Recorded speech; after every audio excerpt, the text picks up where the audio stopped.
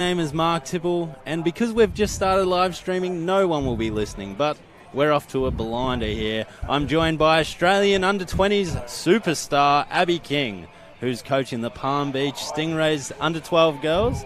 Boys. Oh, they look like girls. But...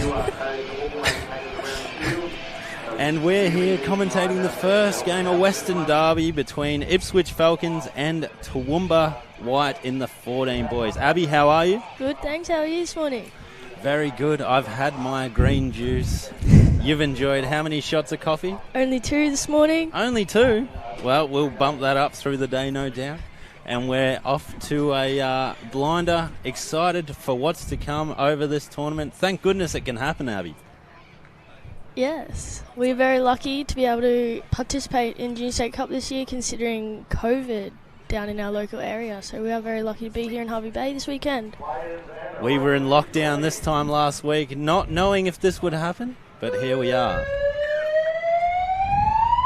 And we're underway. So Ipswich and Toowoomba, 2 Swans affiliates in the 14 Boys as Ipswich tap it off. Ipswich in the green, of course.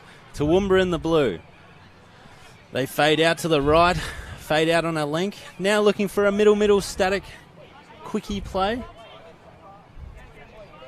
The half, that's 5th touch. This is 5th and final. Picks up from half, couldn't connect there.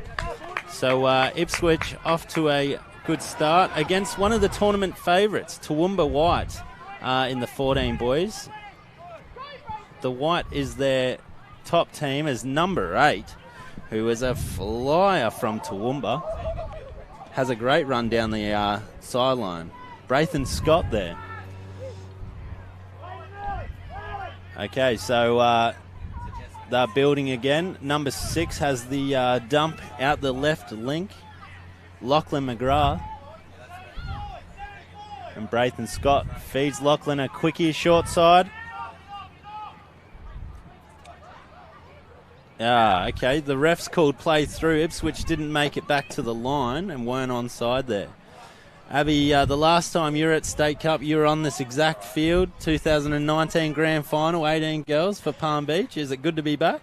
Yeah, it feels awesome to be back, being able to give back for my club. Oh, and number 23, Hayden Delaney, for the first try of Junior State Cup on field 1. Hayden Delaney fed the quickie by Braithen Scott.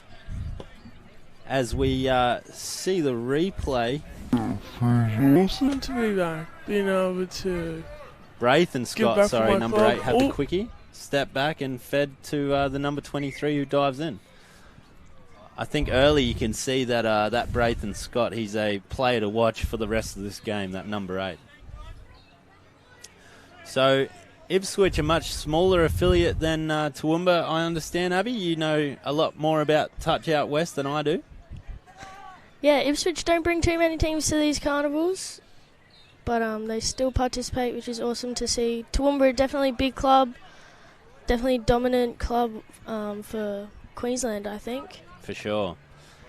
And as we mentioned, one of the tournament favourites, they actually won the Palm Beach Junior Tri-Series event and were had very strong results leading into this tournament.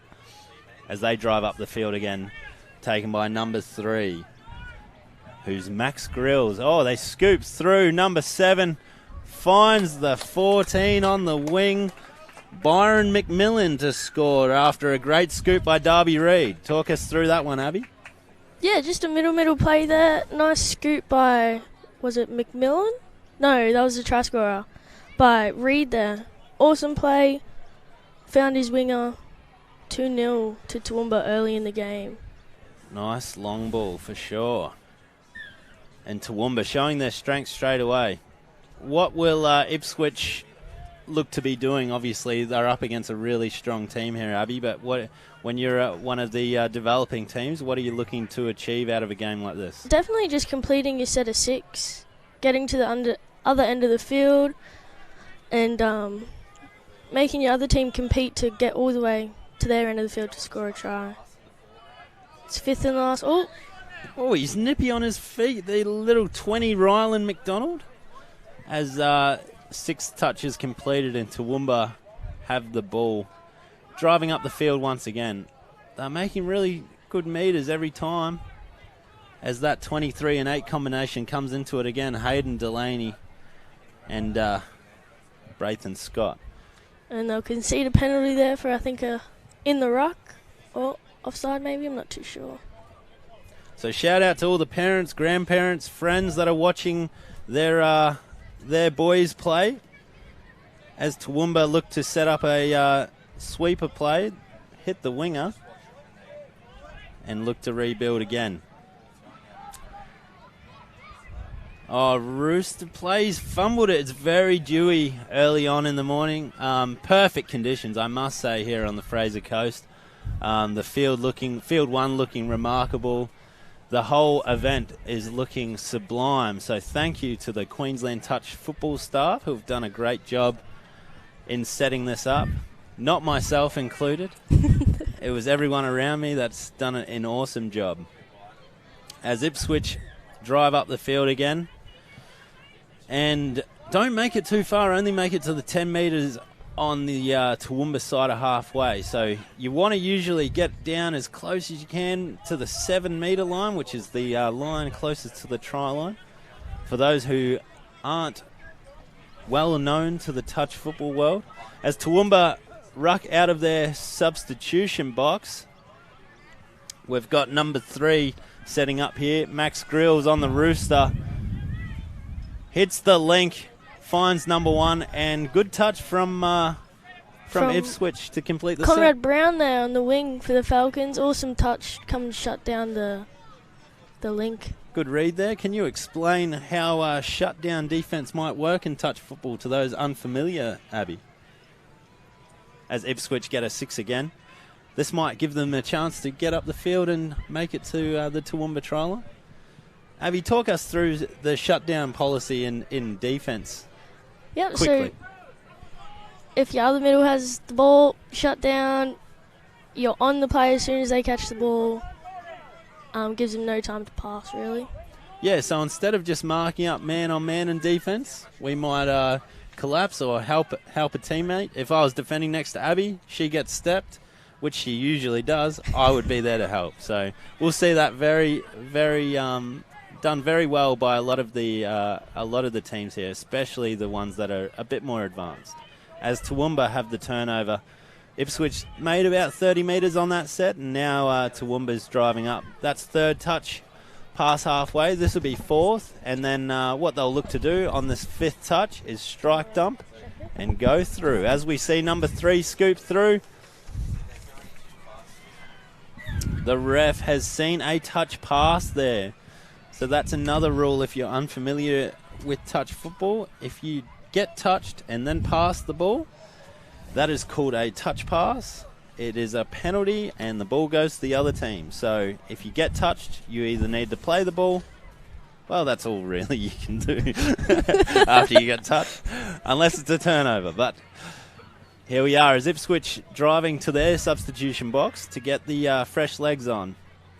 This might be forced, so they'll look to set up for a strike dump here, a scooper. Nice drive there by number 20, Ryan McDonald again for the Falcons. Oh, so number 50 scooped through. That's Jet Vidler. And it's fantastic to see in this game Tristan Munner, one of the QTF development staff, in the box helping Ipswich out, which will be a feature of the development staff across the board, helping out teams, standing in sub-boxes, talking to coaches, just trying to move the game forward and help everyone out, which is awesome to see. Number 23 has a quickie, but number 8 scoops. Braithen Scott finds the winger, number 16, who scores. Number 16 isn't maybe on 26. our team sheet. But Braithen Scott, talk us through that one, Abby. Good scoop. Yeah, just another short side scoop there. Read the defensive player real well. Turned him out and just dummied the link as well. All the way through, finds his winger to concede a try. 3-0, I'm pretty sure, to Toowoomba. And what we might do as Ipswich tap off from halfway is just remind you that the live stream is on, which you wouldn't know unless you were watching this, and you would hear me say that. So thank you for joining us. I'm just trying to get up how many viewers we have as Toowoomba now are driving up the field. That combo is deadly. Hayden Delaney and Braithen Scott as they are in the middle again. Scott takes off, number 8. Oh, number 20, McDonald again for the Falcons, just in the passing lane there, putting the ball to ground, which will give Toowoomba another set of 6 on the line.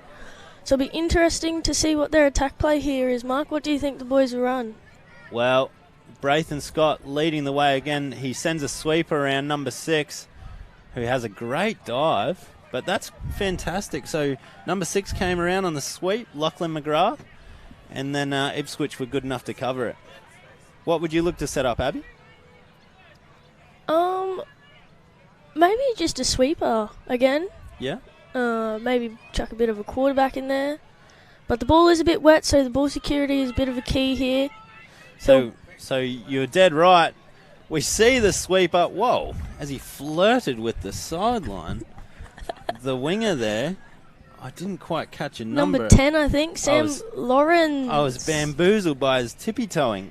What did we see here, Abby? Yeah, so the defense just shut short side there on a sweep and gave, I think that was Braith Scott again, sweeping, nice pill out to his winger, which is awesome.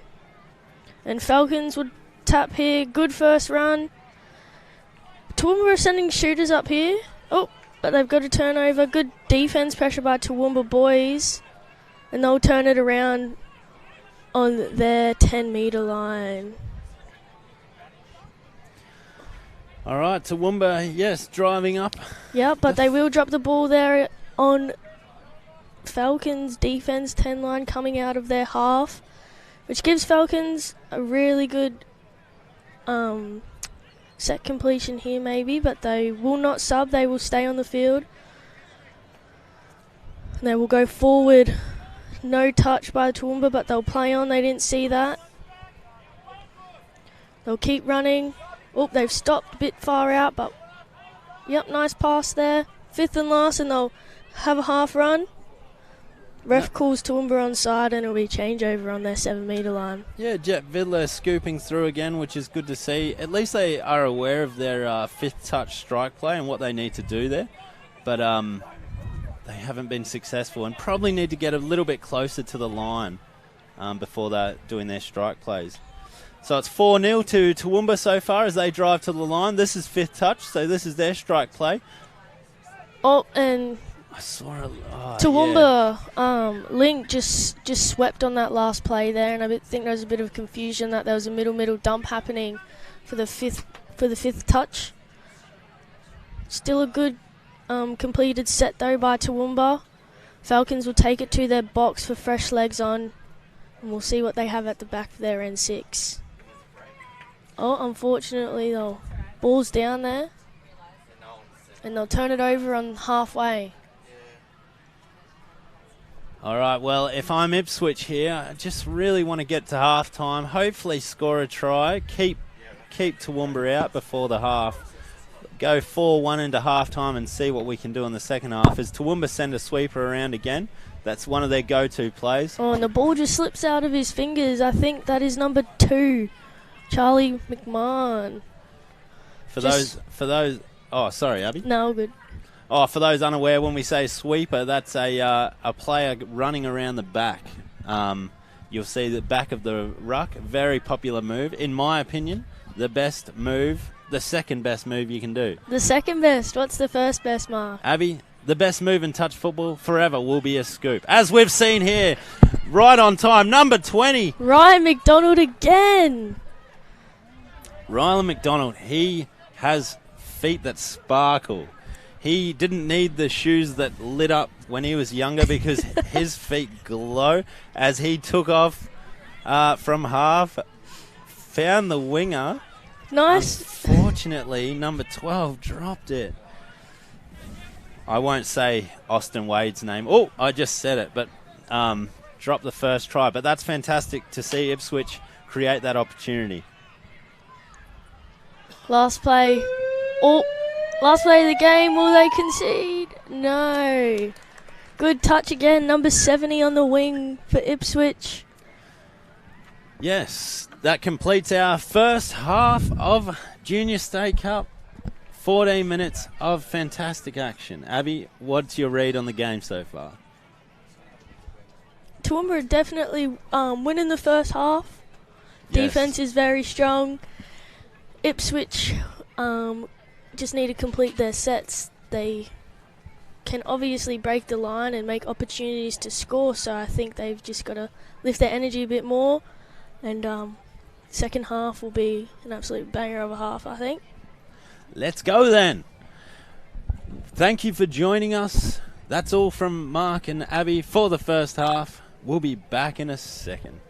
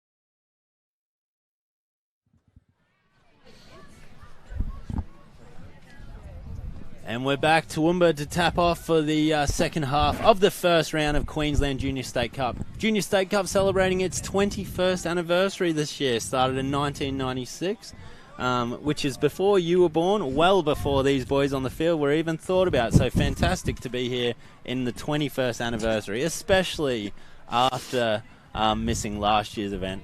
We have perfect conditions forecast for the next few days, and looking forward to it. Toowoomba will hope to be there in the late afternoon of Saturday. They are one of the tournament favourites, and they're showing their wares here as they're up 4-0 against Ipswich. They have a rooster play, a little rap, as that man, Braithen Scott, absolute star of the game, would be one of the leading players in the 14 boys age group, goes through to score. What did we see here, Abby? Rooster early play there by the Toowoomba boys. Braith Scott just used his speed to beat his player and put the ball over the line to make it 5-1 to Toowoomba, I think. Is that correct, Mark? That is correct, except not 1. 5-0. Oh, nil. That's all right. We want Ipswich to score. They were unlucky in that first half not to score, but hopefully if they run one of those rooster plays that they're setting up here, they might get just that. As number 50 goes through, I thought I heard an offside call by the referee, but well defended by Toowoomba. Quickie play here, number 71 gets it. Another scoop by that man, Jet Vidler. He's aware of the strike plays. We call number 4, fourth touch magic number. That's when you have one last opportunity to set up a scoop or a strike play and go through, catch your opponent's offside and have an attack. And Ipswich are doing just that. Keep on going, boys. Falcons. Oh, Braith Scott down the sideline. Save the legs, Braithen. How did he set that one, Abby? I was... Just a little... He was rocking to the box for a subset. Saw the winger was a little bit too far in, uses his feet to get around, and then accelerates, uses his speed to score his second or third try for this game. And he's walking off the sideline, he's buggered, but he's playing phenomenal. Yes. Could we get a plug put over the PA for the say the kitchen is open under the Seagulls building? Sure can. We're there, no one's coming. No one's coming over there? We don't know. Yeah, under the Seagulls building. The Seagulls building. All right, I got you. Kitchen is open. No worries, Okay, I'll take someone you. for you now.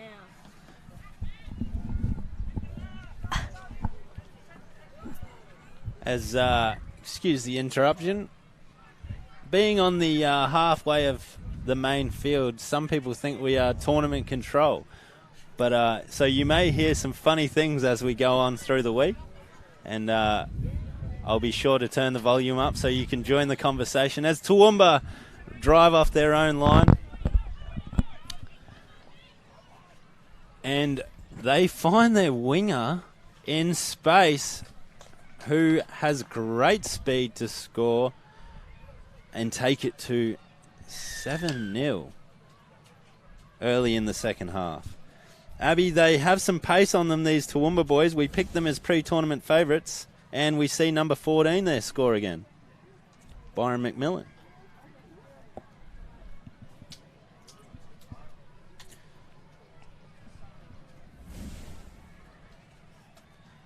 If you are watching and you know how to use the live chat on YouTube, feel free to comment to us. Have a shout out. Let us help us out by correcting any names we may be pronouncing wrong. As Ipswich go forward again with that man Jet Vidler, setting up the Rooster play. Unfortunately, drops it.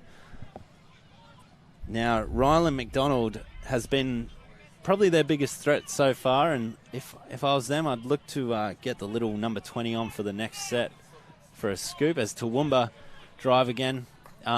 This age group's really interesting where you see different stages of development as they run a little ML wrap play. It's play through, and Ipswich are offside, unfortunately for them, as the ref says play through, and it's try time to take it to 8-0.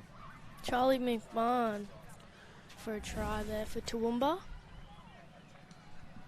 Yes, Charlie McMahon on the ML play. Abby, do you like that? Do you like the Roosters and the ML wraps?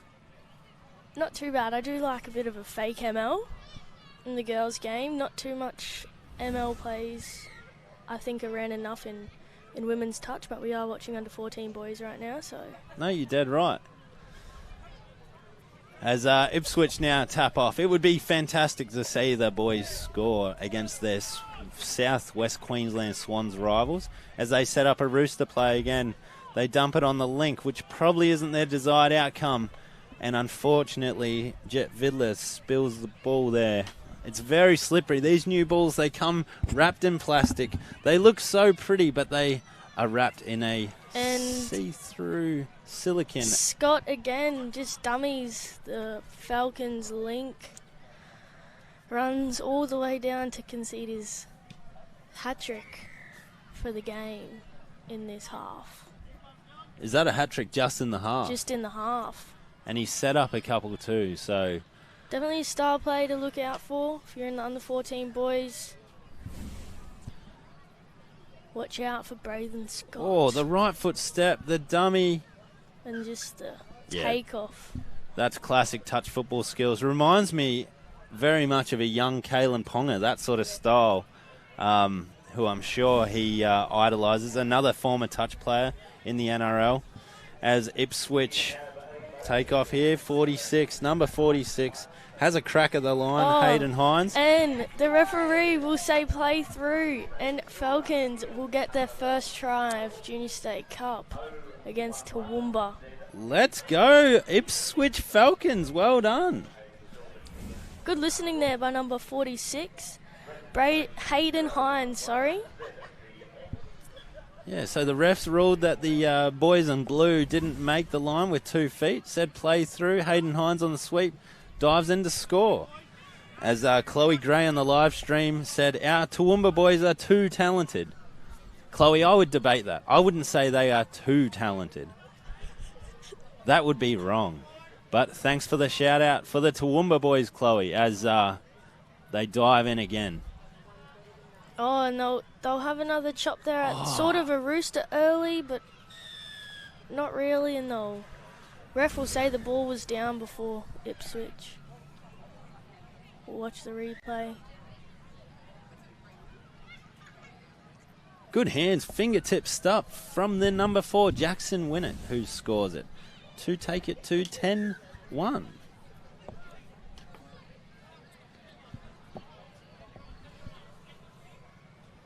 When we say Rooster, that's one of the moves. You're not talking about the chicken or the red rooster? No. But you could, it's a rap play, so you could think red rooster rap. That's how I get children to remember it. As Braith, number 5, makes the touch out there. As Rylan McDonald, the man with the fancy feet, passes it back in but completes the set.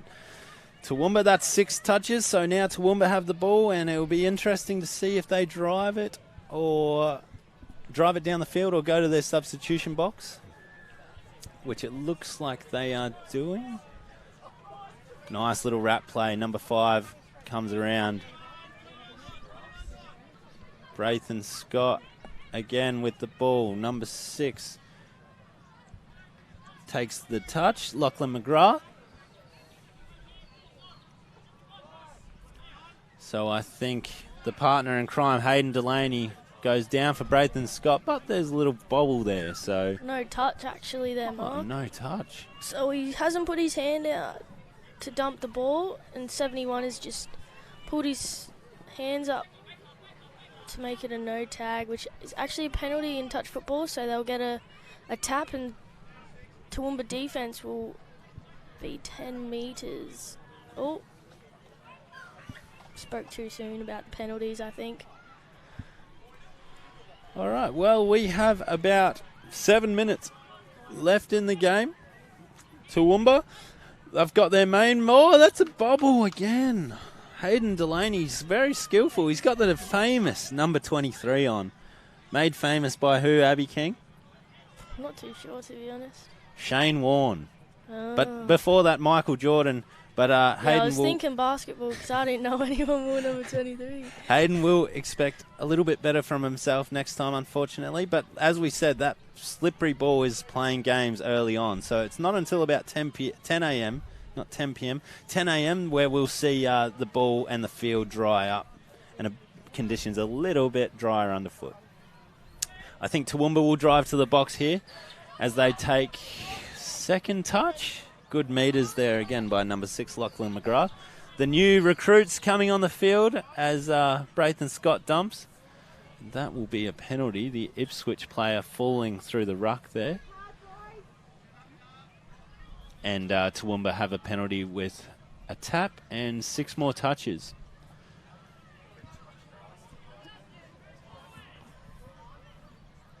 Quickie play here. Open side quickie. Number 3.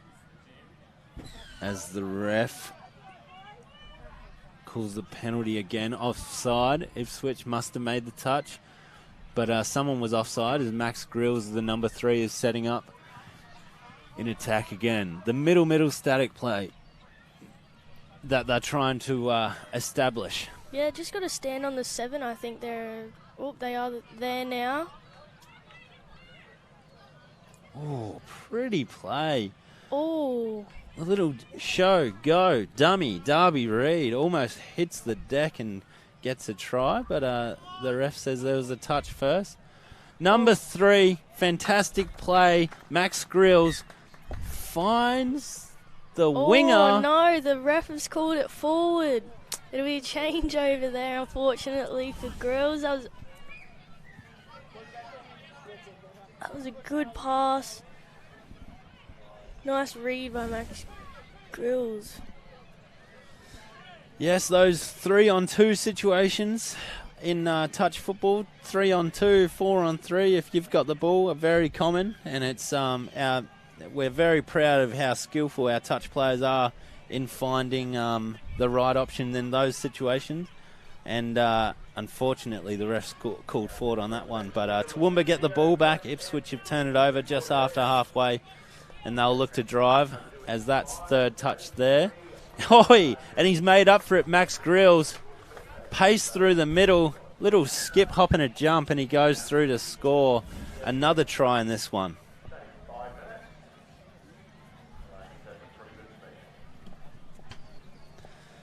Ipswich just left a little hole for the twister tornado from Toowoomba.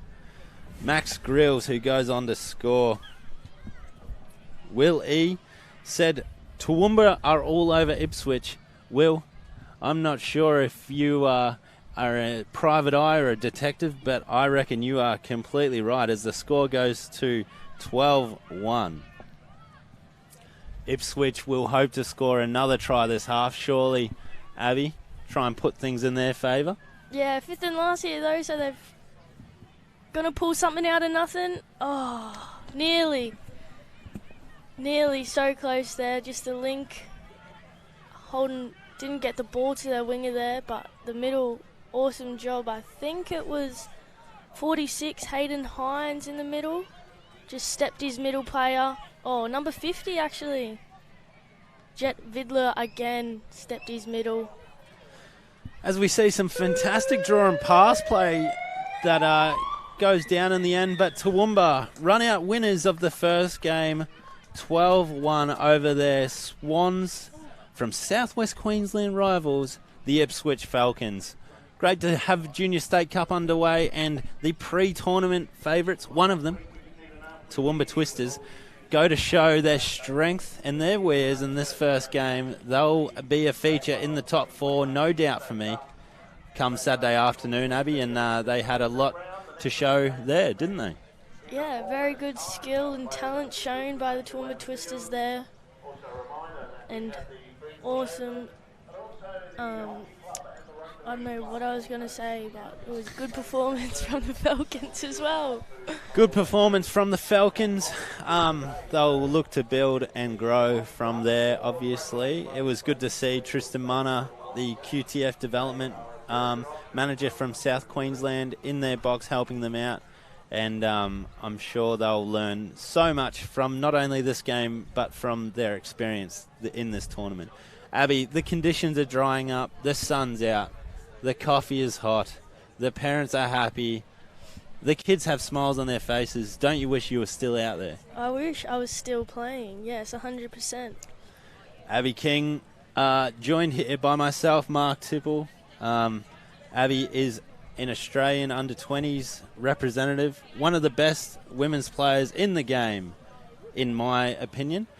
Coming back from an ACL injury, and we are here with you this morning for the first 3 games. Are you on, Abby? Yes, I am. The next 3 games, we've got 2 under-14 girls games coming up on field 1, and I will be accompanying Mark in the commentary. That's right. How do you feel about that, Abby?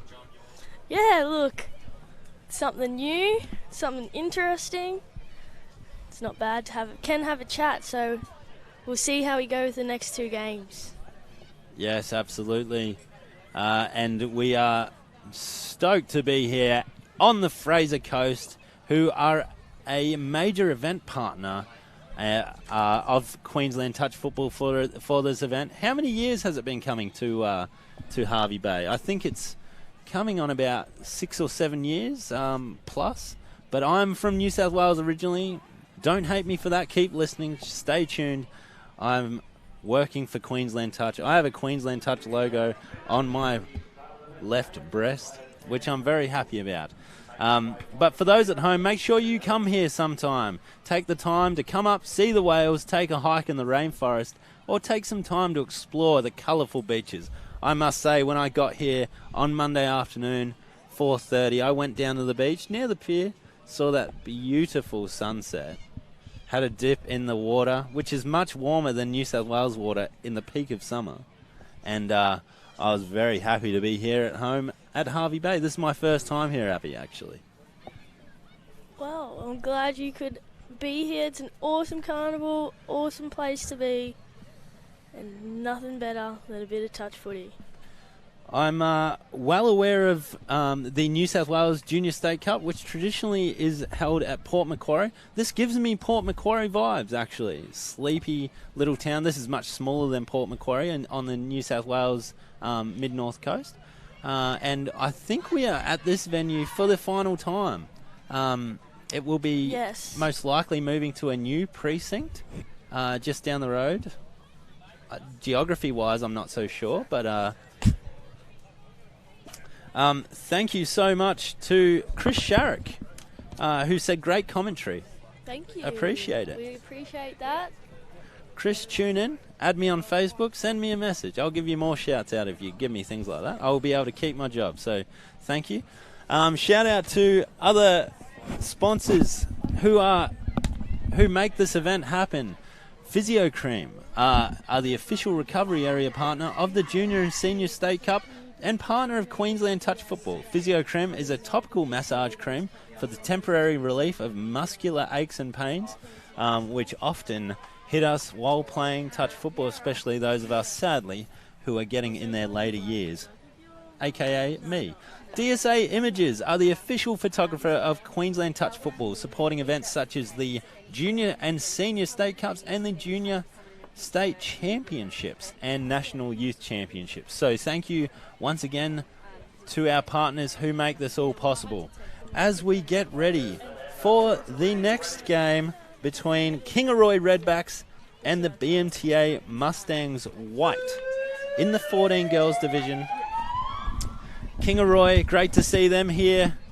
The Redbacks, similar to the Rockhampton Redbacks, the same uniform, fantastic colours, as BMTA White have the tap and head down the field. Now, BMTA White, they are the third team out of BMTA in the 14 Girls as they bobble that one to turn it over to Kingaroy. BMTA always strong across the board, Abby. Yeah, always. Brisbane is a big affiliate and always bring large numbers of players and teams. It's awesome to see that they have 3 teams in under 14 girls. The development must be pretty good at Brisbane if they have that many players down here at Junior State Cup.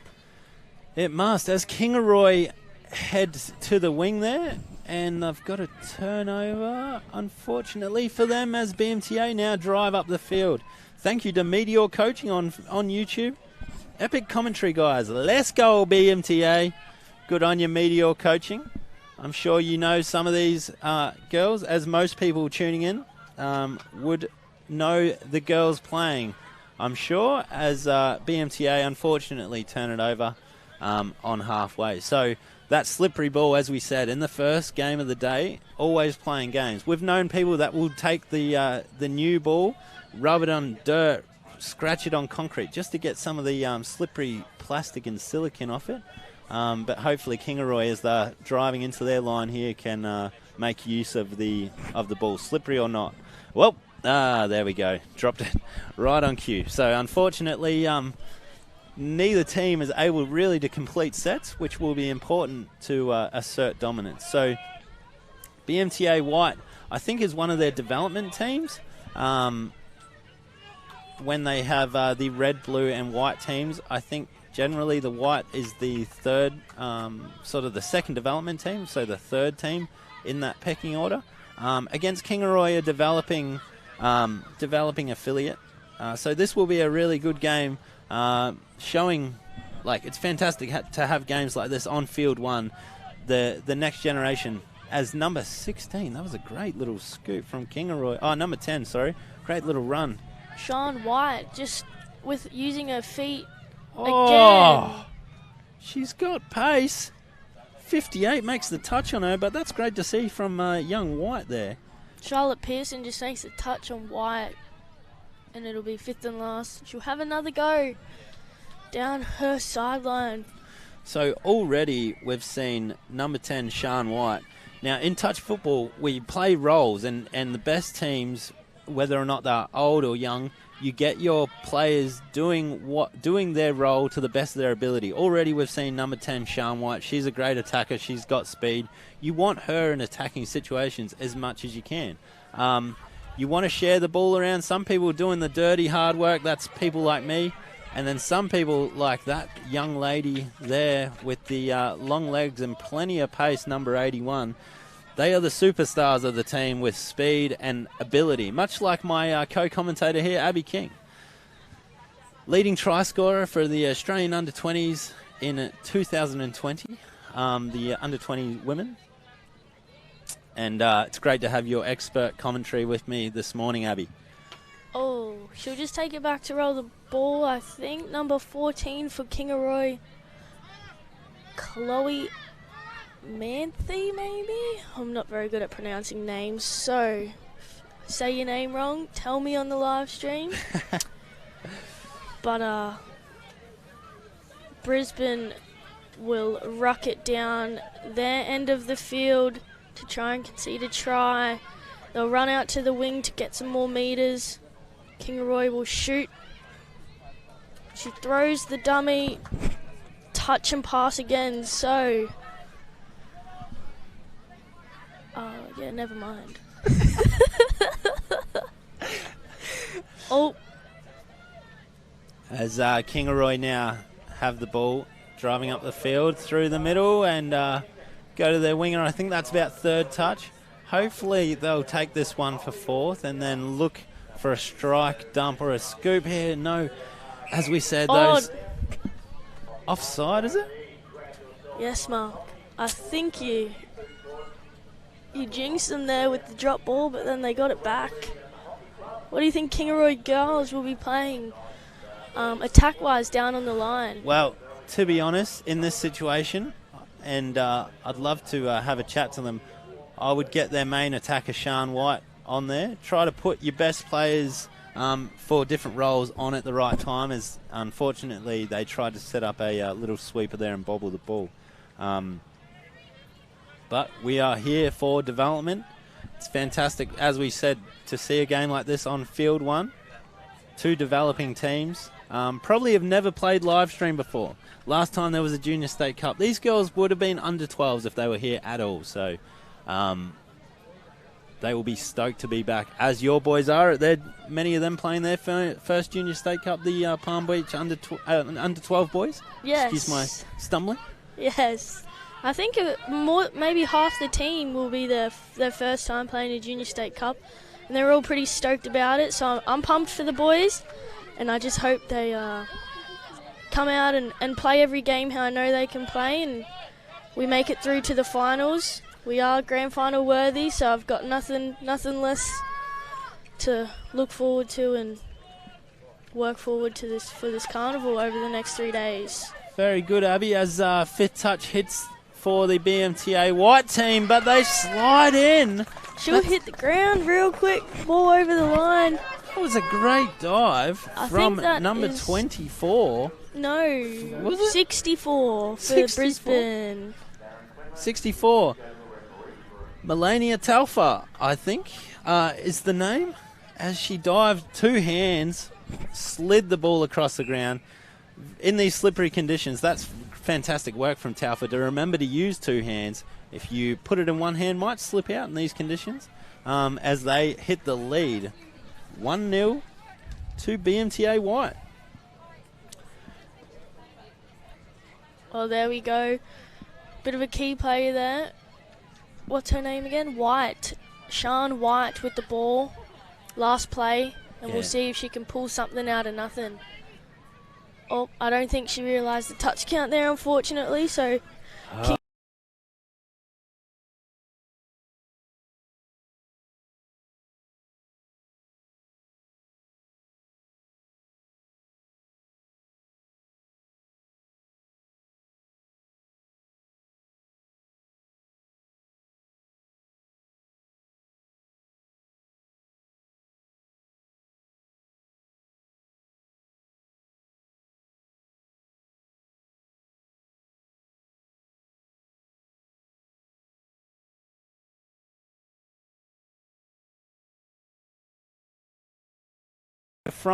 it's fantastic to see talent across the board on display.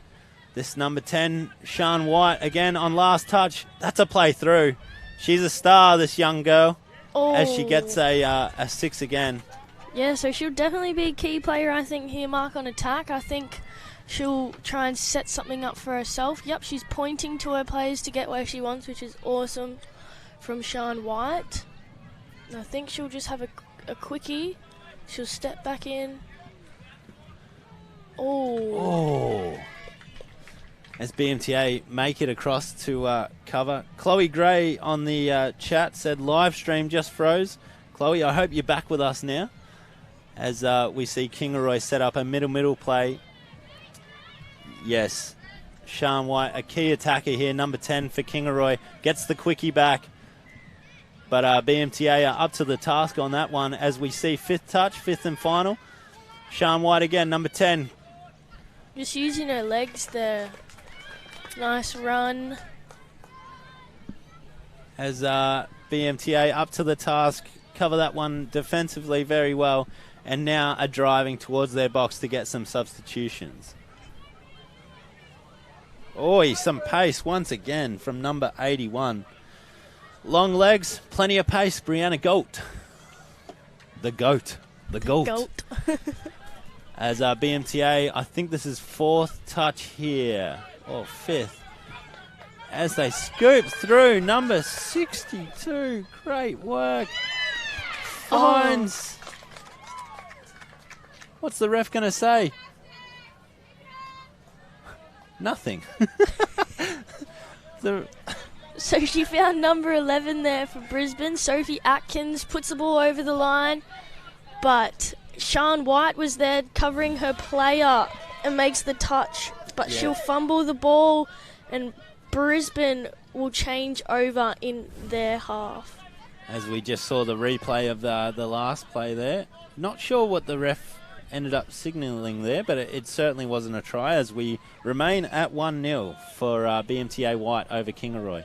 As we almost had a bit of a falcon. Not an Ipswich falcon, but a ball to the head there. BMTA turn it over for Kingaroy to ruck out from their own line now. I'm not sure if you just seen that, Mark, but they just run a blocker, the Brisbane.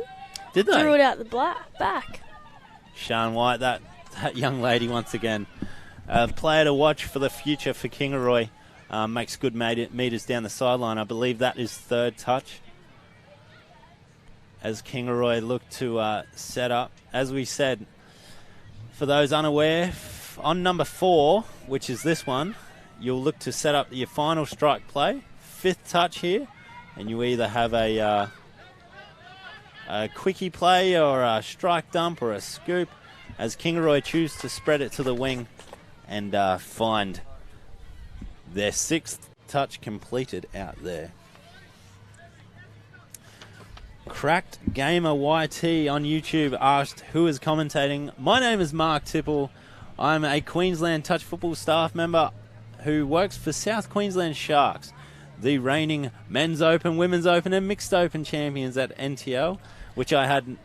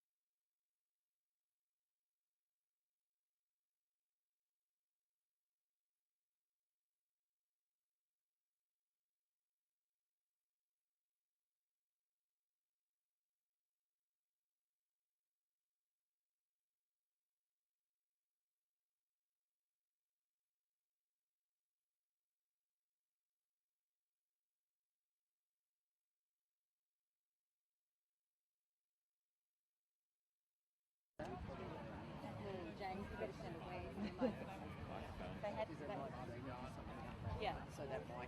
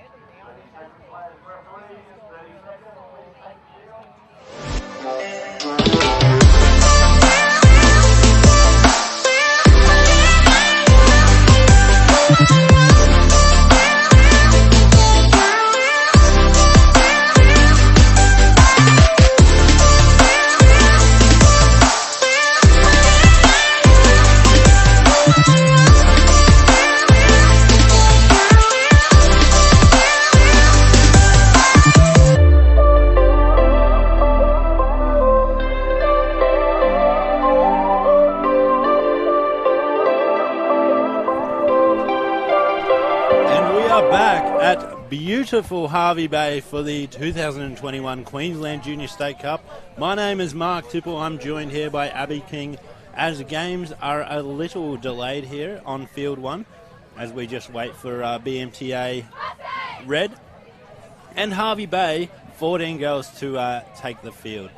Abby, the 14 Girls BMTA team in 2019, 2 years ago, and the 12 Girls took out the competition. What will we be looking for from them today?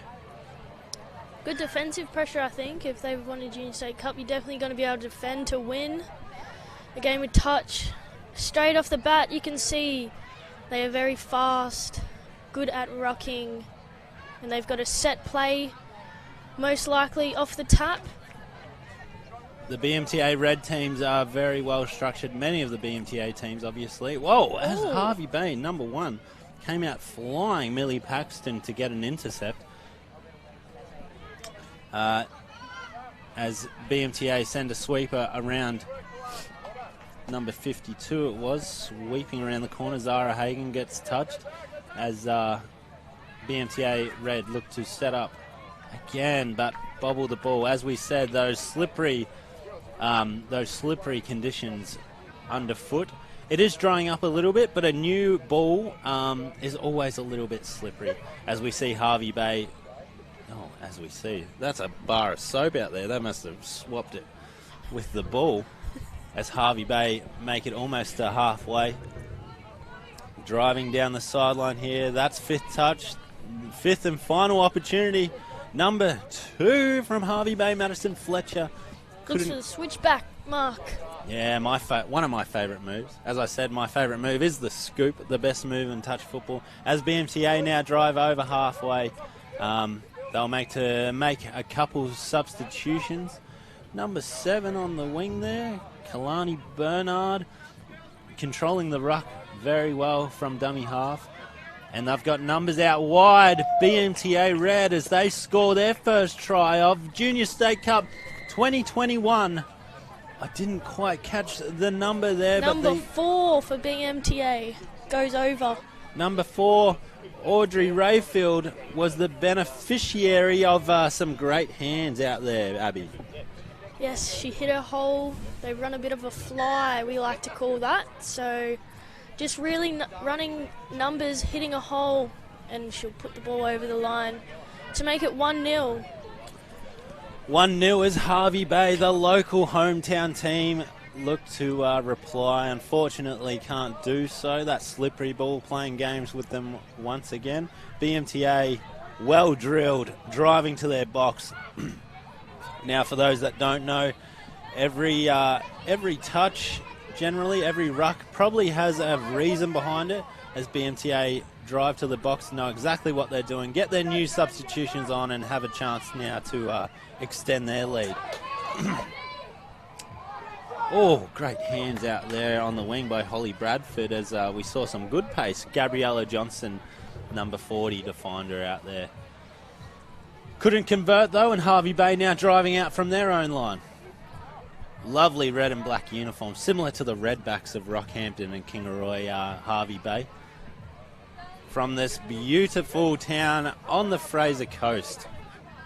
Playing host to us, thankfully, another time here as Harvey Bay reach 5th touch there and can't make the most of it.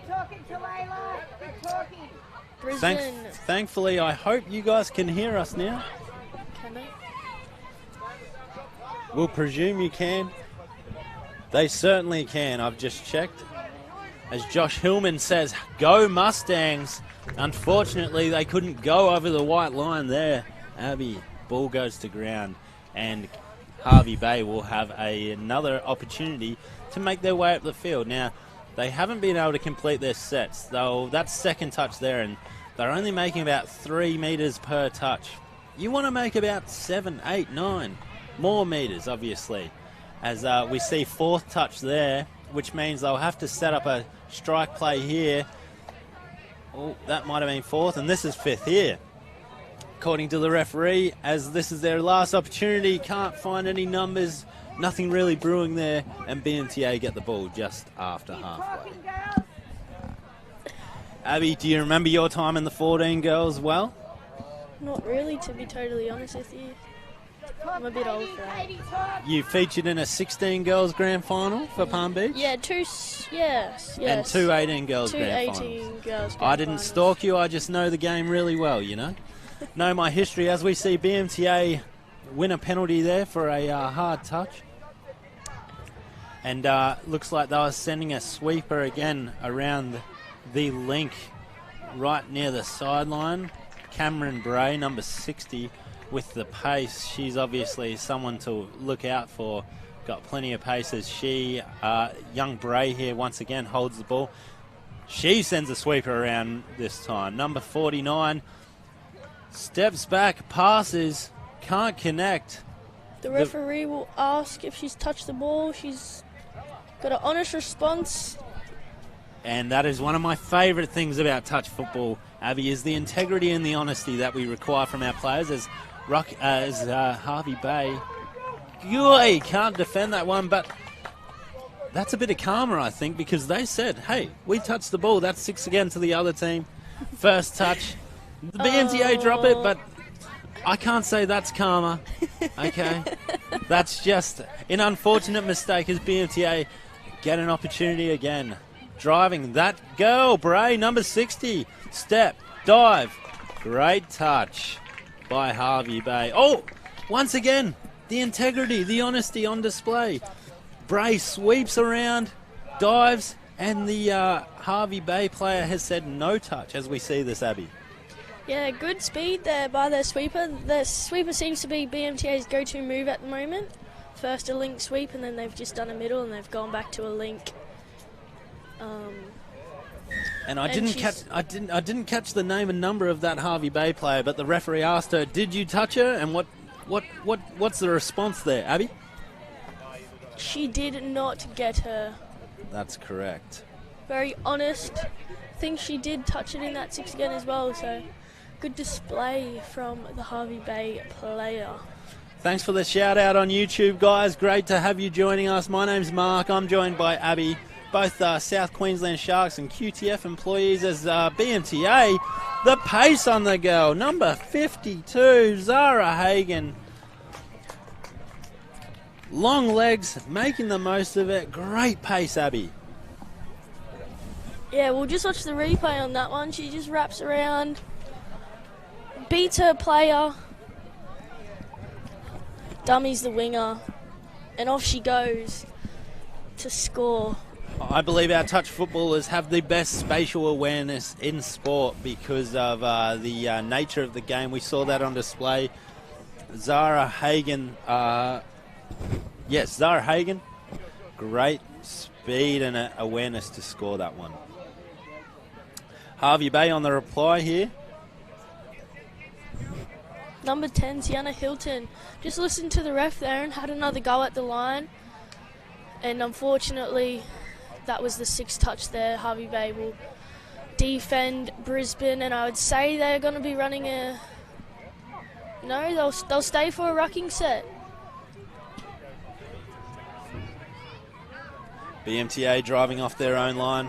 Again, that number 60, Bray, scoops through. Is she half? No, she is not. And she finds the white line. That's her second try of the game to take it to 4-0 for BMTA.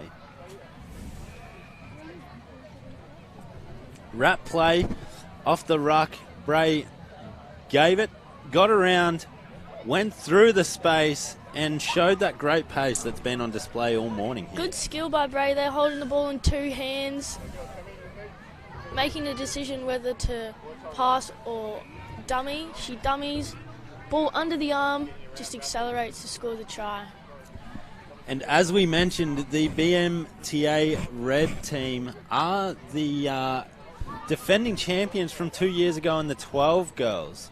The red team is usually the BMTA top team, and they're showing their wares here as it's 4-0 to them over Harvey Bay. 5th touch here sees BMTA scoop through, but they get caught well covered by the local girls, Harvey Bay, as they have another opportunity now to drive down the field and make some territory and hopefully put one on the board. Unfortunately, I've jinxed them. I'm going to blame myself for that. It's not their fault, it's mine, for saying that they will achieve greatness where unfortunately they dropped the ball there. BMTA get another opportunity now on the line. They'll run a link sweeper, which is definitely their favourite. Oh, there were numbers there. What do you call the link sweeper as we saw there? Oh, I think we called it a C1. C1? C1 and then C2 off it if the middle makes the touch. Outlaw, cowboy. So many moves have so many names. But you know what only has one name? What? The best move in touch, Abby King. It's the scoop. Oh, the scoop. The scoop has one I'm not too name. sure. No, just kidding. As Harvey Bay driving up the field, makes some substitutions, and they'll be looking to set up here for a scoop. Not sure if that's 4th or 5th. If it is 4th, they'll get an opportunity, and it is, unfortunately, didn't make the most of it. That number 2's been very lively, Madison Fletcher for Harvey Bay. Dominant touches there by Brisbane as well, standing the Harvey Bay girls up and them taking a little bit longer to dump the ball. And an awesome drive there by 51 Imogen Murphy. Great to see your feedback in the live chat as we're watching this. Number 54, hands again, 52. So we saw number 54, Gabrielle Blade, hit Zara Hagen for another try to take it to 5-0. Great hands. They like that play, Abby, down the sideline, spreading it. Yeah, that was their subset's awesome. They get heaps of meters. Their players are coming on perfect time on the field, and they're just running that fly again. So it's just really just hands running onto the field at pace, which is awesome to see. Playing some footy. They're very well structured. As we said, most of these girls returning from the 12 Girls Premiership 2 years ago, where BMTA beat Toowoomba in that grand final, and they are showing why in this one. as Harvey Bay scoops through but can't find any opportunities. Thanks for the shout out on the live feed. Reese plays. He said he wishes he was playing, but he didn't have the time to trial. Hopefully going to be playing next year. Go Arana. Great to have you with us, Reese, as well as the other 108 people, it says on the live stream. 108, that's a century. Thank you very much. As BMTA drive now, they have 7 on the field. Oh, will the ref see that? No. Bray will run through. She'll find her winger. Number 7, Kalani Bernard, will concede her first try for Brisbane, which brings the score to 6-0. Yeah, we saw Bray here once again. She scored 2. She sets up another. They had 7 on the field, though, Abby. Harvey Bay would be ropeable. That wasn't a penalty near the halfway line. But the referees didn't see it, so neither did we. As Harvey Bay now tap off and set up, trying to reply, trying to get their one back up against the Metropolitan Giants in Brisbane with a population of over 1 million. Okay. Oh, okay. Queensland's biggest city against Harvey Bay, population of, Abby? 1 million. Nah, I'm not too sure. 1 million minus 900 and whatever thousand. But great to see them here trying. They live in a beautiful part of the world on the Fraser Coast here. We're delighted that we can be hosted by Harvey Bay Touch. Oh, last play for the half. As we see the first half come to an end, 6-1 to BMTA Red over Harvey Bay.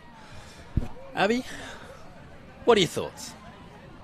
Yeah, good skill set from both teams. Harvey Bay, I think, first game, I guess, this morning probably for both of these teams. So just finding their mojo ready for the carnival, I think. But we've got a good game coming, I think, for the second half.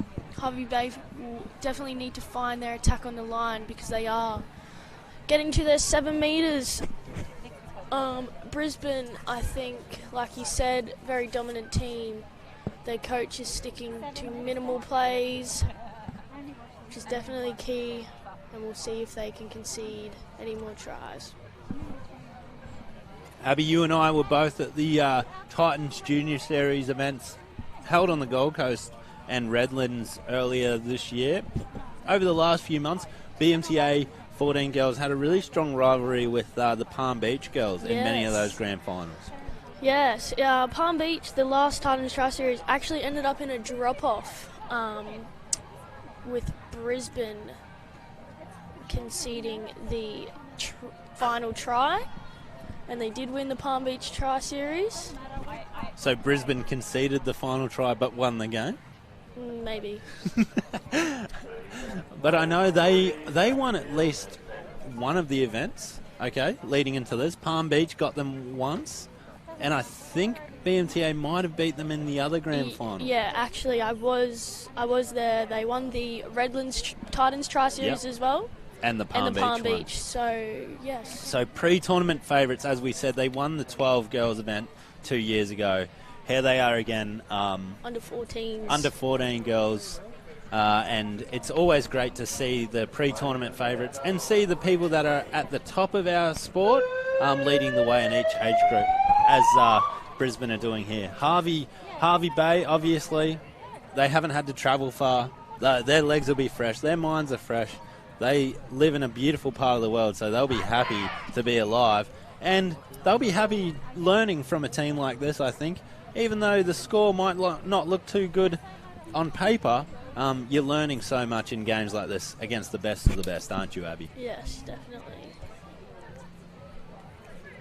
Fantastic to be given the coverage that Bar TV provides us. The team here providing all the visual and audio pleasure that you can see and hear. Thank you for joining us as we get ready for this second half. My name's Mark and I'm joined by Abby as Harvey Bay tap off for the second half. That second touch there just after the 10 metre. They send a little sweeper around. That's third touch, fourth here, and they'll look to set up a strike play. Good territory here. And that's fifth touch there, the number 2, who's been very lively, Madison Fletcher. Scoops! Steps, dives. Number 14 diving at the line there, Summer Wilson. Very tall. She could dive from the 7 metres, I reckon, and still score. Absolutely. This age is always a funny one where you see different stages of physical development. Some players mature later in life, some are earlier, and you get different heights. You might have kids that look like under 10s playing 14s, but the BMTA team, regardless of size, they're very skillful as they find space. Number 50 goes through Delaney Paitai, finds the try line. Another assist by number 60, Brave. Space, hands, goes through, and great awareness once again from this impressive BMTA lineup to go up 7-0.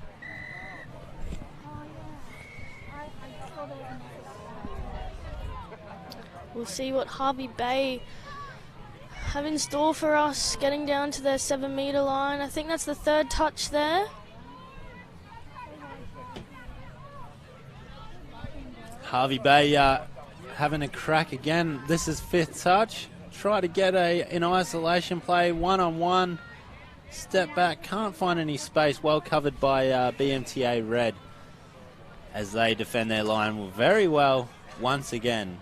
Couple of shout-outs here. Chris Sharrock said, enjoying the junior refs. It's great to see some young refs, young developing refs, just like the young developing players out here, enjoying the perfect conditions at Harvey Bay. So thanks, Chris, for your comment. Kathy Neal said, go Mustangs. Very impressive unit these guys are, Kathy, as they scoop through once again. It's that young lady, Zara Hagen, with the hat trick. Scores after a fantastic scoop once again. I believe that was by number 67 scooped through. Here we see Abby. Yeah, we just don't have her name on the sheet right now, so I'm not too sure about her name, unfortunately. Might have been a number change, but great skills by her. Found the right option in Zara Hagen, who scores the hat trick to take it up to 8-0. Nice dominant touches there by Brisbane as well. Really physical in the touch, standing Harvey Bay up and just bubbling the ball there for a turnaround, and I think they'll run a subset here. Yeah, they will. A few subs will make their way off the field as number 7, Kalani Bernard, flirts with the sideline there. Keeps it in, does well to control the ruck as she has done all game. Number 5 on the scoop. Well, we've got papers flying everywhere as the wind comes in. Charlie Nicola finds the right option to set up the try there. Hurricane on and off the field as we saw her scoop through. Oh, jumps over the try line and finds the perfect option. So that was Imogen Murphy going over with her first try of the game. Go Imi. You know Imogen, do you? Yes, I do know Imogen. Because her number's not on here either, unfortunately.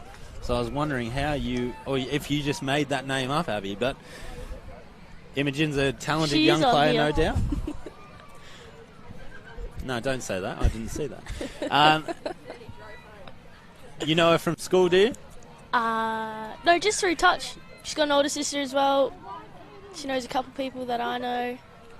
And very skillful player. Yeah, in a fantastic team here, the BMTA Mustangs Red. The wind is playing a few games with us in the tent here, so sorry for any disturbances. I'm sure you don't know as Imogen drives it to the box there. Good meters here from BMTA Red once again. Great control in the ruck as number 60 Bray here scoops again. Finds the right option. She's a star. She finds another one in Matilda Rogers for what I believe is her first try and BMTA Red's 10th try of this match. Abby, how'd you see this one play out on the replay? Cool. So replays just a half run from Bray. Very skillful, two hands. Link just shut short side there from Harvey Bay. And Harvey Bay have no players on the field right now. but we'll find some. Number 11, Kiani, with a good drive there. I've really enjoyed the effort of these two girls in the middle here. I was just going to call her out. Number 2, Madison Fletcher, has been trying all game, joined there by Summer Wilson. They've been great all morning in this one, and well-deserved try earned there to Madison Fletcher. Well done, girls. Versing a very experienced BMTA red team. You don't get a high level of touch as often in these regional areas like Hervey Bay, these small towns, so it's great to see the talent come through, and they earn that one. Well-deserved try. Well done. As BMTA look to reply once again, the powerhouse, that team that they are. Send a sweeper around. Number 4 it is, Audrey Rayfield. They find hands, sweep, step back, pass, right to left, and they score through number 40, Gabriella Johnson. Left to right there, Mark. I don't know my lefts from my right, Abby. How did we see this one play out? Great hands once again. Yeah, sweeper, step back, early hands. Over we go for another try for Brisbane. As Bray gets back on the field and makes the first touch for this set of 6, working with Delaney in the middle. I was lying with the link. I'm not too sure what Bray's other middle's name is, but they're working together there.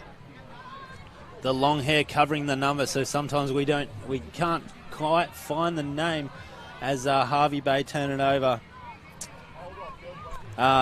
Chloe Paxton said, "Go Hervey Bay." That's awesome to see you supporting the local team, Chloe. If you're in the area, of course, get down here and watch. We've got 3 days of fantastic touch football action ahead of us.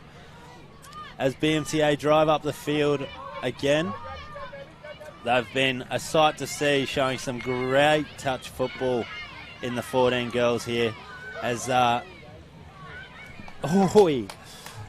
they score again, it was an open side quickie. The scooper took the ball and finds the right option. Matilda Johnson goes over again for a second try.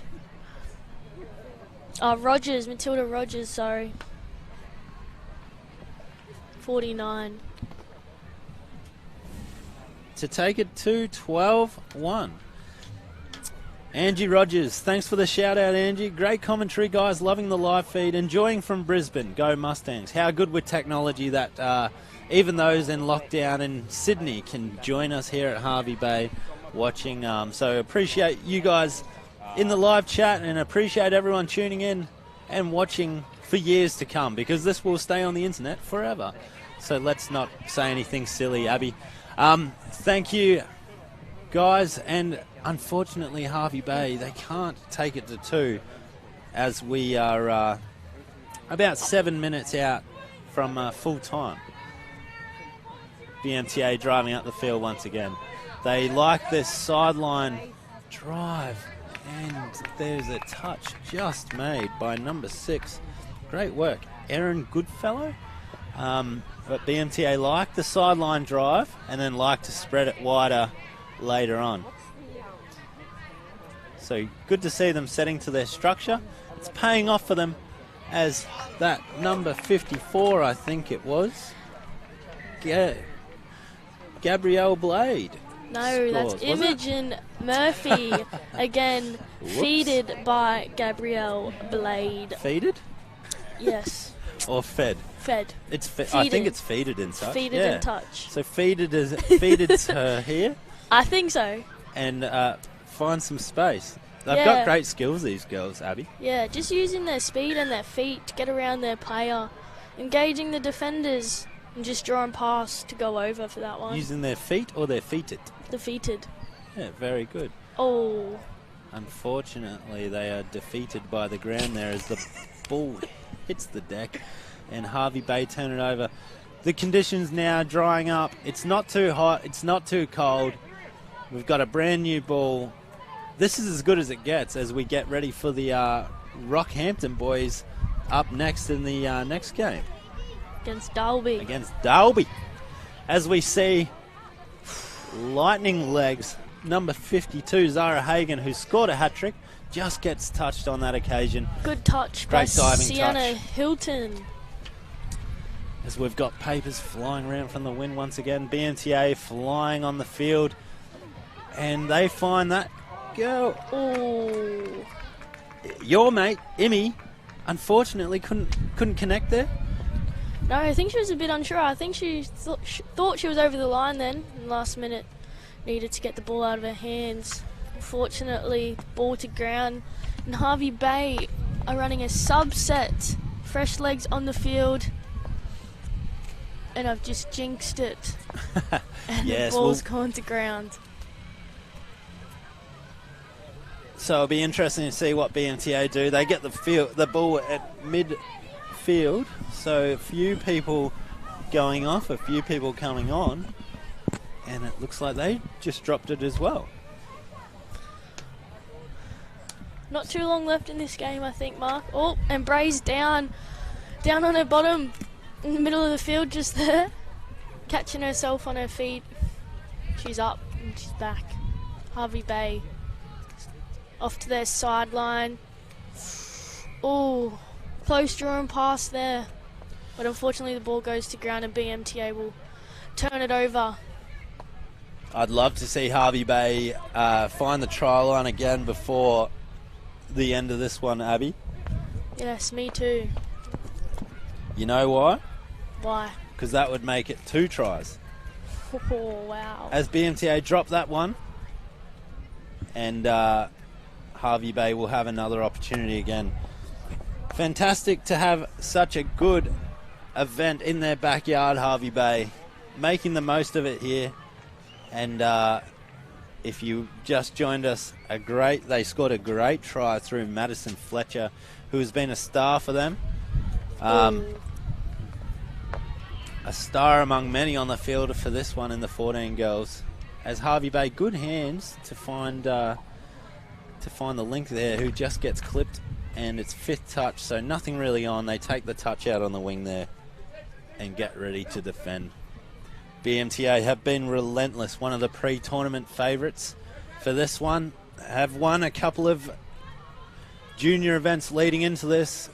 Many of these girls did win the 12 Girls Championship 2 years ago, and they will be there on Saturday afternoon, I tell you that, as they take this one out 13-1, Abby. Great game from BMTA.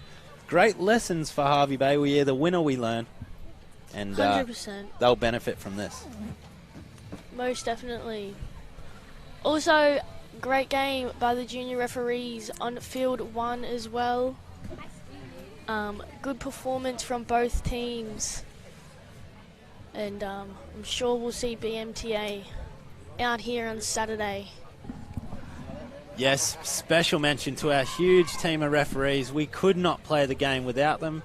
Often go unthanked, a thankless job at times, but they are a great team. We have a huge team of referees here in the bright pink shirts, as I am also wearing a bright pink event shirt. But I'm not a referee. I'm not as fit as many of these athletes that the referees are in touch football. So great to have them on board, as we will see 3 more refs come out for this game in the 16 boys between Rockhampton and Dalby. Good luck, boys. Good luck, Mark. Abby, you're switching off for now? Switching off, and I'll see you all back at 11:35. Thank you for joining us, Abby King. See you later.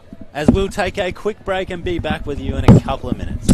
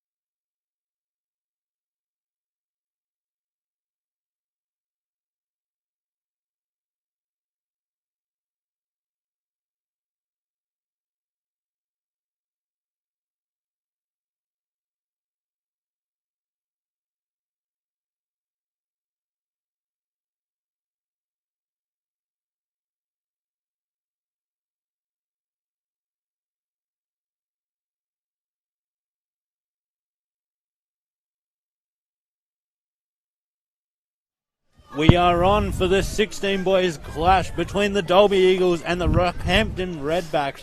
My name's Mark Tipple. I'm joined here by Levi Tanamu. Sorry, brother. All good, brother. Off to a ripper. As Dalby set up to try and strike first here, but can't do so as Rockhampton drive off to their own line. How are you, Levi? Yeah, I'm doing good, thanks, Mark. Thank you for joining us in the commentary. Coach of the 16 Girls BMTA Red team. Yep.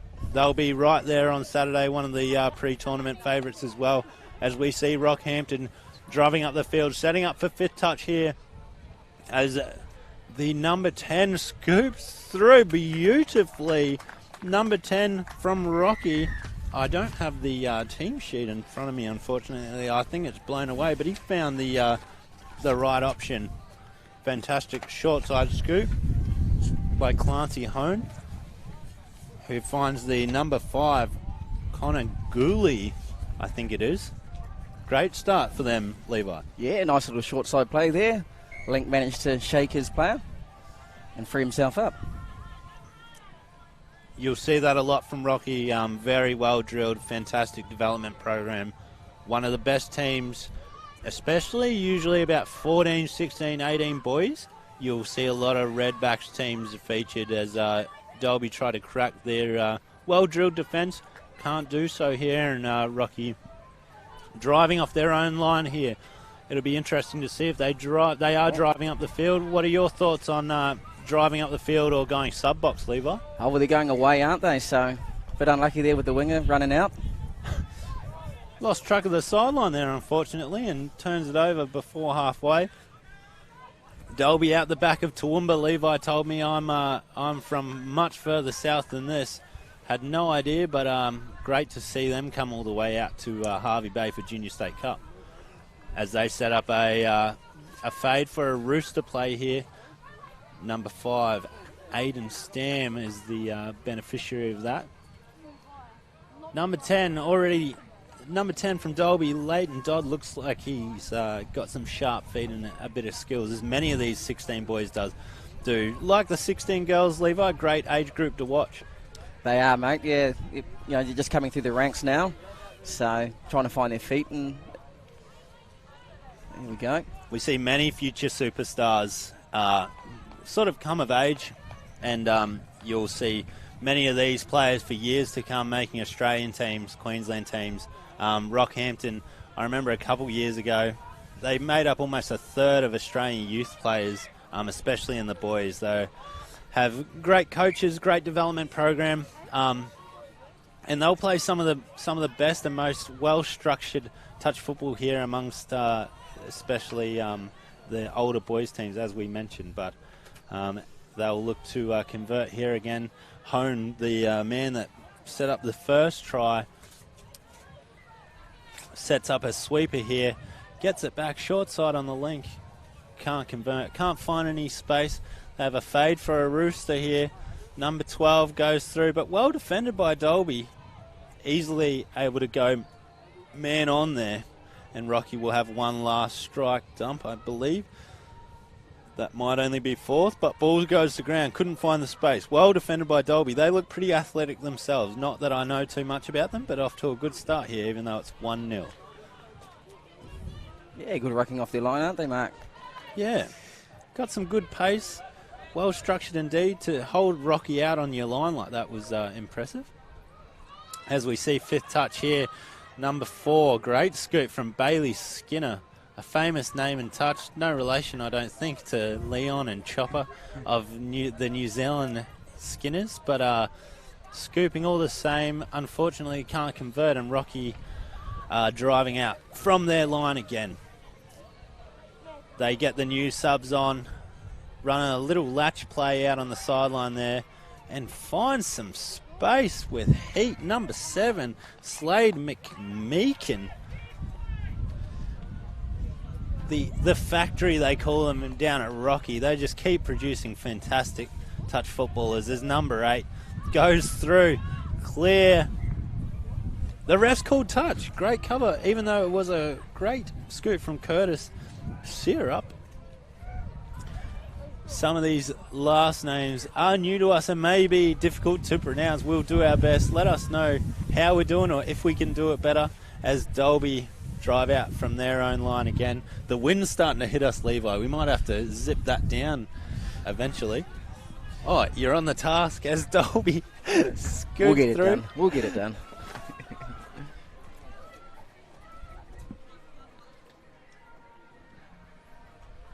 Dolby turn it over just after halfway there, and Rocky have territorial advantage, making their way up the ground again, getting the new subs on.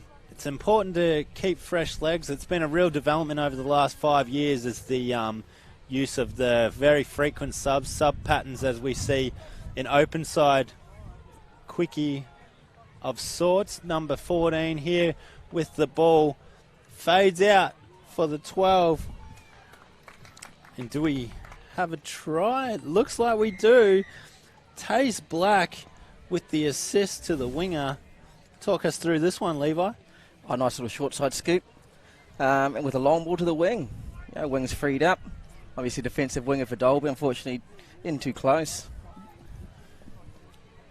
And great option there taken by the number 12, Taze Black, to make it 2-0 to Rockhampton over Dolby.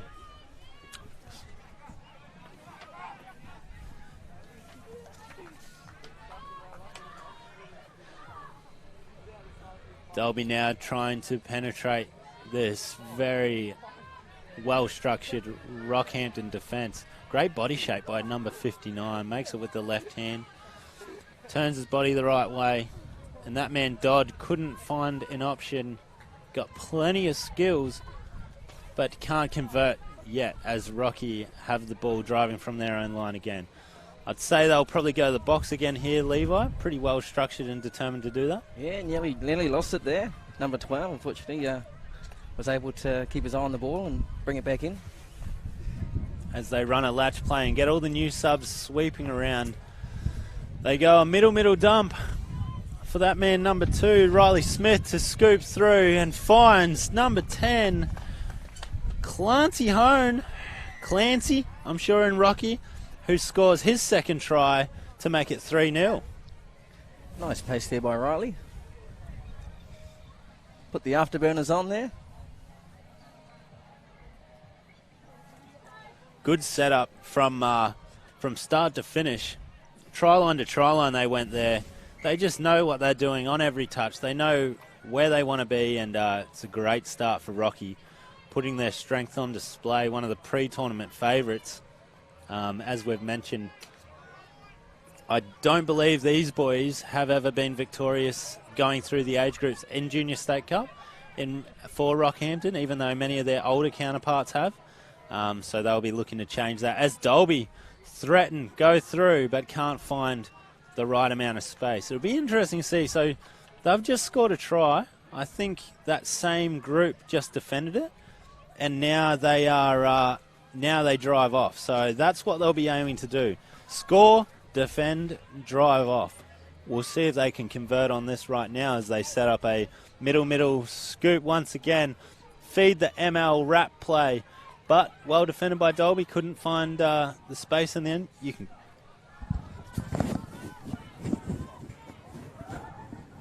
Yeah, Dolby tack coming off the line now. Racking out, going through the middle, direct, more direct.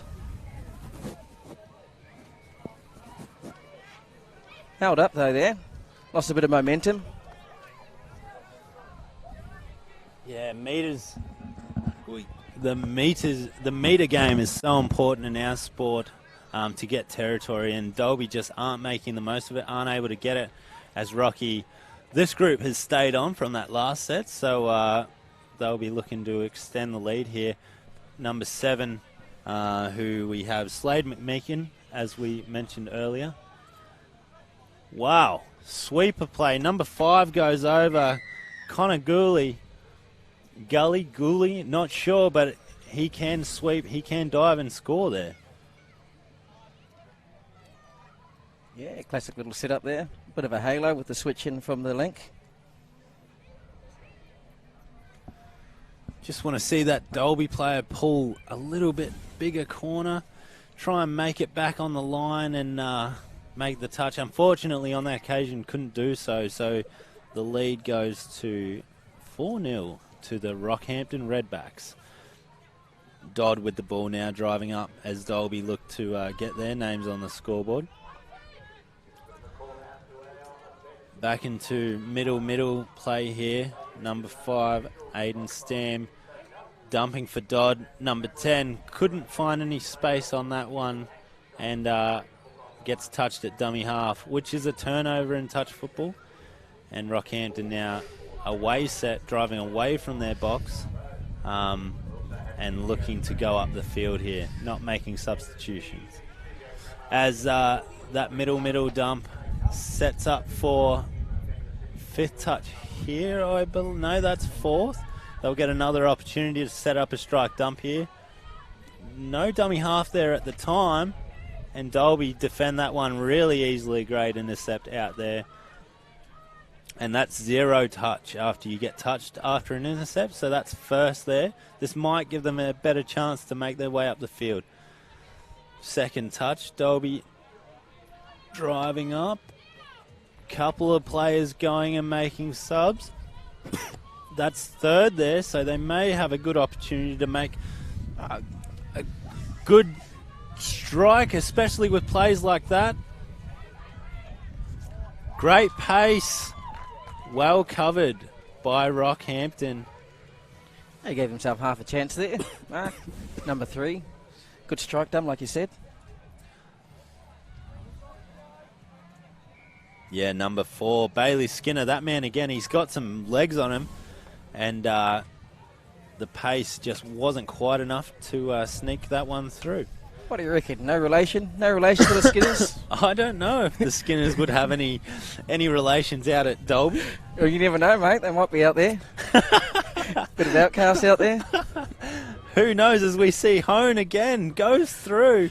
He's off to a blinder, Clancy Hone, to find the link. Didn't quite catch the number. We'll give that name in a second, but good play again from Clancy.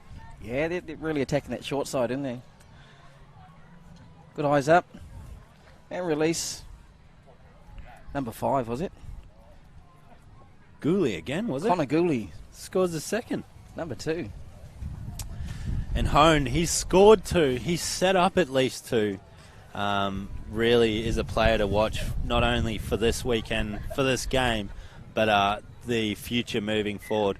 Rockhampton, of course, many of their boys featured in the Queensland Men's Open team that just won 3-0 over New South Wales in the State of Origin a couple of weeks ago. And, that factory that they have down there, really the state reaping benefits as we see Dolby setting up a fade for a Rooster play. Not really active. He mustn't have been aware of the count. Unfortunately, they're not going to have much to work with as 5th touch hits us. Whoa. It's a hurricane in here. I think you can hear the wind on the microwave, on the microphone even. Fresh. Microwave, microphone, potatoes. Same thing. I chose to leave the tent unzipped, and we are paying the price. That's not the Toowoomba twisters you can hear. That's just the wind blowing through our tent that we'll fix at half-time as Rockhampton scooped through again. We've got ball unlucky. down. Number 12, Taze Black, scooped through, back flick just before half-time. Couldn't find the hands of his teammates. And that'll take us to the first half. Impressive effort straight away, Levi, by Rockhampton. Oh, most definitely. I agree. They've been strong right from end to end, really, haven't they? Good rucking, being able to finish their plays. Good transition on as well. Yeah. So, yeah. Absolute textbook touch from them. We'll look forward to sharing more of this with you in the second half. Looking forward to more. I'm going to fix that tent, and we'll be back in a sec.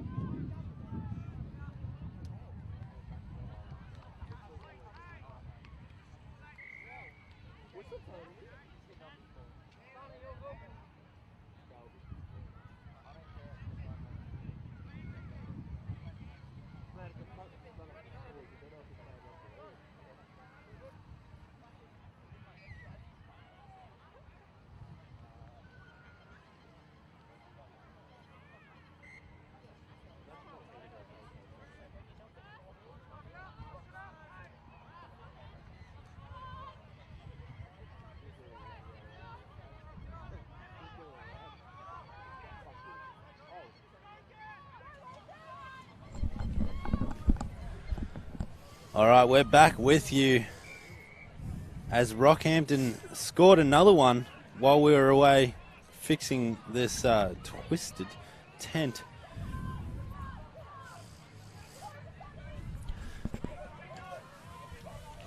We've got papers everywhere. It's a bit of a mess, but we're getting there. Thanks for joining us on the live stream. My name's Mark Tipple. I'm joined here by Levi Tanamu as we have Rockhampton and Dalby in the 16 boys. Rockhampton, one of the pre-tournament favourites, putting their strength on display with a big early lead here over Dalby, Levi.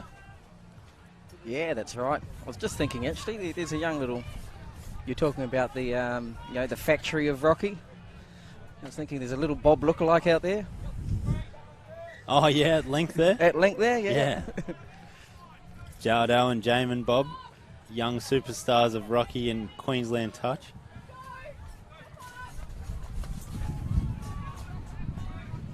As Rocky now inside Dalby's 7 metre line, number 59. That was Tommy Green getting touched as they look to set up for a strike play here. Can't convert. Dalby driving off their own liner now again. A bit of freestyle here from Dalby, isn't it, Mark?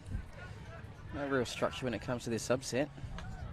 Yeah, sometimes they don't know if they want to drive up the field or sub, but that's what we're here for, to learn and develop, especially when you get to verse one of the top teams. You always learn a lot, even though it may not be that fun at the time. You sometimes don't realise how much you're learning along the way.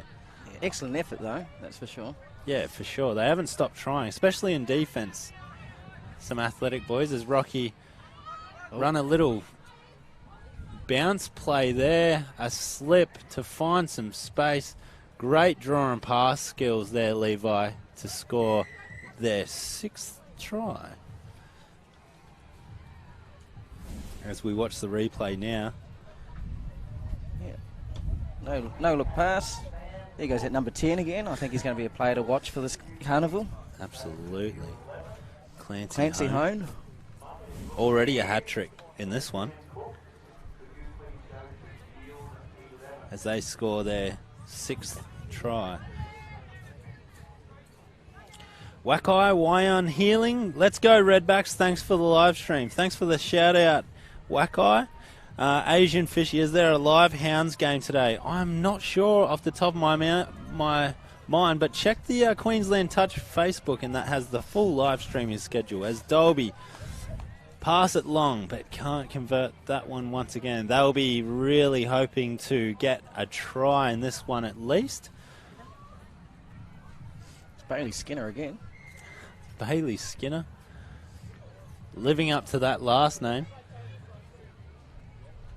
As Rocky get a penalty, and they'll have a chance again to drive up the field. Even though they bobble and juggle the ball. Their new subs coming on now. I believe that's 3rd touch, driving into the line. Good pace. Number 3 finishes a well-set move. Another slip play. So you can see they've changed what they were doing, Levi, from the first half to start doing these middle bounces, the slip play to get a draw and pass like this one. Yeah, that's right. Nice little A, middle to link. Good read, held on. Hole opens up and away he goes, strolls on through. Seth Carpenter scoring his first try to take it to 7-0 for Rocky. This is a little bit relentless now from Rocky. It will be tough for the Dalby boys. As you see there, they put it down. This group just scored the try for Rockhampton. and it looks like they're driving up the field again to repeat this, to try and get another repeat set or a try. Yep, nice and direct, so... Send the sweeper around. Number 7 steps back. That was Slade McMeekin, number 7, finding number 6, Cameron Wood, on the sweeper. Good play. They don't do anything outrageous. There's nothing, you know, Levi, even this one, the sweep, step back. Yeah, they didn't need to do too much, really, do they? With the step back, release, link, run out, so hole opened up again. A lot of it is really textbook touch. It is, it you is. know, what you want you to see from your kids playing. They play the game the right way. It doesn't take much to be competitive at the highest level. It's not a complicated game at the top, and Rockhampton are putting that on display now as we see Dodd from Dolby. As we said, he's got lightning feet, plenty of skills. Hasn't been able to convert once again, but he's having a great time, as are all the Dolby Bit boys. of a Hail Mary there, eh, Mark? Bit of a Hail Mary from Link. Bit of a huge pass on him. Many players doing their best. Kalen Ponga, Ryan Pappenhausen, Sean Johnson, Benji Marshall impersonations. The kind of guys that learn their skills at carnivals like this. No doubt we'll have plenty of NRL players. Mate, I'm sure you want to put Princey in there too. Princey, Taryn Aiken, Tamika Upton, all those kind of players that learn their craft at tournaments like this with skills like that. Levi, it's awesome to see the those sort of players going on the biggest stage. Yeah, and sometimes most touch definitely. doesn't get enough credit for that stuff. No, definitely not, do they? So we've got, Tamika playing now for Queensland and the Opens. So. Yeah. Jada Ferguson played the under-19s. As we see, Rocky have gone over again. Number 5. That man, Connor Gooley, I was told I was pronouncing his name correctly, thank goodness. It's a hat trick there for Connor. He gets his 3rd, yeah. Another simple play, simple but effective, Levi. Yep, simple a kiss, isn't it? Keep it simple, stupid. That's it. Like you're saying, doesn't need to be complicated. Nice sweeper. Outside. Touch, unfortunately, didn't make it to the line. Had poor shape in his pre-touch there. So I was unable to come back and all corner enough. And Gooley makes the most of it. Beautiful one-handed dive. Great technique and scores that one.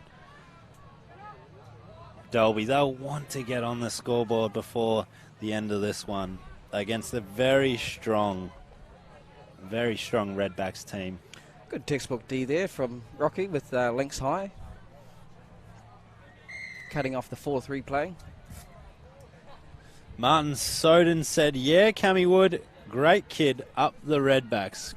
Good on you, Martin. Thanks for tuning in, guys. Seeing an absolute display of fantastic touch. Yes, as I said earlier, Jada Ferguson, she played the under-19s Queensland Rugby League State of Origin, and then a couple weeks later, I'm pretty sure it was the Queensland Touch, she was representing the under-20s. So we see lots of efforts like that, lots of conversion. As we see that man Clancy Hone go through again, number 10. He's all class as he finds the link there. He is a player to watch. Definitely. As we've mentioned, scoops through. He's scored 3. He's set up about 4 and does another one here, Levi. Yeah, he's just got a lot of time, hasn't he? 2 hands. Yeah, there's nothing there. And well done by the link. Number 3, Seth Carpenter, to get free. Scores his second and takes it to 10-0.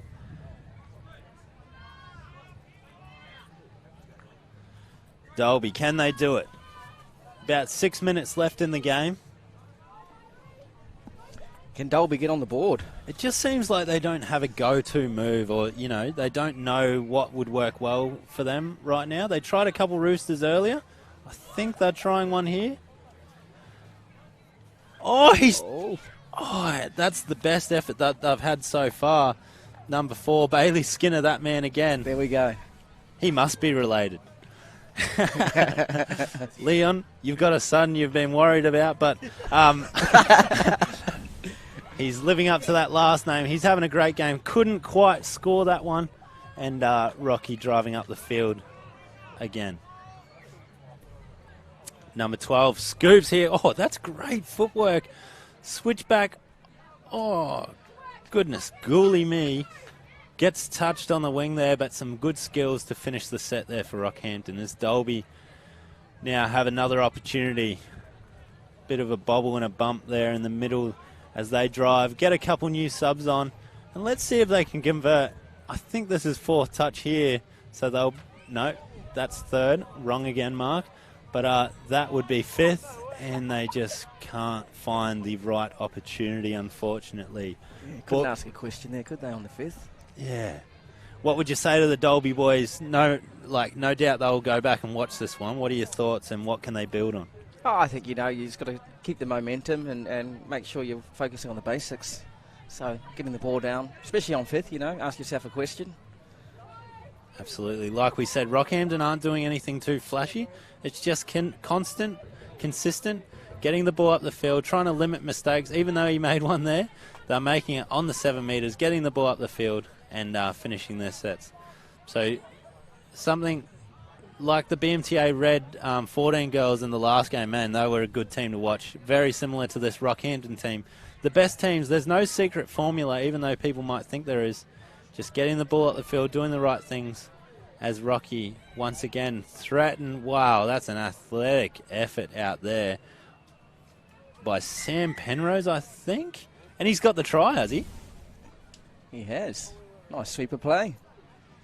I think that all started from the strike dump. The strike dump came in nice and hard, free up the space, allowed the sweeper to get around, and nice early release to the wing. But the winger had to do some work, didn't he, Mark? And one of those athletic diving finishes where, most of the body's out, which we're seeing frequently in the NRL. I really do believe that originated with touch footy. I agree. Before the corner posts, remember the corner post used to be out in league. So we've seen, how long you've seen people doing that in touch, Levi? Oh, mate, there's heaps of people doing it. Takes me back to Willie Mordunger back in the day. He used to do that often. Exactly. And now we see it in front of millions of people benefiting in the NRL. So it's great to see those skills on display in as young teams as the 12s, 14s, 16s. As Dolby, last touch here. Dodd, no wonder he's got a step or a long pass in mind. What will he do? He'll take the touch. Very conservative from the young Dodd as Rocky go out on this one. 11-0. Impressive effort, Levi, I must say, from these guys. Very impressive, Rocky, like you're saying. Definitely a favourite, I would imagine. So let's see how they go, and obviously good luck to you, Rocky, and hopefully Dolby can learn from this. Absolutely, yeah. Well done to the Dolby boys. Encouragement, plenty to learn, and going back and watching this game, you learn so much from that kind of video analysis. What did I do right? What did I do wrong? Keep it up, guys. Good effort. Rocky, I believe, will be there on Saturday Arvo, with the Gold Coast, with the Toowoomba's, with the BMTA, Redlands, those kind of clubs. They're definitely going to be top four, Rocky, I'd say. For sure. They from that display, most definitely you'd expect them to be there, wouldn't you, Mark? Yeah, and 2 years ago we can see they didn't make the grand final 2 years ago in the 14 boys, so they'll be red hot looking to come back from that. Thank you for joining us. If you're switching off for this one, we're looking forward to the next game between Roma Rangers and Caboolture in the 14 boys. My name's Mark and I'm joined by Levi. If you're staying on, we'll be back with you in a second.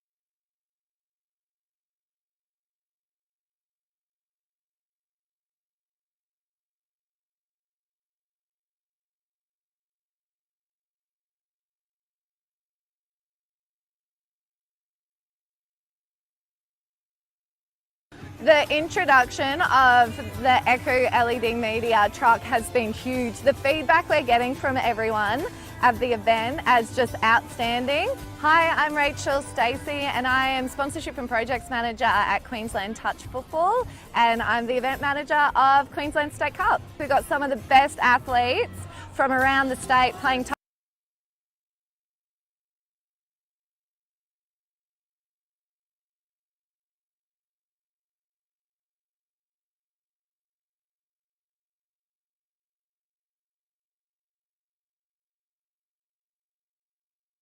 The introduction of the Echo LED media truck has been huge. The feedback we're getting from everyone at the event is just outstanding. Hi, I'm Rachel Stacey and I am Sponsorship and Projects Manager at Queensland Touch Football, and I'm the event manager of Queensland State Cup. We've got some of the best athletes from around the state playing touch football here on the Gold Coast.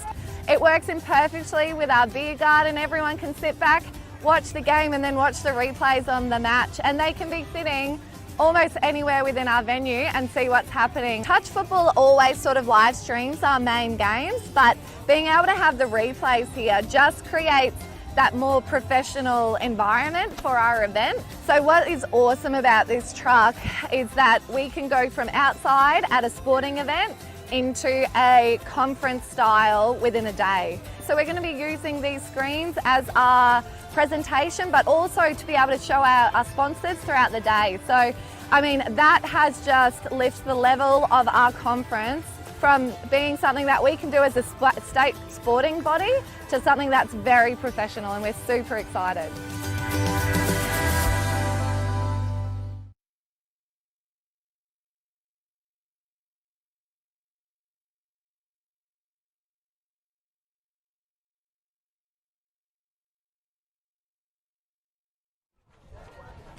Hey, welcome back, Junior State Cup, baby. That's right, 2021. And here we go. Hey, Tipple's gone to have a little wee break. I'm going to sit in the hot seat and hanging out with my man, Levi Tenamu. How's it been, brother? It's been good, bro. Yeah, Awesome. Enjoying it?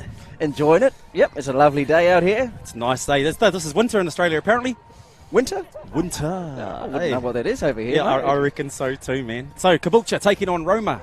You know much about these two sides? I can't say I do, actually. Sorry, mate. Cool. And then we know where they're from. Roma Yeah. being out west. Yeah, that's right. So I've flown out there once in a plane, 4.5 hours to drive out there, I reckon, from the coast. So looking forward to seeing what the Roma Rangers are doing. U14 Boys, obviously coming out of the sunny coast area. So a couple of chats to the coaches before the game and sort of found out a couple of young gentlemen that they really don't want to get their car licences from each team. So I know who the best dancer in each team is as well, mate. A couple of superstars out there. We'll talk about them as we go on throughout the game. I'm sure they'll come out. They will, mate. We'll see it. I'll see if we can pick out the best dancers, eh? Both coaches have given me who they reckon in their team has the best footwork and is keen to boogie. So those folks of you sitting at home, really nice to get the event here underway at Harvey Bay. You know, big thank you to the councils, Queensland Touch Football, to Queensland Health for working with us on getting this event here. And it's really nice to see the kids playing some footy, brother. Oh, mate, it was touch and go there for a little bit. eh? It was. We're very lucky.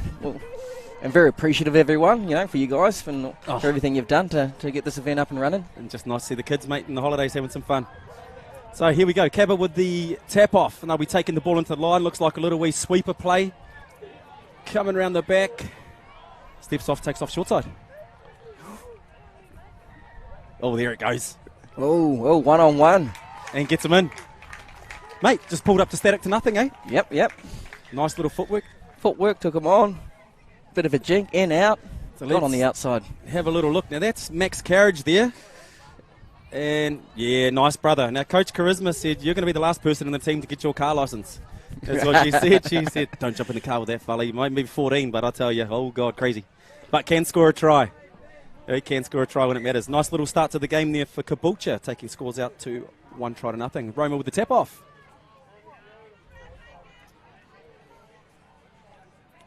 Nice. We'll just see them punch the ball through the middle. There we go. They're into an attacking opportunity now. Into the line. Yeah, nice little breaks out short. Woo, what a wonderful dive. Good touch. Yeah. I've seen you dive like that before, mate. Oh, mate, not anymore. There we go. Cool, nice set, eh? I really like the attack in the line. So going for those 50-50 plays where the referee's got to make a decision, whether it's a try or a touch. So a nice start from Roma. If they continue to play direct, they'll have a little bit of luck in this game. Nice. 3 over halfway. Yeah. Oh, sideline. There we go. See Coach Charisma over there, eh? Yep, having a chat to the fellas.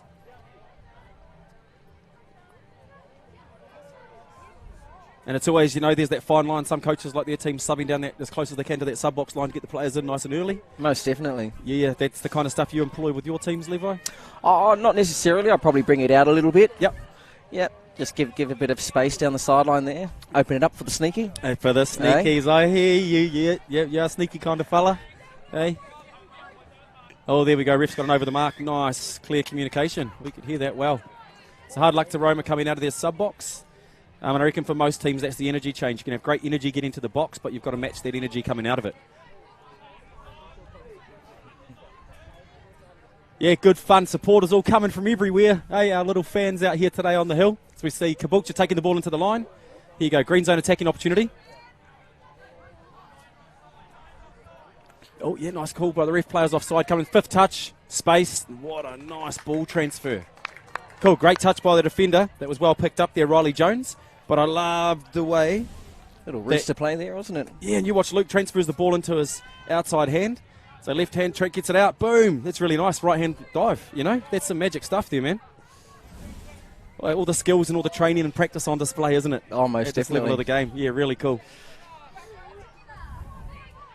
Nice, there we go. 5th touch. Fairly even these sides. Yeah, I think so. I think it'll be the same thing again, though. I can see Roma are making use of touch 3-4-5 a little bit. Caboolture are 3-4-5 better out of the box. Yeah. So it's going to have to really be that energy out of the sub box. Both teams are subbing every set. And you'll see a lot of that during this tournament, won't you? That's right. That's the way the game is now, isn't it? Well, yeah, it's interesting to hear coaches, and a lot of people say, yeah, you don't want to spend no more than 2 to 3 minutes on the field. I'm like, gee, I could have had 2 turns in 2 to 3 minutes. It's like 3 minutes. Oh, I'm getting ready for my 3rd turn. Yeah, It's a long time, 3 minutes on the field. Oh, yeah, somewhere between sort of 90 seconds and, you're lucky if you're out there for any longer than a minute and a half these days. Nice, okay, we'll see them with time on the ball here to sit up on the line.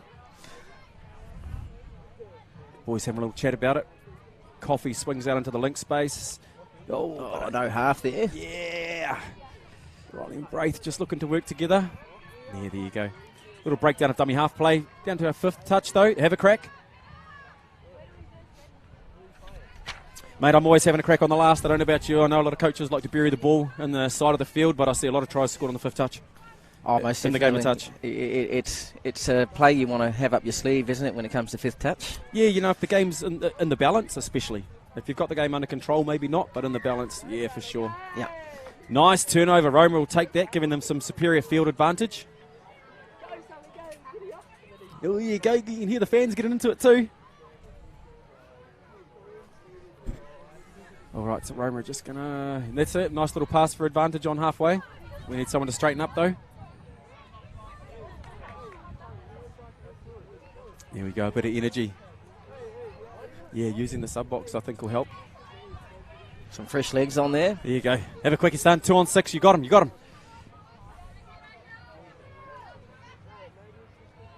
Boom, there we go. The cavalry arrives. Numbers. They got numbers. Oi! Oh, little inside. Follow me. And he had a man around the back. Yep. Yeah, they sort of all came in a little bit late.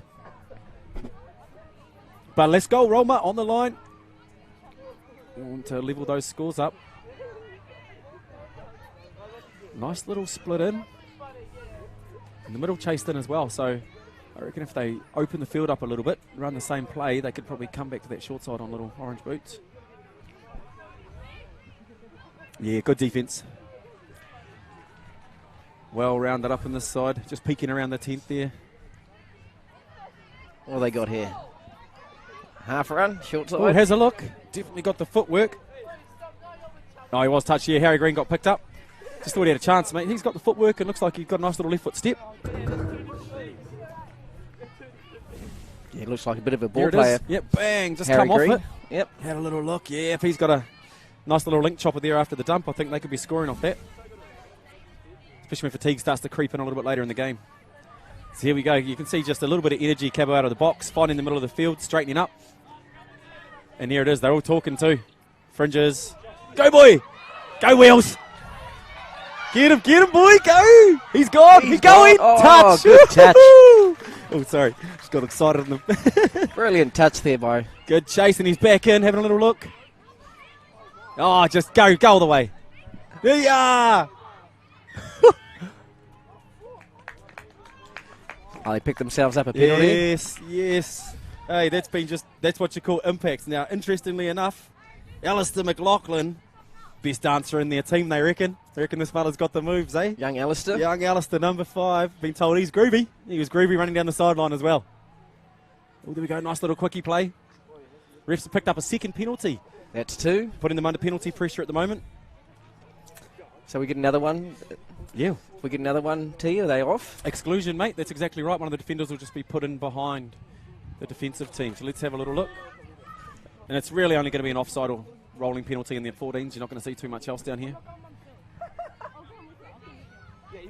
Oh, here goes. Got no half, though. No half. Yeah. And they've played open. Whoa, that's a huge pass. Not telling you. There he goes. So Harry Green, yeah, really nice big pass. I think he's just got to find the right moment to use it. Yeah, it's big tracking into the line. The things we could do with that passing skill, mate.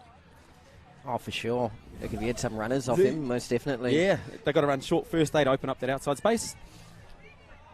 So here we go. Caboolture just looking to get those fresh legs on, punching around. There's some energy. 6 out, and they'll spread it again. Well, there goes the footwork. Oh, he's got him. He'd be quite good live close to the line, you know. Yeah. Ability to score like before. In anything short and tight, he seems to like going off his left and goosing towards the right side of the field. So, yeah, lots of fun, lots of athlete skill out there. So, Roma with the ball. We know they're going to come to the box. Another little goosey takeoff.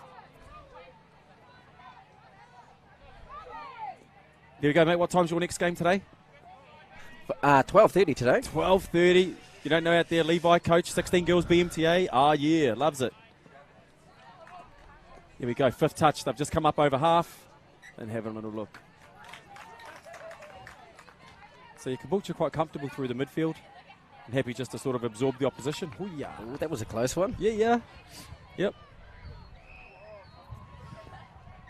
Yeah, not square. Hard luck kid. Got him with a little wee whack and just got jinked through the hole. Yes. Which he couldn't straighten up there. Yeah. Just a bit of footwork needed. Shorten those steps. And that's all it is, mate. Body height, eh?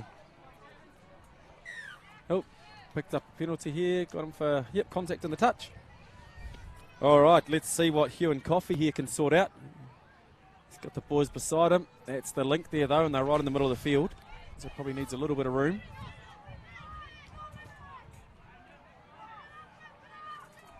Oy.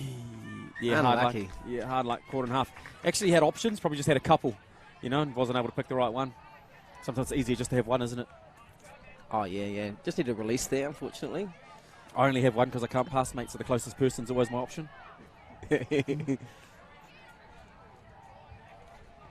Caboolture doing well, coming off. Yeah, I'm happy with the way they're rucking through the midfield at the moment. They're getting through these shots. Good turnover position, though. Picked up 10 metres. Oh, ringing. That's good. We love practicing our goal line defence as well. Can Caboolture convert? Yeah, well, if you look at the width, we can see space out there through the defensive line. So there's definitely space between the links and wingers on both sides of the field. Wingers out nice and wide. Yeah, they're almost man both sides, eh? Yep. So I think if the Cabo links can get wider and just run through the space, leave the two middles on the inside to create it. Nice quickie play. Bang. Oh, that's a nice drop and dive, eh? Man. Nice quickie play. Yeah, nice awesome. and easy there. And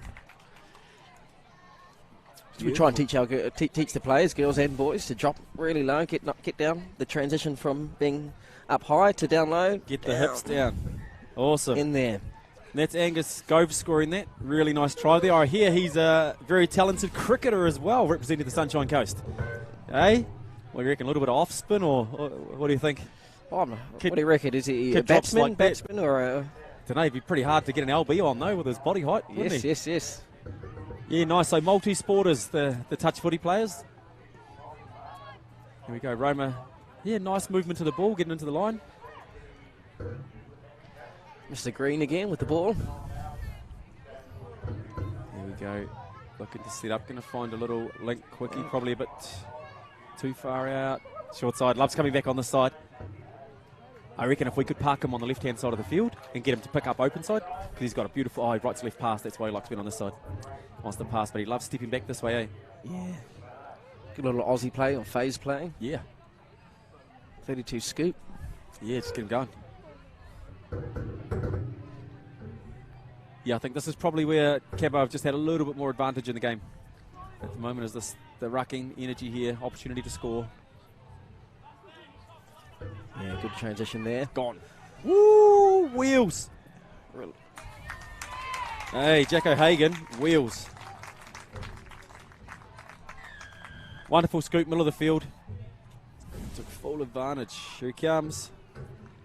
Puts the afterburners on. Goes through. Cool, found an early ball, but Tom Brady'd it. Yeah, right to where he needed to go. There he goes, Carlin Crosby in over the corner. Good catch there by Carlin and finish. That's what you want from your wingers, isn't it, T? Oh, 100%, mate. Yeah, so positioning, the ball was passed in front of him, was able to run onto it. Yeah, really nice catch and finish.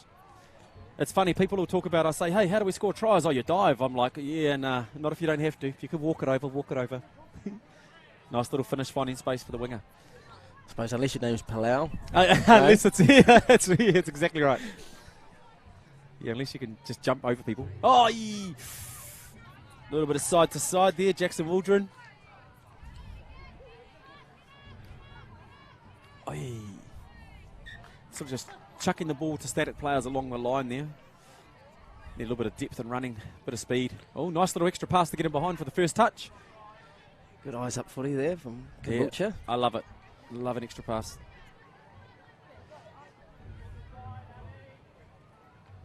There we go. So Cavos, you can see them coming towards the end of the half. Still getting through their process though. Nice little switch dump.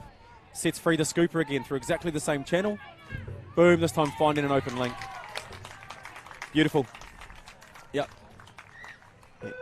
Oh, there we go. Right on the hooter to seal the deal.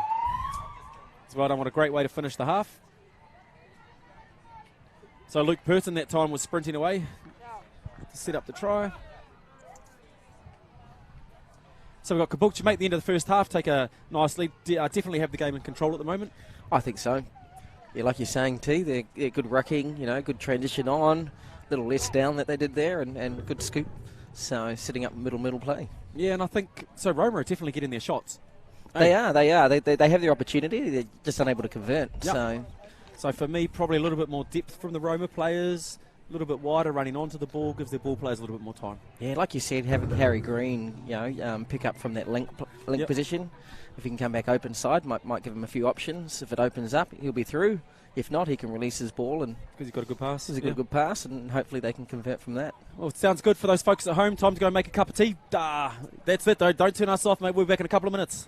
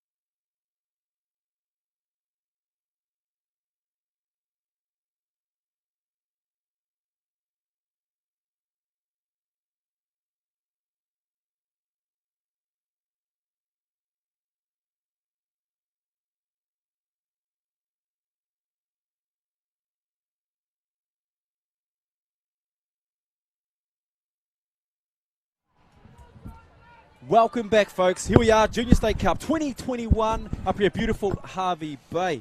You've tuned in. We've got an awesome 14 boys game for us out here on field one between Roma and Caboolture. Caboolture currently leading 4-0. How's it, mate? What are you thinking? I just think how beautiful the day is here, mate. How lucky we are. Awesome, you know. Yeah, it is really nice, man. Hey.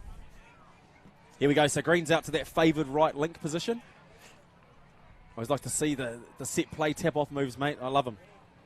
What's he going to do? What do you reckon he's going to do here, T? Right to left, man. So if he splits this way, he would have had a 4-on-3 right to left chance, you know? Yeah, he's trying to get around. Well, he wants to pass this way. Yeah. Just wants to rip it this way. So, dummy half was court. half. Didn't catch him.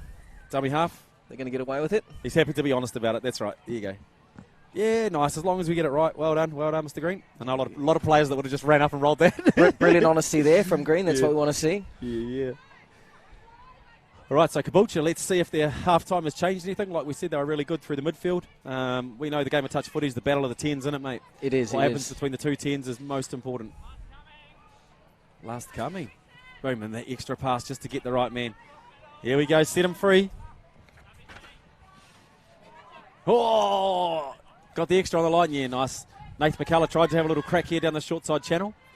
Referee found a touch pass. Nice defensive line, well set. Here we'll see a tap from our man that nearly went down the sideline. There you go, Scotty Waldron. Yep, nice little start to the set. As Green brings it, touch 2. Still trying to get to halfway for 3, which always works, as we know. Oh, ball goes down. Just a little knockdown on the other side of halfway, unfortunately. So we've got a couple of brothers and family members out here, it looks like, on both sides of the teams, which is really nice. That's what touch footy lets us do. There we go, Roma. Nice field position on the turnover. Oh, has a little sneak trying to put the winger away again. Oh, ball down in the ruck. Unlucky there. Yeah, hard luck. Good touch there by number... What number was that? 7, McCullough. Number 7? That's him. McCullough. Yeah, I'm just thinking, could be Jackson's brother. He's an awesome kid that I've had a lot of contact with in touch footy, so makes sense to me. Both big kids love their footy. Here we go, and the fresh legs coming on. This winger out here has a nice, enjoyable time for Caboolture. Good latch. Cruising down the sideline. Yeah, well, they run that well. Oh, yeah, space. Oh, I really like what they're looking for there. I know it's not traditional touch footy, but it was eyes up looking for space, eh? That's it, mate. You want it there, bang. Yeah, I like it. You're definitely footy players. Oh, yeah. You can tell they got a lot of footy in them. Yep, there it is. He's got the space. You got him. Oh, the winger. Did he get him? Awesome try. No, that's brilliant honesty On the again 15? there by Link. You know, saying no touch there. Yep, beautiful. And that's just footy, eh? So a lot of teams will be like, kill the ball on the first, put it away in the corner. Yep. Like, why? Brilliant hands. Yep. One side to the other. Yep, nice little try. So that's what we're after at the moment. So Roma here with the tap. Let's see them get in hard to the line. And I like earlier in the game, first play of the game was a 50-50 diving opportunity. You remember? You know?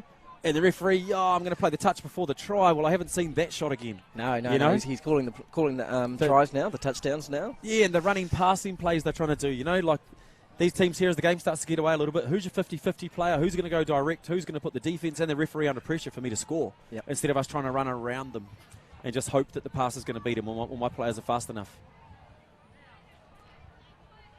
There you go. Has a little look. Yep, turnover there. Caboolture going to need to go coast to coast.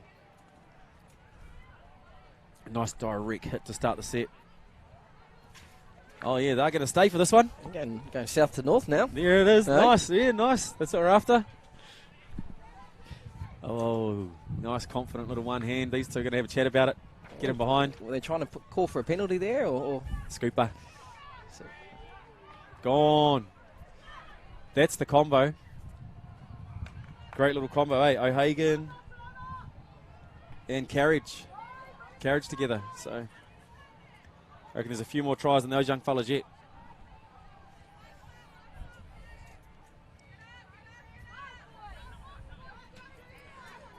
Philip Cunningham, will the live stream be on all day? Yes, sir. We are here all day pumping until the last round at 4:15, which is Rana versus Toowoomba. Oh, referee's got a nice, off the mark here. So we see the Roma defenders quickly charging out there to try and set. 7 on. Roma's got 7 on. Yep, 7 on. 7 on. She's going to get off the field.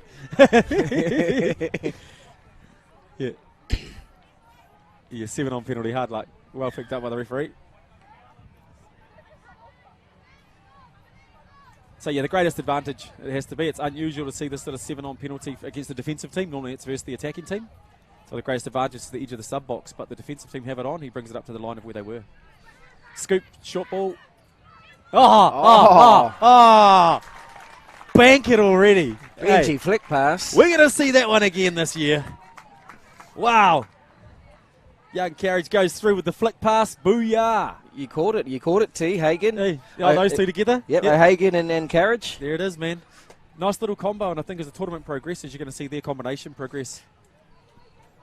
And it's funny, man, 3 kids touch you. I mean, it only takes 2 people to score a try. Unfortunately, the other 12, sometimes you just got to go to work, hey, do the work for your team and let those two fellas rip it up like they are here today. Oh, that's right. When you have those combinations, it makes it a whole lot easier out there. All right, here we go. Green coming into the line at the moment. Gets it down, asking for the ball. Here it is. There's the 4-on-3. And bomb's huge, but man on out there. He's got the right idea. I like what he's trying to set up. I just change it over the, far side of the field a little bit, open the field up for the pass, create some running lanes. But yeah, I think, 14's at the moment. He's got 4 years left in this tournament at least, so some good footy to be played. He's probably trying to get these guys competition conditions out in Roma.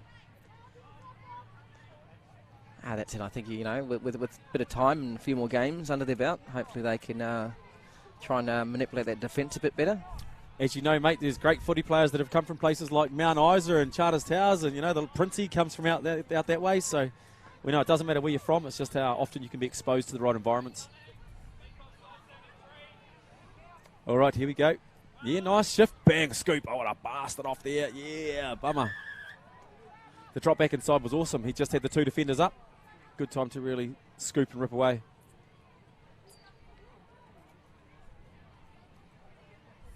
All right, so Cabo looking to get to the box now. Yeah, just going home there. Yeah, nice and easy. Still good energy though, eh? Yeah. Here we go. Yeah, the 2-1s. Here they come again. Yep, bang. Strip to scoop. Love it. Back. Oh, he's through. Slides on through. Ball down. The littlest of holes to get through there. Yeah, just sliced on through. I'd love to see these. Love to see him play a bit of footy, bit of tackle. Nice. So Roma with the tap off. There we go, taking the first. And you see Caboolture just starting to roll off a little bit now on the defence. As we know, end of the game starting to go. They don't have to work too hard. They're happy to absorb, and this is when Roma should make the most of it and pick up those extra metres with an extra pass.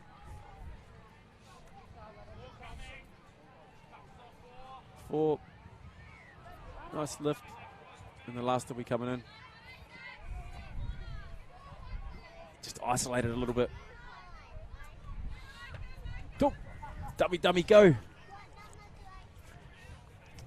So there you go. Good field advantage for Caboolture just before halfway. Just remember, folks out there at the moment, we do have the Inferno tent here at the Junior State Cup. It is a bit of a highlight for the children here. Don't know if it's a highlight for the parents as much. They stand in line for hours to buy their children gear. But if you are here listening, make sure you do come down and get into the Inferno tent. One of the great sponsors of touch football. I did see they've got an online store now as well. They do, mate. If you want to go online, you can go online and order some merch on there. Yep, I might have been looking through the old Facebook and had it pop up the other night, actually. It's pretty much like buy now. It's pretty hard not to not to have a little look around. Touch players love touch gears, don't we? It's ridiculous. There we go, nice. So, a bit of hard work being done down this near sub-box side on the turn. Cooper Langton getting involved. Yep, he's going to swing around the back. Get him the ball. Oh, nice. Bit of footwork coming here from Scotty Waldron. Finds some space, finds an extra. And no one out there. Oi! Good footwork there by Scotty. And they're just happy to find the extra pass, mate. Having a look, the eyes are up, Idea's 100% right. It's Caboolture, the wheels just turning at the moment.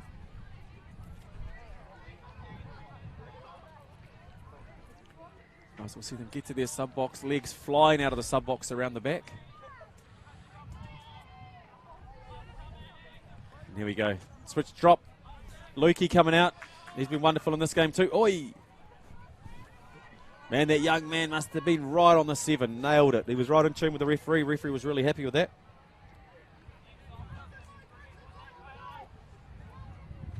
Nice. So here we go. You have still enough time in the game to try and get Roma over the line. Score's currently 6-0, Caboolture over Roma. 23 minutes gone in the game. So 14 minutes for each half, 2-minute half time, folks. Here at the Junior State Cup. Oh, too many on. and she does have a 7 on over 7 here. on the field. Yeah. So interesting at the moment, if you watch Caboolture's subset, when they actually sub down the sub-box line, the player that dumps the ball, his sub sometimes is on the field already. Have a little look at the next subset. So there's 7 on's a really fine line. Some coaches get it right and some coaches just ride that line of it, you know. But yeah, you go back a couple of years and none of us had to worry about it. Refs have been really good at policing at this tournament. Oh, good that was a close touch. one. Yeah. Number 8 did well to get back on side. Hey, right on the line there, Braithy, I think it was. Oh, so here we go, boys, having a little chat. I love a chat behind the ball. Look at that mullet too, mate. Hey, there's a couple of beautiful moulays out there, I think they call them now, don't they? Diving. Purton got him. Luke Purton, really nice. He definitely deserves one. But I'll put that down to the moulay there by Benjamin Avery that dumped the ball for him. I reckon I had the defender going. That's a mean mullet. Pappenhausen made them famous, didn't he? Oh, Hey, for sure, for everyone sure. wants the You Pappy mullet think now. they were looking at his hairstyle? Right? Nah, Bit distracted bro. there? Not me, bro. Yep, 20 years ago they were important. Oh, there you go. Nice little dummy. Pick up some extra metres off the tap-off. Yeah, get down to the line. You can hear the players having a chat to him. Yeah, Green Green. getting on the outside there. That's it. So I like his ability to just have a little look, find a bit of space, you know. Gets to the line now, then how do we crack it is probably the next phase of what they're trying to set up. There he goes. Yep, he's got his right to left. Got his 4-on-3. Where's the link chop? Oh, so it's always out of that middle channel, eh? Yep. You know? But the idea is there, I think. So let's see. Oh, have your little quickie. Yeah, left to right. And looking to go again, all right. So taking a couple of touches now, looking to go around them. I'd like to see the young man giving the ball back, bang, try to go through them. There he goes. Joey, got in. Come He's on, in Haz, he there. deserves one. There it is. There was our young man down the sideline. Yeah. Good work. Beauty. Finally So- converted there. Young Harry Green was able to get him behind. Well, you know, even here, we're putting a little bit of pressure on him because we know, you know, if it's going to happen, it'll happen around him. Most definitely. So, and then, you know, he gets a fresh set of touches on the line and is able to convert them. So, really, really nice. And this is the level of touch where we start to have expectations of our young players and we start to reward them for the skills that they've developed. And sorry, but yeah, you do have an awesome pass and good footwork. So, Sounds like he might have been listening to us, mate. yeah, he's not listening to me, mate. No. His coach down there is doing the job. Hey, yep, they're doing well in the box. But the young man's been working really hard. Yeah, good on him. Good on you, Harry. Well done. Oh, little fake in the sweeper. Hey, Yeah. faked it, the little pop underneath. Beautiful response, though. Cool, it's just a nice little pop back. Normally we take the touch there and then pop it to them off the ground. And there we go as we hear the hooter go. In the background. Cool, so scores 7-1, Caboolture over Roma. Nice little game of touch footy out here, though, mate. Yeah, brilliant game of touch footy. Two clubs, obviously, with Roma coming from out west and Caboolture up the sunny coast. Yeah, really cool, and I think, you know, we're looking forward. We've highlighted a couple of players so far for the, you know, sort of second game it might be of the event here on Field 1, but I'm sure there'll be players we'll see featuring here at the Junior State Cup throughout this event this year and a couple of years to come, mate. Really nice. Cool, brother. What's next for you? Next for me, brother, I'm off to take our team now and get them in to do photos and Go do some coaching. get some warm-ups. Cool, man. It's been nice hanging out. For all the parents at home, the next game coming up is going to be Gold Coast Blue vs Brothers in the 14 Girls, mate. Don't go anywhere. Enough time to go to the bathroom, make a sandwich. We'll see you soon.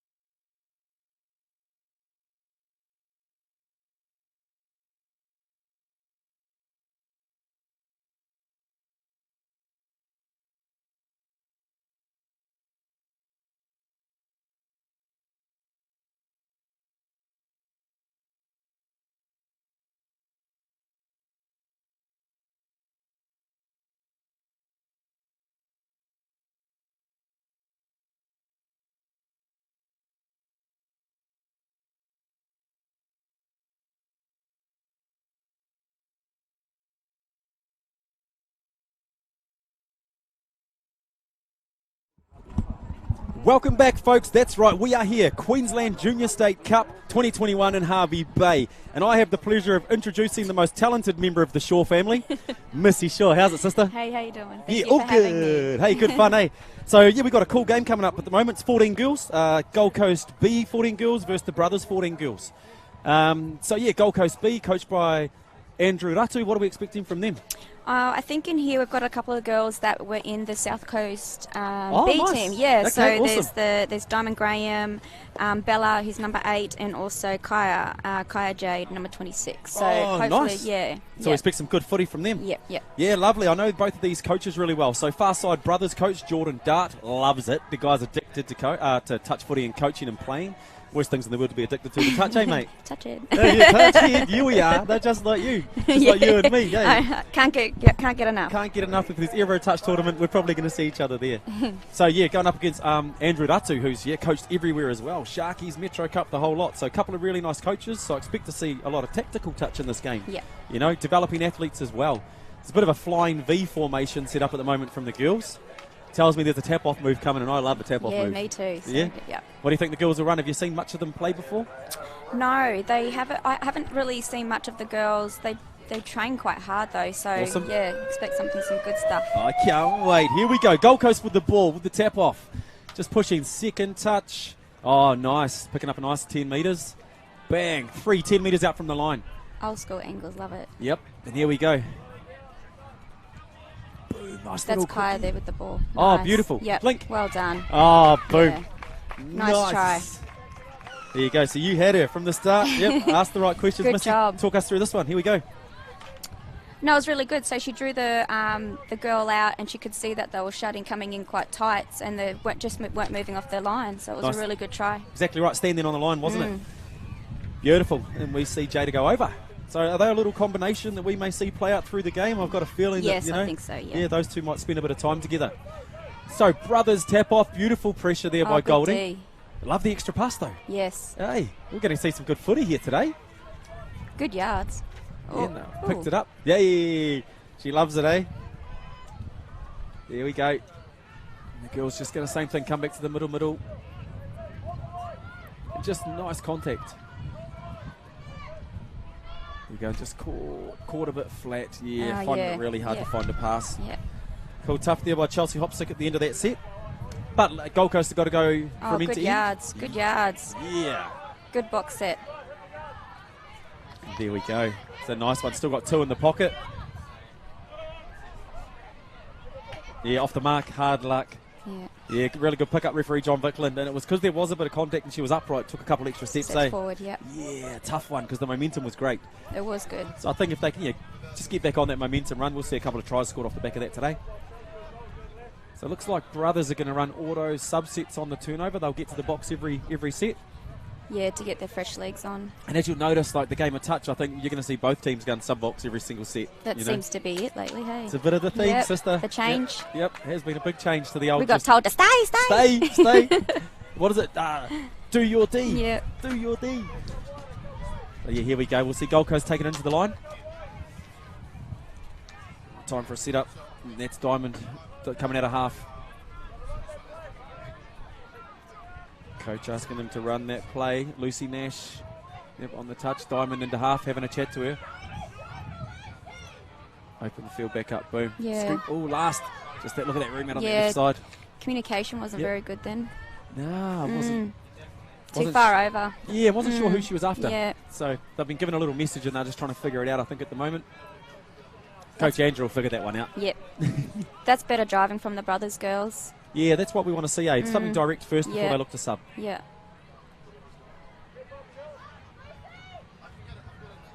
Nice, good touch on the far side. That'll see them. Oh, unlucky. Yeah. Cool, so really nice to see brothers out here in force at this event. We know there's a few clubs that have been growing over the last few years with their juniors, and brothers are definitely one of them, so got really good coaches around their program now as well. Yeah, it's really good. They're growing in the seniors too, hey? Yeah, definitely. So it's really good. Yep, that's what we like to see, you know. Man, I really like the way that young girl rucks the ball. She does go hard, hey, doesn't she? Yeah. Tamaya. Dummy half. Here it is. Line's open. Oi. Nice. And again, the brothers there, they just don't move off the try line. They kind of just hold. Well, that's Te Wai Manawa, and she dropped her head as if I thought she was going to have a little dive, actually. Thought, here comes the dive! But she goes, why dive when you can walk over, coach? Fair enough, too. Fair enough. So, yeah, really nice. A lot of training there. So, brothers, they look a lot better when they're going direct down the field rather than looking to go sub-box first. So, which is nice that Darty's got that as part of their play. And what you sort of see here in the under-14s division is the kids that have had the skill development over the last, let's say, under-10s, under-12s. Yes. And they can now play really good tactical touch. And then there's the other kids that the skill development is still being worked on in the 14 girls division. So that's where you start to see these separations of teams and skills and ability as tactics versus skills, which is really hard. Boom, I like the extra pass though. Oh, footwork. Oh, nice. Yeah. Love a good sidestep. Has nothing to do with my upbringing. No, not So Gold Coast will probably look to come again to the box, and there's that little driver. Boom. Yeah. Yep. Good energy. Woo-hoo. Skimming the paint, eh? Yeah. Skimming so it. close. Oh, Ooh. offside. There you go. There you go. Gives them an extra set. Yeah. Which is nice. We'll see them push into the line. And we're going to see our first try combination come together. Get your reset. Here we go. I feel a tight play coming on. Yeah. Get it. Bang. Step back. Oh, good read. And it was a step back, eh? Yep. So the play's right. Yeah. LSD coach says, which is a late switch dump. Bang, so she'll switch, she'll drive in, and then she's just going to scoop straight up. And there you go. out. Great. Yep. Short side, there it is. Oh. It's really funny, LSD, I heard that growing up in Christchurch in the 90s, came out of Leon Skinner and Troy Skinner. They moved to Australia, and LSD, and this is their club, Gold Coast. Yeah, it's one of a... There we go. All the teams use that too now. Yep, that's right, and it's, I mean, I first heard it back like 1994 or 5, I think. Late switch drop, so bang. Nice to see those names stick around. There we go, brothers out of the box. Nice energy from the young girls, but the Gold Coast defence is pressing just as hard. Coach Andrew, we can hear him. It's good D by the Gold Coast girls. Clearly it's practice. Yeah. You know, so really lucky when you got your B team. Hopefully they would have trained against the A team quite a bit. Yep. And there's never much between them. You know, I see a lot of clubs with B teams and a lot of kids. Guess what? The kids in the B team are just the ones that missed out on the A's. Yeah. They were only one position away or two positions away. Right. So, you know, these girls, any number of them could have made that Gold Coast 14 A's team, I imagine. Here we go. Brothers need to push down to the line. I'd just like to see them with one set of attack. Oh, that's... Ooh, nice. They make some meters off that extra, the wrap or the extra pass, don't they? Yeah, that's right. And it's because Goldie are throwing up too. Yes. You know, and they're split defenders, the wave. Nice. Oh. Ooh, had a little look at the line. Quite well rounded up, seeing a fifth touch. Boom, right foot. So I think if anything's going to happen for the brothers team, it does seem to be a little bit likely around that young lady. So Katie Rocket, looks like she likes to go off the right. Yeah, she just had to straighten up a little bit there, you know, just to draw and pass. Yep, ball in two hands. Yep. And there we go, the wheels just start to turn for the Gold Coast team down the sub-box line. Boom, and here we go. Diamond, there's the LSD, switch drop. Rip, gone. Woohoo, good pickup. Yeah. Great touch. Lucy, I saw the ball go under your arm and I thought you were gone. Yeah, me too, so did I. We got in trouble though back in the day doing that. For tucking? Miss Karen Norman. Two hands. I can see her face. 2 hands. Here we go, nice turnover though. There's Lucy again. Release, Diamond. There she goes. Oh, give back. You got the numbers. You just got the numbers. In goal. Rip. Oh, go, Gil. Go. Lucy's chasing. Go. Is that our little... Oh, yes, it is. Awesome. Yeah. That was great. Good touch. So Macy Grimwood took off.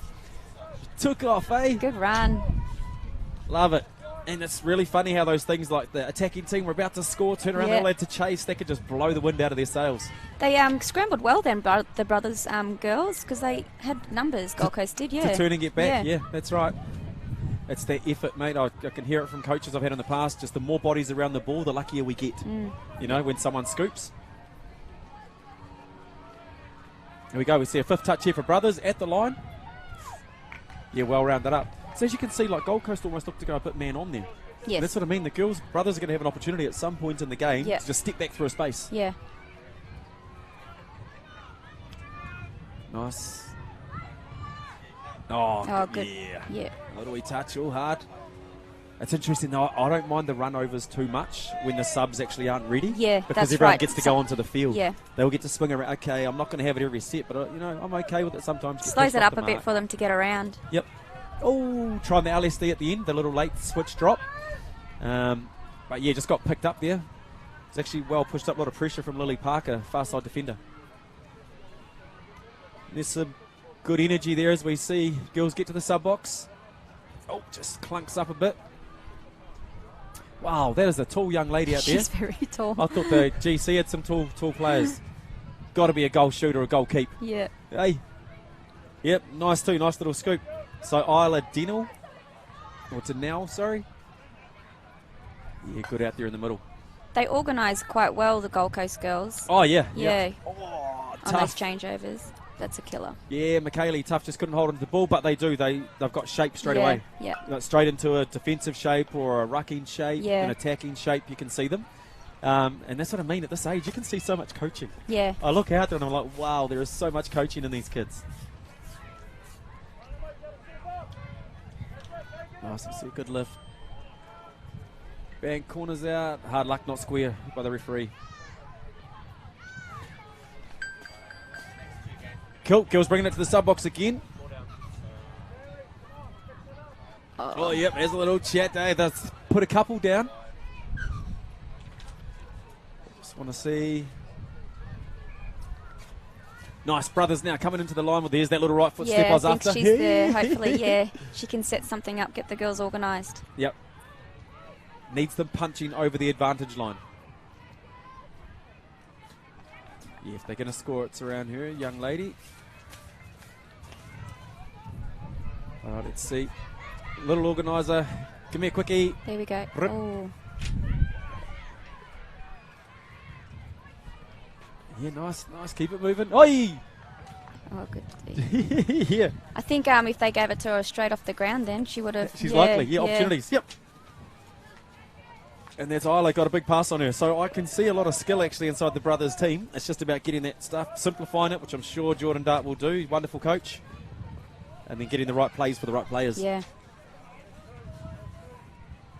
Oh, another mistake coming off that line. Yeah, and I know Coach Ratu. Hey, his halftime talk's going to be about those areas. Yep, the basics. Hold that ball. The basics, man. He loves it. Yep. There you go. See the girls taking out that far side winger. They'll just set up here while a full fresh crew come on. Nice. Slow it up a bit. All right, runners balanced into position. They'll get 2 touches to strike here.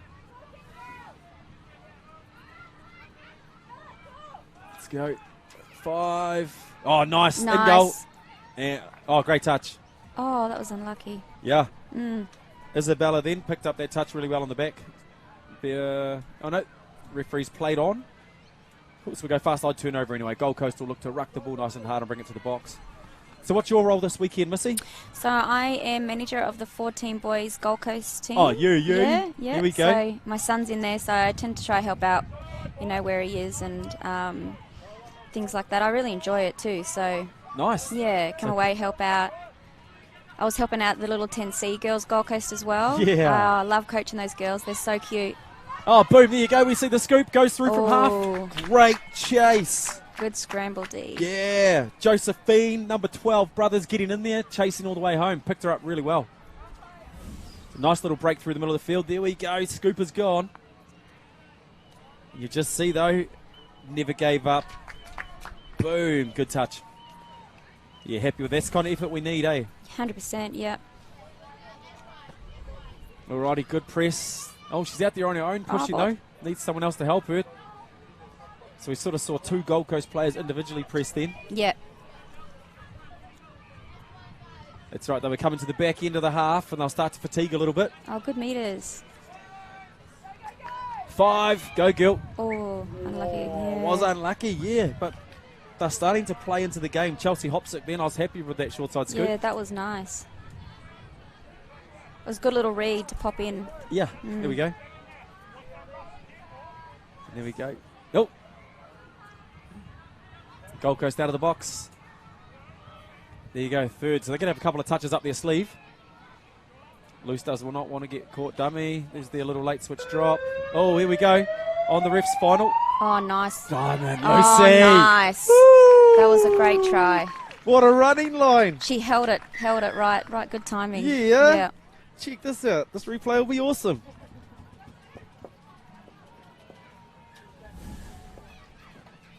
See ball, 2 hands, out in front. Shink. And then the angle just, yeah. Nice try. Why do you run a hook line? Hey, so she hooks inside the winger who was chasing her and able to score that try. That was a great try. Cool, really nice half there from Gold Coast. You know, brothers going to take a little bit to fight back into the match, but we're going to take a quick little break, Missy. We'll see you all back in a couple of minutes. Can't wait.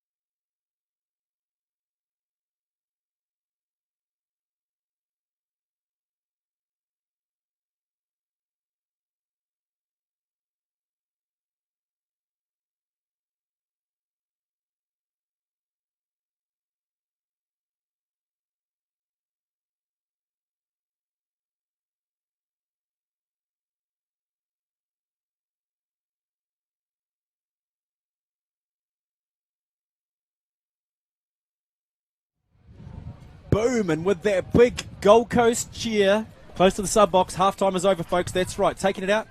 So, brothers, far side, Katie, what are you... Oh, sorry. Okay. Hey. Hey, sissy. I was actually thinking about Katie Geiger. She's going to be with you. I know, so we know Katie. Looking forward to that too. So we are going to have Katie and Missy later on in the show, doing a little bit of commentating. It will be fun. So, what do you think Jordan was talking to his crew about? I just think if they get organised a bit more, get a bit deeper when they're driving the ball. Definitely, and then especially in defence. I'm very big on defence. I think, they win games for me. That's what I do. And I think if they just put a bit of pressure on Gold Coast instead of taking a step back. I agree. Yeah. Get in the face of the young ladies because they are looking to play a bit of footy. Yeah. And anyone that's trying to play a bit of footy, you get in their face, you can actually sort of knock their momentum a little bit. Yeah, 100%. So look at this. They've started off with a wave defence to start the half. And they've got the turnover inside the 10. So really nice coaching response there by Coach Ratu. Yeah. Giving them the ball on the turnover. There we go. Girls are just looking to go direct. I love the eyes up. Eyes up, yeah. I was like just going to say that. For it, yeah. As a coach, that's the stuff that you ask for, Miss? 100%. Because some of them, they're so structured and then they don't know what to do, if they get the opportunity to do something. So it's great. I agree. Ooh. Awesome. Ball in 2 hands, and Amali almost set them free on that last play. Oh, turnover. Heartbreaking. Yes. Hey, here we go, though. We get to practice for 6 more touches, brothers. Let's go. So, yeah, they just tend to, if they move off the line a little bit, put a bit of pressure on them. Oh. It was the dummy. Oh, no. Great touch there and tight. Yeah. Well done, Chelsea. Got to stay tight. We don't want that person coming through the front door. So that's, I think, little Bella there, number 8. Yep. She was the one that, she's also made South Coast this year for the 14 Girls. Oh, wicked. Okay. Yeah. And there it is. Oh. Woo! And 2 in the cover. Yeah, brothers. Yeah, nice. Okay, so that's why she's comfortable out there running traffic. Yeah. Awesome. Oh, big pressure to start off. Nice. We'll see brothers, finding it hard to get across to the... Oh, and ref's got a turnover. So, Gold Coast might not have scored yet, but big push. Big push by the team at the moment. Their defensive pressure on the turnovers. Boom, into the line now. Let's see. Bella again, directing traffic, eh? Short ball, feed. There's numbers now. Oh, great touch. Great defense. Here goes Macy Grimwald. Yeah, see, out just wide. come off that line. Yee-hoo. Here it is, really good touch. Bang. Oh, I think she probably had that one. Oh, she's going to get in goal anyway. And oh. Over the head. I was going to say it was like a 2-point free throw. Yeah. Definitely a bit of goal shooter in there, a goal attack, eh? Let's just hope Brothers can hold the ball now and just get over the halfway line. That's right. Yeah. So ball control, probably a big call coming out of the box now. Yeah. That was good listening. Nice. Referee caught the girls, and even now she's still standing in front. There you go. Just keen to make touches, coach. Great first touch. Centres the ball well. Momentum set. Good drive. Yeah. Yeah. Nice. That's better. There we go. They're going to find the line. Bang. Time to go. Isla. Yeah. Ooh. And that was the one. Yeah. Hand out. Yep. Yeah, she likes that passing side, so she's got to figure out how to get as close to the line as possible before releasing the ball. So we found the further out the ball is passed, we actually start passing the ball deeper. So if the ball's past 5 metres out, it's caught 7 metres out. Yep. But if it's past 2 metres out, it's caught 2 metres out. Yep. We flatten the pass out the closer we get to the line. Oh, good drive. It was a great That head was out. a great drive. Old Amali, eh? Knows how to drive the ball. Good subset too there for Gold Coast. Let's see, girls into the line. Scoop coming. Right, got her. Oi! And there's Kaya. Oh. Yeah. Nice. One of my favourite plays, the M2, just a middle dump. Yeah. Yeah, me too. I love that play. I thought she actually had her here. Rip, but nah. Oh, it's footwork, baby. Yeah. Yeah. Just don't tuck the ball. Don't take it. Yeah. It's footwork. Alrighty, so I really like Gold Coast team all set, ready to go. That little bit of energy. Brothers, here we go, running out for the tap-off. Like I said, want to see them get nice and close to the line. Look for a 50-50 play rather than a passing play at the moment. Someone to play tight, but there you go. Nice wave defense off the tap. Let's see if it works as effectively as it has earlier in the game. Nice, that's what we want. Oh. And that's, bro, that's how you get round the wave defense. Yes, they've made a heap of meters doing that. Yeah. Yeah. So finding the extra pass, they're happy to go for it at the moment. Not square. Yeah, hard luck. Yeah. Because she was chasing the defender kept cornering out, so it was always going to be 50-50. Oh, straight into the rucking, just wants to pump it. Yep, she's It's looking to Amir, go. She knows what's yep. up. Twice you've seen that collision, eh? Yeah. It's interesting. I think it's because the touch is made up high. High, yeah. Strong in it. Yeah, that's right. See it on the middle of the chest. Puts the defender on their heels. Drop scooper coming from Diamond. Boom. Ball. Oh, hard luck loose. Hey. Great idea. She just holds it up so well at the right timing, doesn't she? Yeah, and it was left to right, so that's why sort of Diamond, doesn't have the same left to right that she has with her right to left spiral before. But that's the hole, that's the space, that's her play. Yeah. Good pressure.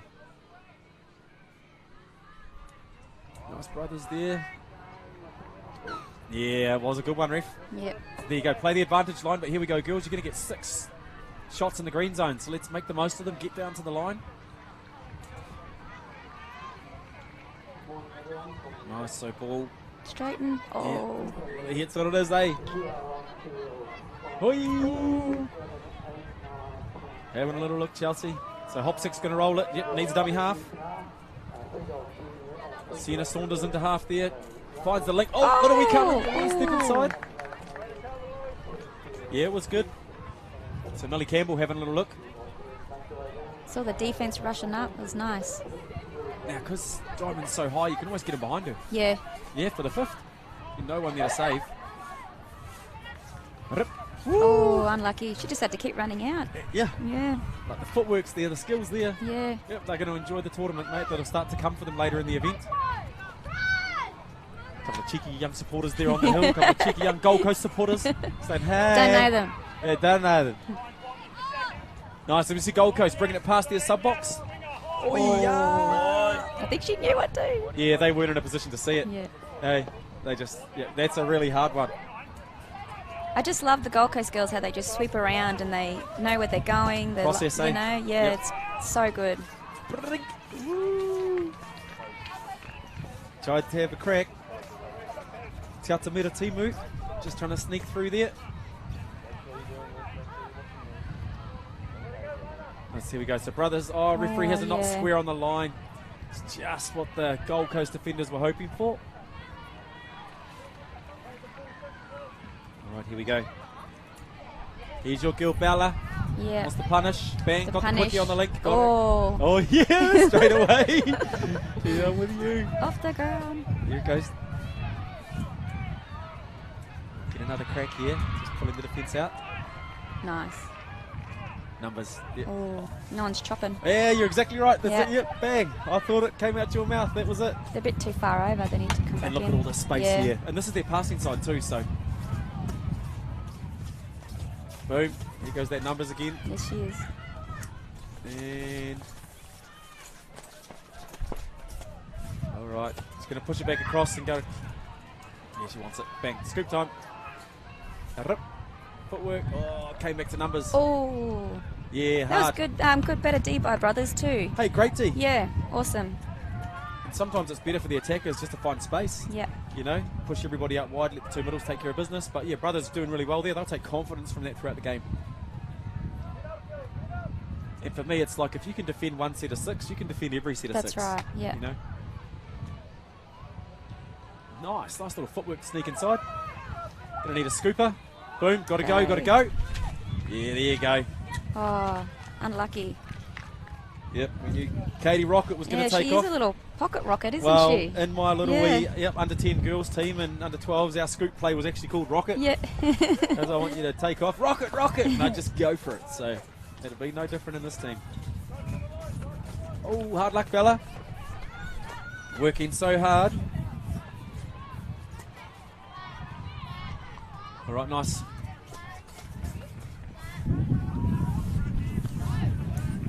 Nice to see brothers just coming up over halfway at the moment.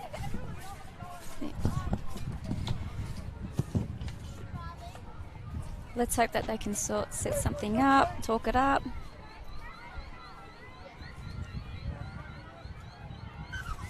Oh, yep, not straight there. Unlucky girls. Gold Coast driving off the line now. They get sorted really well. Oh, there she goes. There she goes. Oh, good meters. Unlucky. I could scoop off here all day. Yeah, I know. And she dumps the ball so nice. Bang, here we go.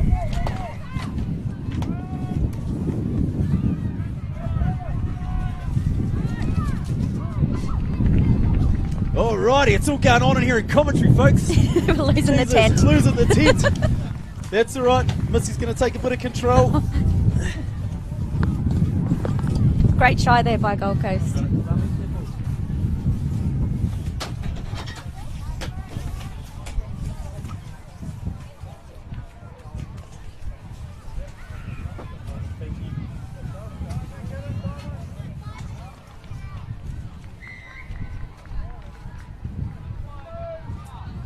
Oh, good D there by Gold Coast.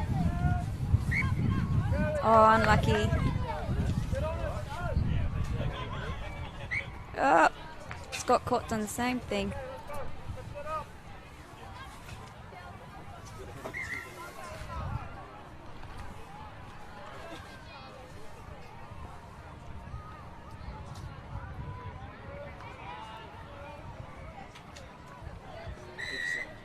Oh, over the mark. Unlucky.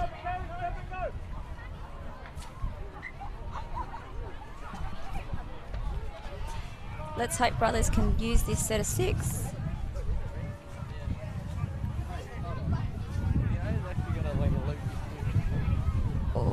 Good pressure there by Gold Coast. Oh, over the mark. Unlucky girls.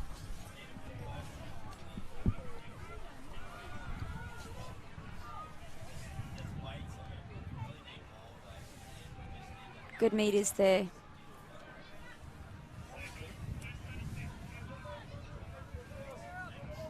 Gold Coast do that angle driving so well. We've got Lucy there with Diamond. Surely they'll be setting something up. Diamond's controlling it a bit there, and then off she goes. Nice dummy.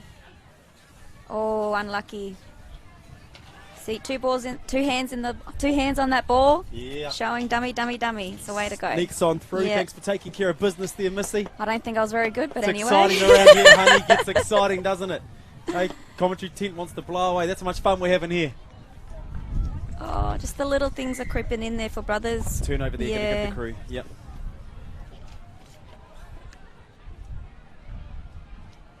Nice, here we go. We'll see the girls switch it across, looking for that drop again. Bang! Short side open, but she's going to go across the face. Yeah. Just sort of ran her players out of a bit of room there. All right, so here we go, brothers. Oh, right on the hooter. Rip-de-doo. And there we go, man. Awesome game of touch footy. Yeah, it was a great game. Thank you. Gold Coast just too good at the end, eh? Yep. They just done the basics, simple things. It was a good game. And you know what I'm sort of seeing is they're good enough to feature in, I don't know if there's a quarters of the 14 girls, but they're good enough to get there. Everything I'm seeing in the game, there's massive training. Yeah, it was a really good game. They played really well. Their driving, their defence, it was, great game. And I think there's enough that I saw on the brothers team to know that Jordan Darts and the girls, young girls out there, you're going to have a great experience at this tournament. It's enough skill in there, wonderful coach, man. So I think, really nice to play a footy. Yep. Thanks for joining me, sister. No, We'll catch up soon. Thank you. Bye.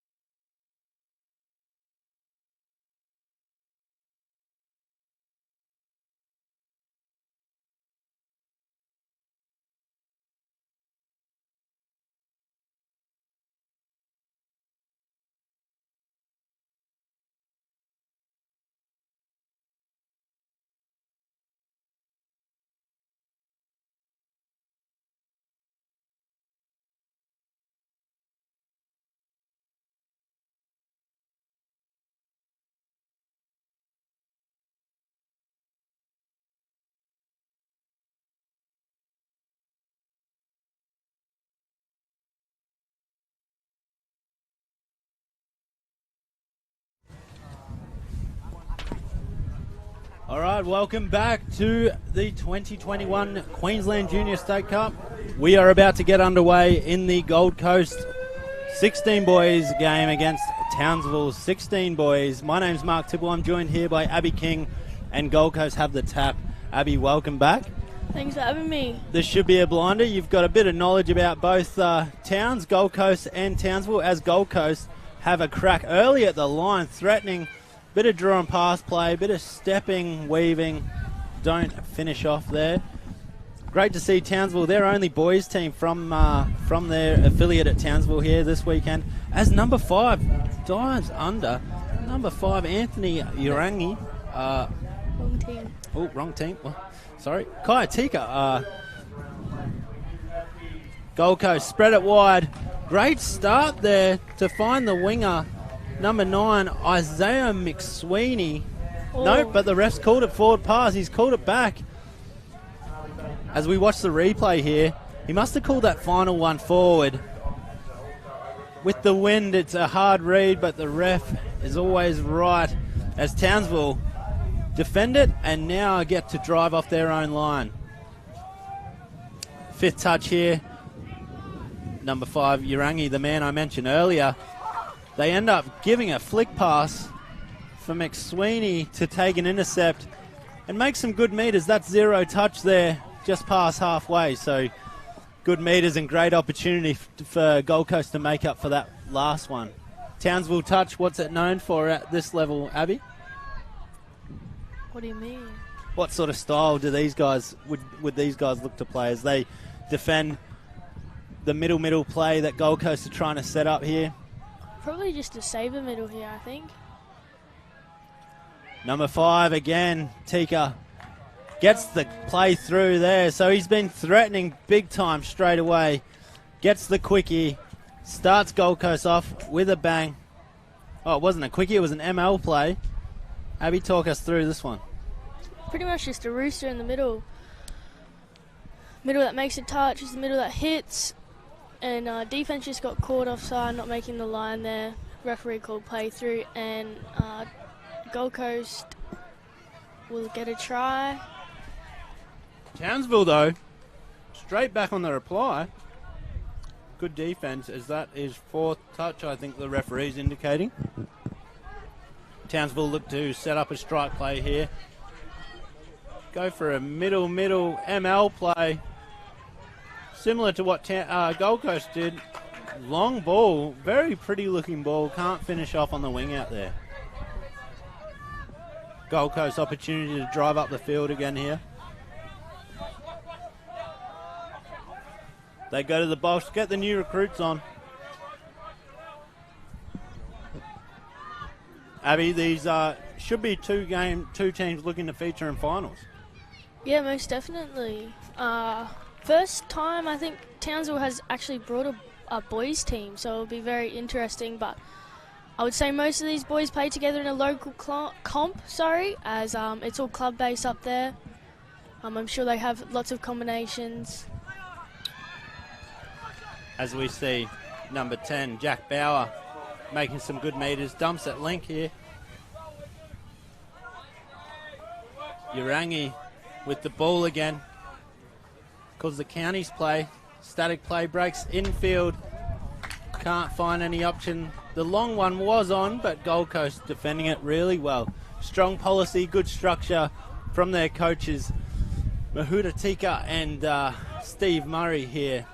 Well-known coaches and players featuring at all levels of the sport and leading a very talented 16 boys team in the Gold Coast here. Gold Coast are certainly, I don't know much about Townsville myself, but Gold Coast are certainly amongst the pre-tournament favourites. They've had really strong Titans Junior Series results. They actually won the last Palm Beach Titans Junior Series event that we had last month, I believe it was, and already looking strong. Townsville, middle play again. Send Urangi round. Sends a sweep at the... players going everywhere, attack and defence. Slam dunk. But Gold Coast say no, sir. Great touch by number 41. Waylon Tuta, as that brings us to 5th touch. Townsville will see if they can create something late. Urangi again, can't find anything cooking on that occasion, and Gold Coast defend it well. Now driving off their own line.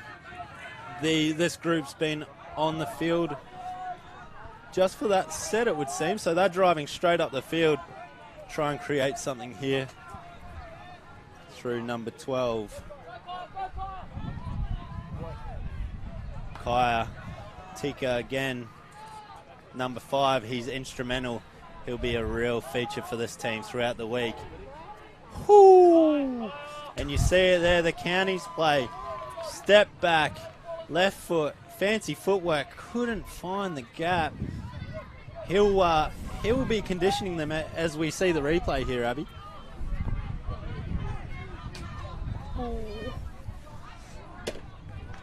Good touch by number 6, Zach Paul. Saves that one for Townsville. Now they're making great meters up the field, passing the ball around, some good footy. Unfortunately, that last pass goes to ground. So Gold Coast get an opportunity. You'd think they'll come to the sub box here. Good, strong run. Good meters. I think that's 2nd touch, pretty much on halfway. 3rd now as they look to set up for their strike play. Oh no, that's 5th and final there. Good wrap play, but really well read by the Townsville defense. All right, Abby, bit of a holding pattern for this game so far. Yeah, not too bad. Both teams showing good talent, and defense is definitely key for this game. We'll see what Townsville can do off their attacking set here. Down for their... Oh. Urangi has been really busy, number 5 there. Really busy early for them. He'll look to feature throughout the game, it looks like. As Gold Coast, this group defended, and they are coming straight off to get the new recruits on. Play on from the referee, Campbell Muir, gives Gold Coast plenty more meters, which will see them set up a strike play here on the 7. Number 41, he's got fast feet, he's got a good ball in him. Oh. Waylon Tuta, but cannot connect on that occasion. Well covered by Townsville to keep the score at 1-0 as we see the replay here. Yeah, big right to left pass there. Intercepted by Townsville, which will give them a 0 count, but unfortunately they've turned it around about 15 off their line, so they'll have a big D6 on here for Townsville. We'll see what Gold Coast has attack-wise. Mark, what do you reckon the boys will be running on the line? Well, this Tuta here running a punish play, the quickie short side. He slam dunks it. I'm not sure about this whole style over substance thing. A lot of players putting the ball up in the air. You wonder if he might have just scored that if he just slid the ball in, but the ref calls a touch on that occasion. Here's Kaiatika on the ninja play off the sweep, Abby. Too easy. Yeah, that's a killer, that one. Just watch the ball. Jacob Pugh there just got a little bit distracted, I think. Didn't, unfortunately, change. Try to make the touch on the inside. I think that brings the score 2-0 to Gold Coast. And Townsville definitely have a tap-off play or some sort of, what do you call it? Oh. So Key play. thank you for joining us, everyone, on the live stream. It's great seeing the live chat running as well, as Townsville throw a falcon into the Gold Coast player who didn't play at it, and that's ball down. So Gold Coast get the turnover. We are reading the live chat and staying with you live as number 12 again. Oh. He's got fast feet, Kalani Sione from the Gold Coast club. He's been very fun to watch so far. Unfortunately, can't stick that pass, and Townsville get a really good opportunity to bring a try back here on halfway.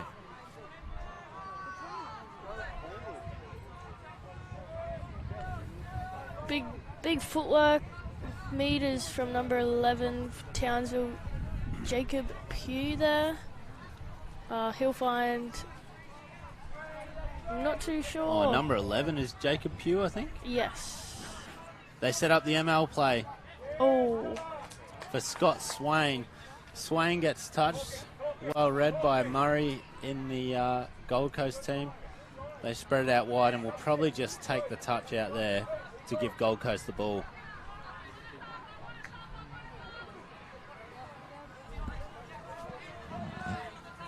Gold Coast driving to their box. Good meters. Really strong looking Gold Coast team for the 2021 edition here in the 16 boys. Kaiatika, number 5 again. Whoo! Dummy. Step back off the left. Very pretty touch. He loves that left foot. He loves putting on tries like that too.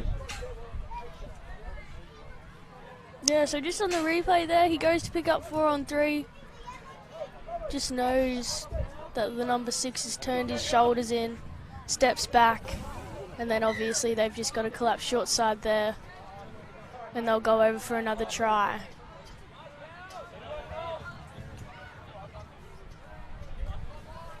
Townsville with the Rooster play. Ooh, Gold Coast must have been just onside there. That seems to be Townsville's play at the moment. When the strike plays aren't on, they'll run the ML. They've run a few MLs too, and I think there is an option long. So if their coaches can recognise that in the next set, as we see that wasn't really on. But if they run one of those Roosters or the ML play on their next set. Yeah, I think they just need to, if they're running that ML play, just shift a little bit to the middle of the field, because an ML is a middle play, and they're running the Rooster over on the link and just trying to get that option off the ML. Too far across on their link at the moment, I think. Good drive there from Bryson Smith, the Gold Coast number 3, giving his team a good transition opportunity here. Good dump for Tuta to go through, number 41. Oh, he's got away with it too. He's kind of weaved through. I'm not sure if there was a touch made, but the referee there has said play through. Fantastic skills once again from Tuta. He's been featuring heavily as well. Yeah, nice feet. 14 has been called offside. Clearly in that one. And a quick put down there as well from the try scorer, number 70. Is it 79 or 29? 29. Thailand, I'm pretty sure that was. Tyne Kipa Tamati to take the score to 4-0 for Gold Coast. Oh, Yarangi. Fantastic step back. We've got Luke Swain on the live stream saying, "Go Scotty," up number 7 in Townsville. So thanks for your support, Luke, of the boys. As we see a fantastic read, great intercept. Number 10, Lennox Tika, Kai's little brother. Great read there at link to give his team 0 touch past halfway. So they'll get more than a full set now to extend the lead. Kaya again, dominant off the right foot this time. He scores in between the middles. No slam dunk there from Kaya that time. I might start a campaign, stop the slam dunk, and this is why, because he may have not scored if he was slam dunking that. Talk us through this one, Abby. Just a step back, eyes up, looks for the line, scores the try himself. And that takes us to 5-0. 5-0 in the first half. Gold Coast looking very strong, living up to their pre-tournament prediction of favourites, amongst the favourites. I won't say out-and-out favourites. They have not gone through the pre-season tournaments undefeated, but, they are really strong and looking good, Abby. Yeah, and most definitely Junior State Cup is the one that matters the most. Biggest title, biggest win. You can lose all the Tri-Series, but you can win Junior State Cup. so anything can happen. 2 years ago in the 14 Boys, the Gold Coast team were the winners, so many of these boys will be returning from that as well. And you can see that strength on display. Abby is coaching the Palm Beach under-12 boys here at this carnival, and they've all come out the front of the live stream to say hello. Hello, boys. How are we, boys? Abby, what are your predictions for the Palm Beach under-12 boys? Yeah, we've got a good chance to make finals at the moment. I've heard they're fit but very ugly. Yeah, that is true. 12 girls, if you're out there, watch out for those Palmy boys. We've got actually Tristan Mana on the field mic for an interview. Hey, Mark Edwards here from Townsville, mate. We've got a good little game out here in front of us. Townsville 16 Boys. Tell me about them, brother. Yeah, they're not too bad. There's a few developing players in there. Young Anthony, number 5, he's the one to look out for in that side. They go pretty well, but other than that, they just need to fix up a couple of little things, and they should have actually make this half. Awesome, mate. Who are you here with for this tournament? No one. I'm actually on holidays. Woo! There you go. It's not often the Townsville coaches get a day off, mate. Really nice chatting to you, mate. We'll catch you throughout the tournament. No doubt, you will.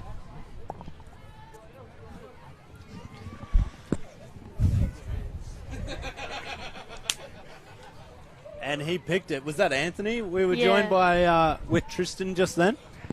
Yeah, with Tristan and Mark Edwards. So Mark Edwards is a NQ coach up north. Very good. Also very talented kids himself. Seamus Edwards, may know him. Aussie representative, and also Tisha Edwards, who will be playing in the Townsville Girls team. She's someone to look out for. And they just recently took out the school's under 18s championship. So if you're versing the 16 girls, you're sweet. When? Hey, Tiaki. Oh. He just lost it too. It's all happening here in the tent. We've got the tent moving around everywhere. We've got on-field interviews. We've got Kids. 6-year-olds losing teeth. We're having the best time here as Kaiatika, number 5 for Gold Coast, takes off once again from dummy half. He can't score, so he'll need to find a teammate who can, and he does. In number 12, Kalani Sione, who's also having a fantastic game. These guys are really good to watch. We saw the Rocky 16 boys earlier. Gold Coast are going to be right there with them, Abby, as we watch Tika go through once again. Yeah, Gold Coast definitely a team to watch. They've got key players, but they're all strong. They play as a team. So that takes it to 6-0, unless... We've missed one. Did we miss one? No. Oh, sweet. You did, but I'm on the ball here, Abby, thankfully. As Townsville set up Rooster play once again, diving with about 3 blokes touching him. They've got to look to, I would suggest, Rooster, early release, hit long. What do you think, Abby? Yeah. That's a lot of touch lingo, which you may not know about. I have no idea what I'm talking about. I'm sorry, guys. As Townsville turn it over, Gold Coast with the ball here, looking to extend that lead. Nick Peckier on the on the live stream chat. Tipple, can you talk the listeners through your move, Petticoat?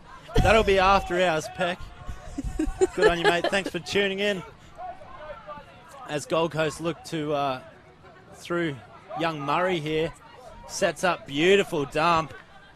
Oi! And they find that Murray gets what he deserves after a great dump. Number 15, Kai Murray, dumps for Bryson Smith, gets the ball back and slams it down.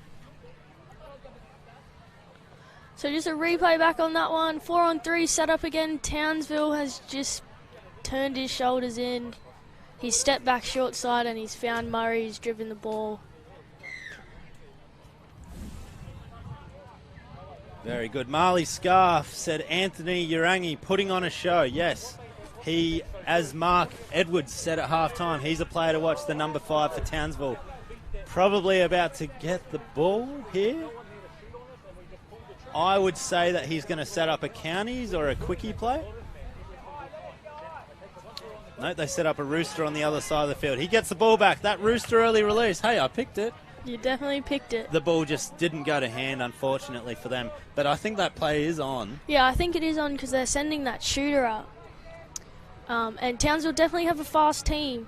So that rooster early is definitely for someone who's fast, can just beat their player one-on-one. Gold Coast, good momentum here, driving into the line again. 41, Tuta. Toot toot. He's got wheels on him. Too fast, he's ran dead. Yeah, they seem to be not too aware of where that dead ball line is. They're definitely running into the line though, so that is a good thing. That's a good sign for them. I got to say, the in goal does look a little bit shallow. I think in the 8th edition rules it's meant to be 7 metres, but that must have been Danny DeVries not giving the right instructions. Queensland touch. Event staff have done a fantastic job to put this on, as they've put on a great show, and so are Gold Coast. But 12, Sione going to score his second try, I believe. Let's go of the ball just before the line, unfortunately. As we see the replay, the quickie on the left side, slide dive. We said no slam dunking on that occasion. Why did you not slam dunk? No, unfortunately, did all the right things, but the dry field meant that went out of his hands as Townsville threw that man, number 5, Urangi. Good double step back. A young drummy flowing through him there, but can't make the break. So Townsville have been threatening. They've got some great athletes up in that region. Yeah, and it's 100%. fantastic, as you said, very rare for a boys team to come this far down, but it's fantastic to see them. How far's the flight? Would you have to fly to Brisbane from Townsville and then drive up? 100%. 2-hour flight nearly. 2-hour flight. Just under 2 hours. 3-hour drive up here. 3-hour drive. How much money are they spending? What great commitment. If only this was a professional sport, Abby, you would be a millionaire, my friend. Oh, no, sorry, you're injured. As Townsville, Urangi, he does not like a sub, but I want to see a try from him as they set up the ML play again in the middle. Oh, surely there's numbers. Oh. Number 14, Riley Baconyi, almost goes on to score there. ML play, good play from Swain again on the ML. Dive, no such luck. No money bags there, Abby. No money bags.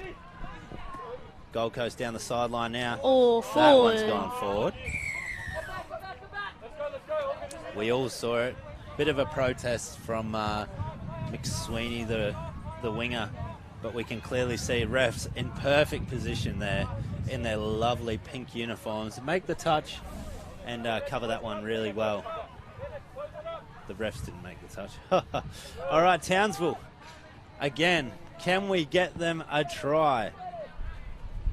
What would you be running? The Rooster early release? That's what we've suggested. Yeah, earlier, that's what Ab? we've suggested.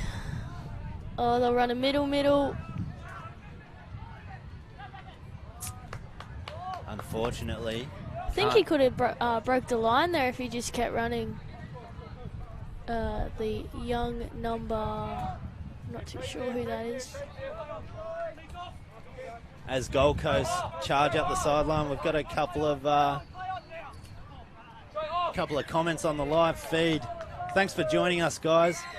Over 178 people joining us. Over 178. Over. And we've got Kim Ford saying, Townsville, go forward. Go forward. Her name's Kim Ford. We've got Sell Out a Rinse saying, hey, Jake. And we've got someone named Jacob Hall saying, injured Abby over Tipple. Not sure what he means by that or who that person is, but great to have you with us. As Townsville, they've got an injured player here. Oh, number 2 looks like he's ready for a spew. Number 2, not sure what's happened. Not too sure, eh? He's gone out the back. The refs didn't quite pick it up and didn't stop play. So Townsville were attacking with 5 players there for a little bit. Not sure what's going on. He's not well, the poor fella up the back. Oh, Gold Coast will turn it over for Townsville. In a prime spot for them to get their attacking team on and get another try. All right. I'd love to see them run a rooster early release here. They run a fade. Instead, they're choosing to run nothing at all, which isn't working right now. Quickie play, open side quickie. Oh, number 2. Great touch from Callum Clarkin on the Gold Coast 16 Boys team. Just getting him in time. Here we go. Here's that rooster play. The rooster wrap. And Urangi. Urangi, we've called him out from the start. Mark Edwards said that he's a bit of a developing star. We're getting chat about him in the live feed, and he pays us back with a try there, Abby. Yeah, so just a rooster short, really. We wanted the early, but we got the short, and we still scored. So that makes Townsville 2, Gold Coast 6.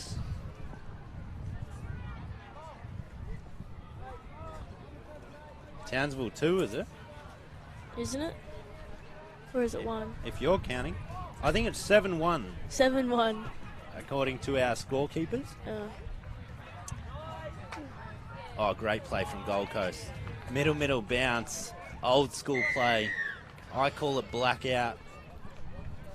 And they find number 10, Lennox Tika, who benefits off Sione's bounce play. Dives in, score. No slam dunk there, surprisingly. Gets rewarded with the try. Abby, when's your team's first game? 155. Who have you got? Toowoomba.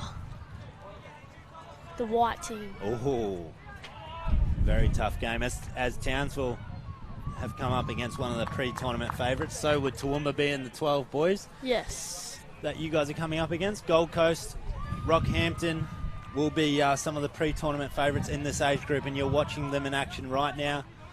Townsville, great to see them here. Haven't been able to convert too often, but it's fantastic that they've made the effort. We want to see more teams coming from all over for these events. Not only is there a Junior State Cup now, there happens to be a Senior State Cup, or as I like to call it, State Cup, Abby. Will you be returning at that event? Possibly. Hopefully. Abby King, if you don't know, is a under-20s Australian superstar, leading try scorer in the 2020 series, NRL Touch Premiership player. Puts on many plays like Gold Coast do there, and well covered by the number 12, Benjamin Donlan, the winger. Just gets a knockdown, saves a certain try for Gold Coast.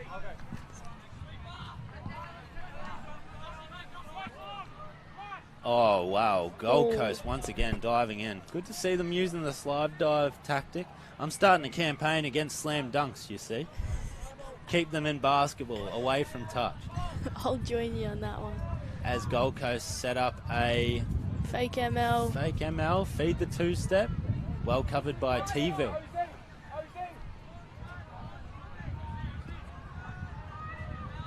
Gold Coast now building again. Fifth touch here, last opportunity.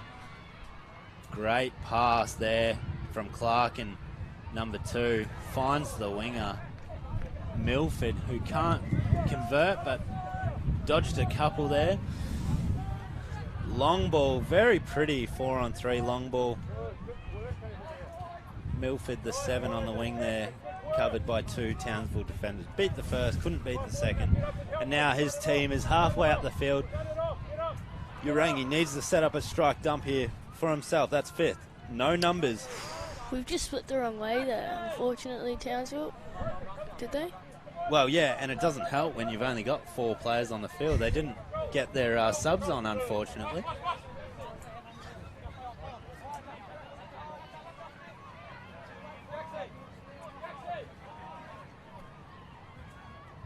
Gold Coast again, charging up the field. Sione, Tuta, these guys have been instrumental so far in this game. Feeds the fake OZ to Murray. Oh, flick pass. We love to see it, though. We love to see it, but it's a coach killer unless you convert it. You see it done so well at all levels, though. You see the Pete Normans of the world doing it for Queensland Men's Open and our beloved Sharks Men's Open. So, of course, you're going to try it in the 16 boys. Unfortunately, it goes to ground there. We've got Aidan Fitzpatrick on the live feed saying, "Go Zach Paul." Go Zach Paul. Will E says, "Hey." As we draw to a close for that one, very impressive effort by Gold Coast. They take out this one 8-1 over Townsville. Abby, how did you see that one? It was a pretty good game from both sides. Obviously, the score doesn't represent Townsville's performance, although first game at a Junior State Cup, so they can only build up from here, and Gold Coast is definitely a team to look out for. So if you're in the 16 boys, you've got a bit of competition ahead of yourselves. Yes, as we said 2 years ago, most of these boys were in the winning 14 boys team, and you see why. If you got to watch the Rockhampton boys earlier in the 16 boys, two of the top contenders for that title, so it'll be good to see. Abby, are you joining me for this next game? No, I think Maya's coming back now. I think I'm out. Well, it's been a pleasure. Thanks Will you for be having joining me. the live stream later on? Possibly this afternoon, I'm not too sure. All right, Abby, always a pleasure. Good luck with that rehab. Thanks, Mark. Good luck with your first game this afternoon too. Thanks. Keep the score below 5. Hey? Yeah, sure. No, well done. All right, we'll be back in a second with the next game. Gold Coast versus Rockhampton. See you soon.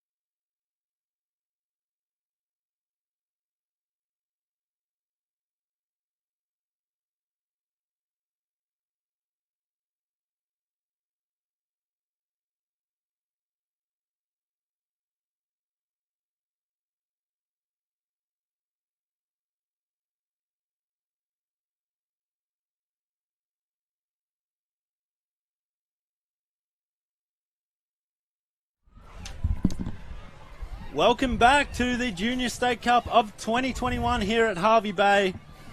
We've got Arana up against Gold Coast in the 14 boys. It's Gold Coast B. So a couple developing teams here.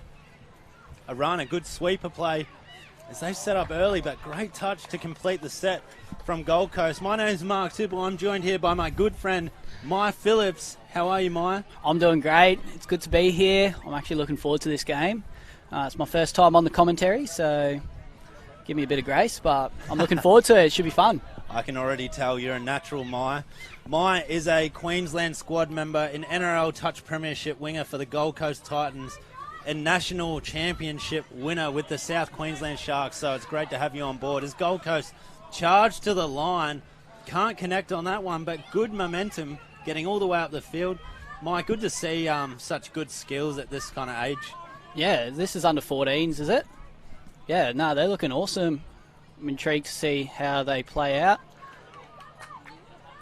I had the pleasure of helping coach an under 14 boys team at South Tweed, my South Tweed Stinger boys, who unfortunately aren't here, but this is a very fun age group, plenty of characters, and you'll see many different sizes of players. As Gold Coast, the number 7 there, sets up the quickie play. Great dive, and he's got that down.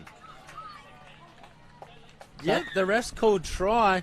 Quade Fakatihi scores that one on the replay. Talk us through it, Mike. Nice play, quickie play, getting it right on the 7. The link looked like he lost the line and the winger. So, yeah, nice dive at the line. They just need to protect that short side a little bit more if they want to keep Gold Coast out. For sure. You're one of the leading wingers in the game today. One of my favourite players to watch. If you're a wing there, you're telling your link where the line is, aren't you? Yeah, 100%. It looked like the winger actually was further behind the link, so they need to make sure they got their communication if they want to stop tries. Need to know where the try line is. One of the most important things to score and defend. So, I'm not sure if you've had lunch yet. If you're at the grounds, or you will be later on, there's a fantastic range of vendors. I've enjoyed some fantastic Japanese for lunch, and my friend happens to be Japanese himself. As we see, Maya may feature for the Japanese Men's Open team in the future. Yeah, we'll never know. Never say no. We'll see what happens. I don't know, I've never spoken to the Japanese team, so... Even though people have been connecting them with you, but that's all right, regardless of that. We'll see what happens. COVID makes it a bit harder, I reckon, so... 2023 World Cup, we'll see what happens, eh, Mike? We'll keep a lookout, I reckon. See what happens. All right, back to this game. And the awesome thing about this age group is these are the guys that we will see in World Cups for years to come. 100%. Not only touch at the highest level, but we're seeing so many players at this age go on to become NRL players, NRLW players, Olympic gold medalists, Mike. Exactly. I think touch football, it just really grows your natural skills. Gives you core skills, even the teamwork aspect of it. I think is awesome. You got to be dedicated to the sport. So I think a lot of people play for the passion. Obviously, it's a pay-to-play sport. Like there's never any money in touch footy. But I know personally, you play because you love it. Oh, and that's a try. Sharp footwork. That is a fantastic play from the Gold Coast boys, who charge up the field and score through number 61. A sweeper play on the run. The middle looked like he pulled his good short side, then lost sight of the ball, and then back down that short side. And once again, Arana losing sight of where the goal line is, really. Yeah. They need to hit the line and come forward. Great try from number 61 Gold Coast, Josh Tiamo. Arana have been setting up some good plays like they are here. So they got a quickie play, short side. Number 3, see, great ball. They're not lacking structure or skills. It just hasn't come together for them. Hayden Matters there with the fantastic left to right pass. Can't connect or finish that one. Testing them down the short side. That's always a good thing early in a game. Checking out if the opposition is protecting that short side, and then whether they'll later in the game probably look to go open side.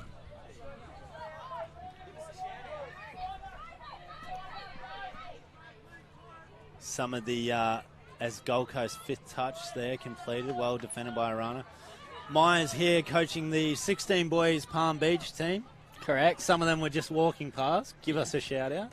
They did want a shout out. Shout out to my under 16 Palmy boys. 1 win, 1 loss to start the carnival. So it's a tough road ahead. We've got straight semi-finals. So we pretty much got to win every game here on out if we want to keep playing. Good touch made there from the link. Which is possible, but yeah, great read by their number 63, Josh Kataya. Well drilled team, this Gold Coast. They get to their subset well. They defend really well. They will. Gold Coast across the board will be very good to watch in general. As Arana shoot up, defend that one really well. 5th and final touch here. And Gold Coast can't complete that set. Well, do complete it, but can't find the try line on that one. Arana, good territory here. Driving up the field. That second touch just past just about to hit halfway. That's what you want. 3rd touch here as their new subs come on the field. We're getting plenty of support for Arana and Gold Coast on the live feed. Thank you for joining us, guys. As Arana set up for 5th and final touch here. Number 2 scoops through. Number 2, Miles Bryant found the number 1, Oliver Peregrina, who can't finish that one, or can't find the try line, but good defence from Gold Coast.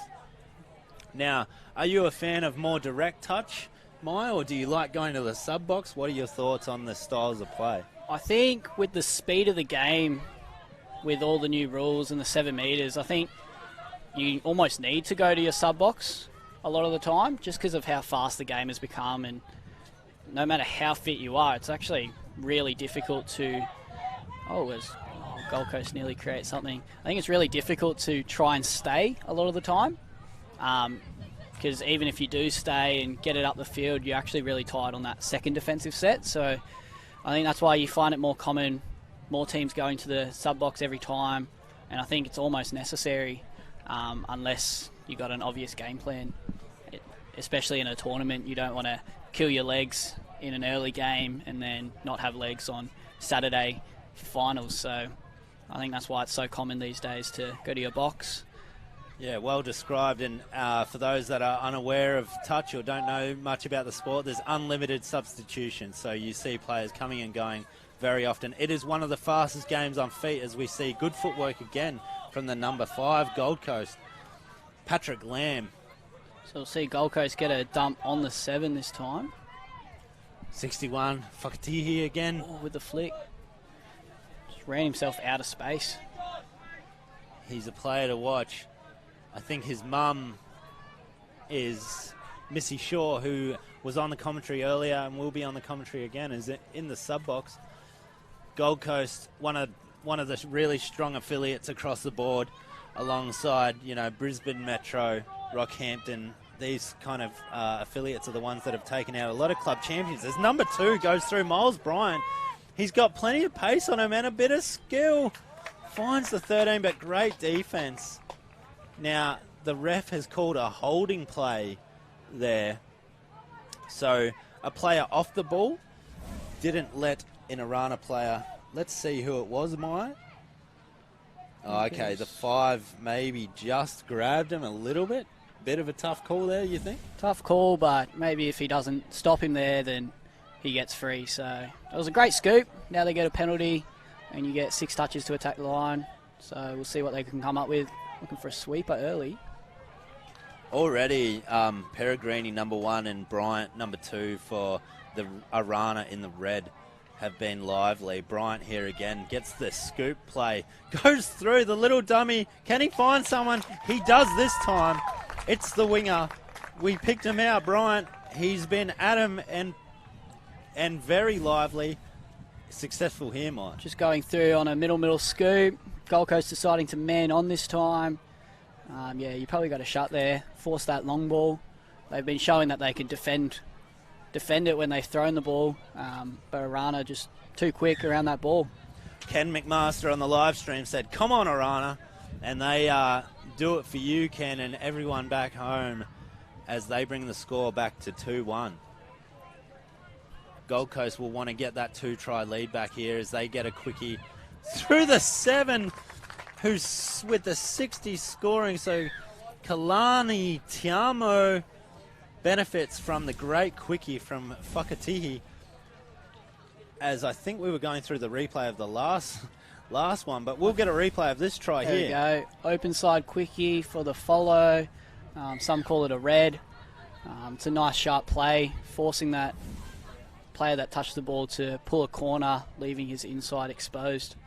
It's a good play because that person that splits and gets the ball back is a live player, so the saver middle generally wouldn't want to man on that, but has to follow there. So we'll see what Arana can come back with here. Toby Wu, much in the style of Brian and Peregrina, very lively, their number 12 for Arana, but they complete the set there. Gold Coast once again hold them out. Unfortunately for Arana, they're back to 2-try deficit, being 3-1 to Gold Coast. But they've made good meters here by shooting up. They're not letting Gold Coast get to their sub-box, and this could cause some dramas here for Gold Coast at the end of the set. Yes, it has. That's great pressure. That's what you want to do. You want to try and pressure that ball as much as possible. Don't let Gold Coast go to their natural sub pattern as much as you can, and then you get the ball back in good territory. So I think Gold Coast did get some fresh legs on, so at least they're defending with fresh legs. But Arana from the north of Brisbane, a growing affiliate, developing affiliate, and doing really well here as the number 9 gets well covered by Josh Katajar. I wonder if it's Katajar. It's a good pronunciation. We see the 3 again. 3 Hayden Matters with that nice left to right ball he's got, but can't stick it on that occasion as number 5 Patrick Lamb runs out from their own line. See if they can get stronger to their subset this time. Yes, better meters here from Gold Coast. This will help them set up for a strike play on this occasion. That's 4th, running into 5. Who's their go-to here, I wonder? It's that man, number 61, Josh Tiamo, who gives it off. And that's a complete set. So well covered by Arana. Yeah, I think Arana's comfortable if they're scooping from 20-plus metres out. Anything more than 15, you're pretty comfortable in, especially with Gold Coast looking to run that sweeper. They probably want to get as close to that 7 as they can if they want to be scoring off that sweeper. So we'll see how they go from here. As Arana threaten again. They're making all the right moves. Unfortunately for them, the ref has called it back for a forward pass. Little forward pass in there, but that was nice. Gold Coast probably all need to collapse at the same time for that shutdown defence. Sharp, or it would have been that first one that would have got called forward. But that's sharp from Arana if they can keep doing that. They've got plenty of go-to players, Arana, plenty in attack. They just need to put it together, and they'll be right in this one. As Gold Coast once again, forward pass. Just before half-time, the refs called forward pass. We don't have long to go, so this will be Arana's last set, I believe. They will get a full set on this one, they should.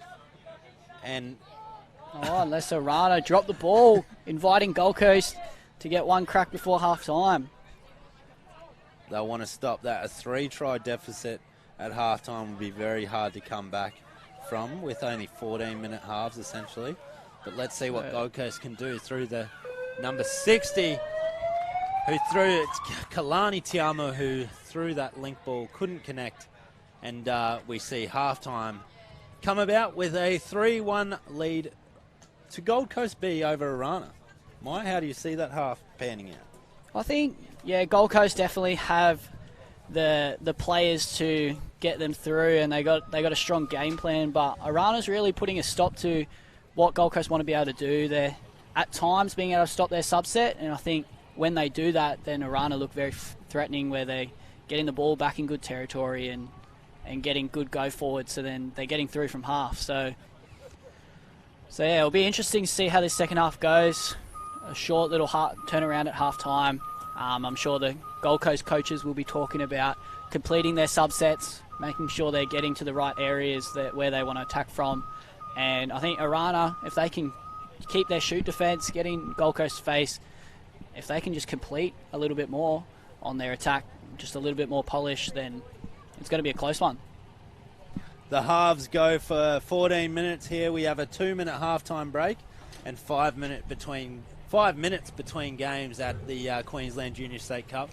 The 21st anniversary of Queensland Junior State Cup. Fantastic event.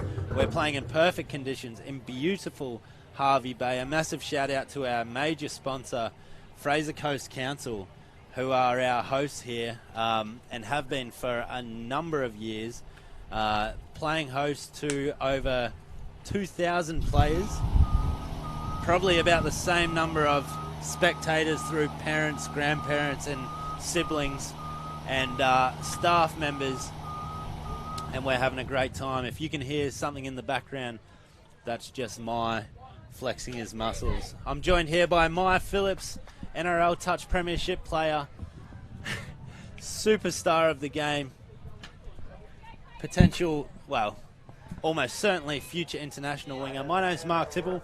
We're both from South Queensland Sharks and we're enjoying giving you this coverage. Thank you for joining us. We've got Gold Coast B 3-1 over Arana. I thought they were the Rockhampton Redbacks. They're another red and black team.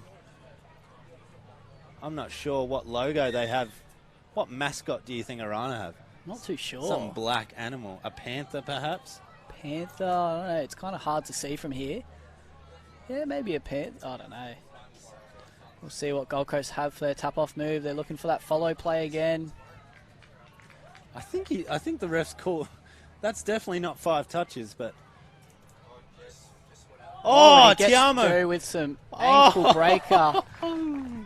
Kalani Tiamo goes through. Don't worry about the touch count. To find Cormac Green. Great try. That man Tiamo with his brother playing, I believe. Either brother or cousin. 2 Tiamos in there. I think the stream actually missed it, unfortunately. But that's all right. So what we saw was an ankle breaker. You can picture that however you like and score down the short side. So Gold Coast up 4-1. Arana looking to hit back. As Katajar makes the touch there. No, it wasn't him. But I've had some feedback in the live stream that number 63, Josh Katajar. That's the pronunciation. So Thank you, Denise. Reese plays. Let's go, Arana. You guys got this. They can come back if they strike very soon. Gold Coast releasing early in their subset. Giving themselves an extra touch. And it's been confirmed by Ken McMaster that Arana are the Panthers. Rawr. The Panthers. You were close. Is that what you said? You said they were a Panther? Yes, I did. Nice. There's not too many big black mascots that you can imagine having. As Arana go up the field again through Hayden Matters, who's been very lively. He's probably looking to set up a left to right pass, which is very handy of his.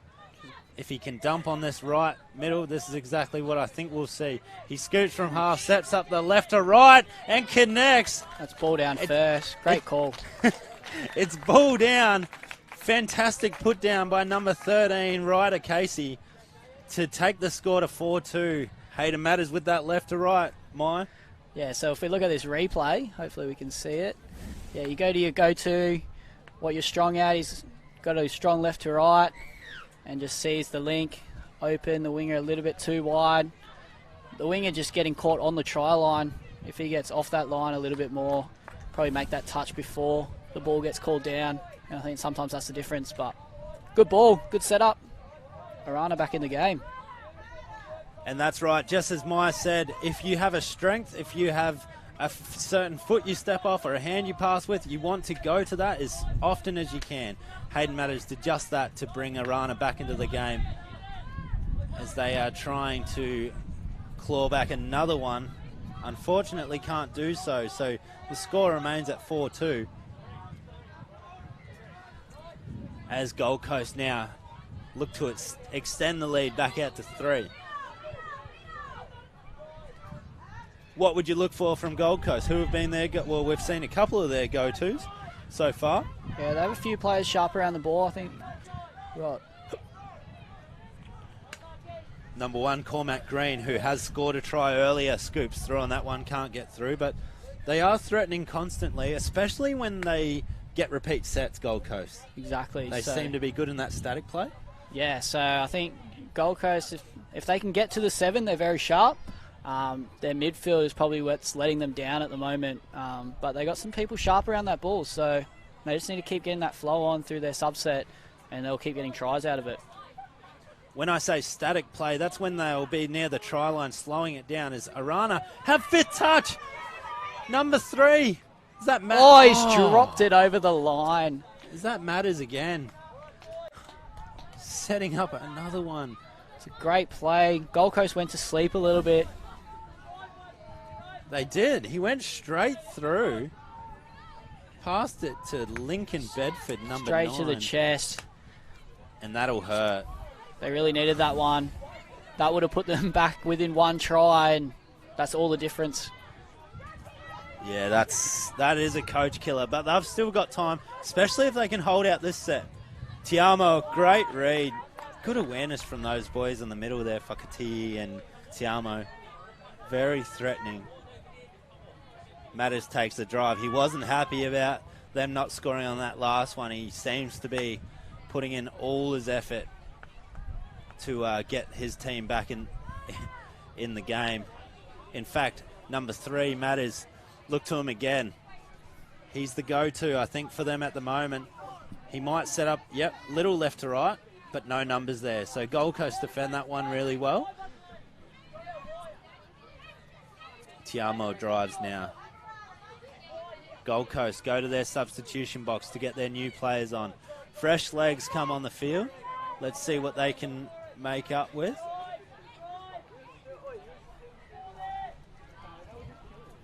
As Whakatihi goes down for Lamb here. But well defended. The number 5 tried to scoop through, but great touch by number 10, Baxter Fiedler. Or Fiedler. V Spliz on YouTube says, "Let's go, Quade." He's having a great game, so good to see the support from him. As Arana have 5th touch here.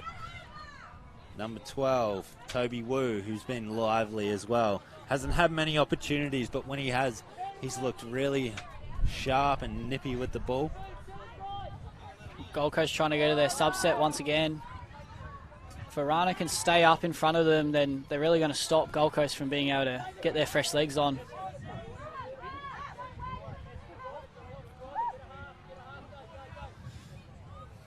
(4-2) here. Gold Coast Bees over Arana. We have 10 minutes left in the game. Or 8 minutes. I think it's 14-minute halves. But yes, 14-minute halves. They spill it. Gold Coast to keep Arana in it. I'm really big on this. If Arana score next, they have a chance to win. If Gold Coast score next, it's over. Yeah, I agree with that. I think they're really in the grind at the moment. I think a try to the next team will really wrestle the momentum. So Arana definitely need to be the ones to score next if they want to win. Gold Coast want to keep that momentum. They've got the score in their favour and time in their favour. So if they can play smart and get a try next, then they're looking sharp. So as Tiamo goes down for Whakatihi here, both these guys have been very crucial to many of the tries, but the referee calls that he has been touched at dummy half and then a little bit of back chat, so well done by the ref to control that and put that one away early. Roble here, that's first touch for Arana. So this will be good territory. They will have a chance on the line here as they drive towards the Gold Coast line. Not sure who will be the go-to here, but it's number 2. Oh, six again there. Again.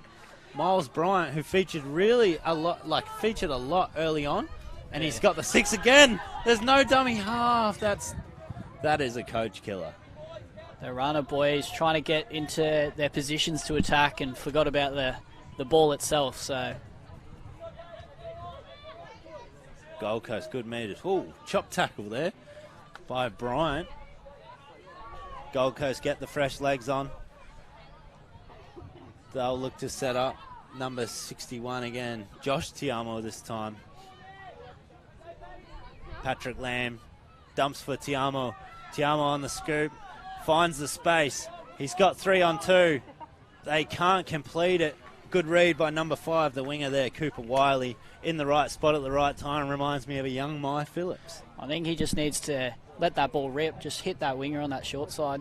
It was open the whole time. The cutout ball, you mean? Yeah, definitely the cutout ball. Tries to burrow his way over. Patrick Lamb, the rabbit, we'll call him, trying to burrow his way underneath. The rabbit. I like that. That's a good nickname. Can't do so. We have a rooster rat play for Tiamo there. Touch. Phase play. Second phase. Finds the winger. Oh, great cover defense. That's very well done out there. I believe that's Peregrina. And Arana desperately holding on to hope of clawing this one back. That's great defense, yeah. Definitely next person to score will have a good stead in the game. So Arana definitely needed to stop tries there, and they threw everything at them, Gold Coast. So it was number 4, Lincoln Rich, with the great defense down there. As Patrick on the live feed says, come on, Arana. Come on, Arana, indeed. They've got 5 minutes less than. As Hayden Matters, that man, throws it right to left this time. Oh, he's through. To Peregrina, great footwork. A couple of these they're smaller boys, very nippy on their feet. Fun to watch, mine. Yeah, Gold Coast really just need to stay alive on every play, which is tiring when you've played. This is probably more than their first game, and it's tiring as the game goes on. But when there's people sharp around the ball like that, everyone's got to stay awake because you never know when someone's going to get beat. So that's great defense. That's fifth touch right there. Yeah, that's great, D. They are pretty good at that, the pressing on the line to make sure Gold Coast don't make many meters. The thing that's cost them is when Gold Coast has got to the line, especially getting repeat sets, they've converted very well. All right, Matters, what will he be cooking up here? That's 4th touch. I think he needs to look for his left to right, but he's going to get caught on his wrong side. Yeah, so he'll want to be the scooper here, you imagine, and he has... Oh, I don't know if that's the play, really. I think he really wanted his left to right, and he got the wrong middle, so he just gave it back and almost gave up on the play. That's what it looked like, but I think they need to give Matters his left to right as much as they can. He's one of their go-to players, and see what he can pull up with. Absolutely, and when we're talking about this, we're talking about under 14-year-old boys setting up plays in the right spot, and even to do what they can do and know what they know is really impressive. So it's been a great game so far. Gold Coast, will they clinch it here? 2 minutes to go, but they drop the ball. Max Bailey said Kalani Tiamo is a Roger Tuivasa Shek. Yeah, he's sharp. Reese plays. Come on, Arana, keep attacking and defending well. They'll need to do both of those to stay in this one and get a chance of scoring 2. I would say they need to score this set, and they don't, because that's a forward pass and a bit of a fumble and a bumble to have a chance of drawing the game even. Unfortunately, I don't think they're going to be able to do it. That's if we've got the score correct. The referees certainly will, but I can't ask them right now. But we believe it's 4-2. We're pretty sure the live stream's got that. We've got that. As Gold Coast look to extend their lead. They're definitely in the lead, that's for sure. So we'll see what Gold Coast... They just need to play smart. They don't want to throw any intercepts. They just need to get to the end of their sets as far away from their try line as possible. I think that's the key at the end of games. But it's been a real grind this second half. It has been a grind. It's been good to watch. Arana have come back much stronger. Many of those tries, it's probably been 2-2 since they started scoring. It was just the 2-0 deficit they let get away early on, which has cost them. It was those 2 tries when they were getting caught behind the try line. Those 2 of them. Yeah, those little mistakes are crucial, as you can see in the scoreline now. So those are little things that you don't want, especially at the start of the game. You've got to be switched on, focused, know where the field is so that you're not making those mistakes and costing yourself the game early on. That's right, as Gold Coast have another opportunity as we draw to the end of the game. That's the full-time hooter. Oh, little back flick from Tiamo brings us to a close. That's 4-2. Gold Coast B over the Arana Panthers in the 14 Boys division. Good game. Great to see both teams going hard and at it there, Mai. No, it was an awesome game to watch. Awesome grind in that second half. But, yeah, I think Arana kind of shot themselves in the foot early in the game. Just key errors like getting stuck behind the try line. I think, yeah, you definitely got to start a game strong, and Gold Coast did that, and they walk away with the win today. So good job to both teams. Very well done. Thank you for joining me, Mai Phillips. Are you back on later on? I don't think so until the last day. So we'll see what happens. Maybe, maybe not. We'll see how we go. All right, well, good luck to you and the Palm Beach 16 Boys. Thank you very much. And your future international career with Japan. I'll keep pressing that, my friend. Thank you, Mark Tipple. And we'll see how we go. All right, mate. Thank you. Thanks for joining us. We've got the next game on between Gladstone and BMTA. And we'll be back in a second.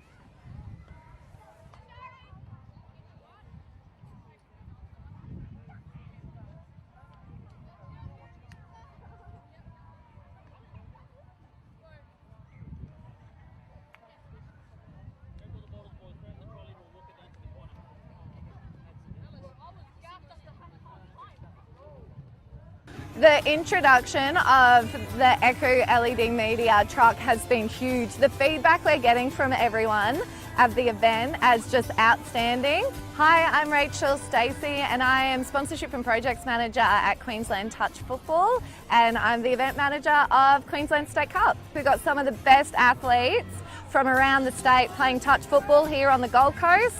It works in perfectly with our beer garden. Everyone can sit back, watch the game and then watch the replays on the match, and they can be sitting almost anywhere within our venue and see what's happening. Touch football always sort of live streams our main games, but being able to have the replays here just creates that more professional environment for our event. So what is awesome about this truck is that we can go from outside at a sporting event into a conference style within a day. So we're going to be using these screens as our presentation, but also to be able to show our sponsors throughout the day. So, I mean, that has just lifted the level of our conference from being something that we can do as a state sporting body to something that's very professional, and we're super excited.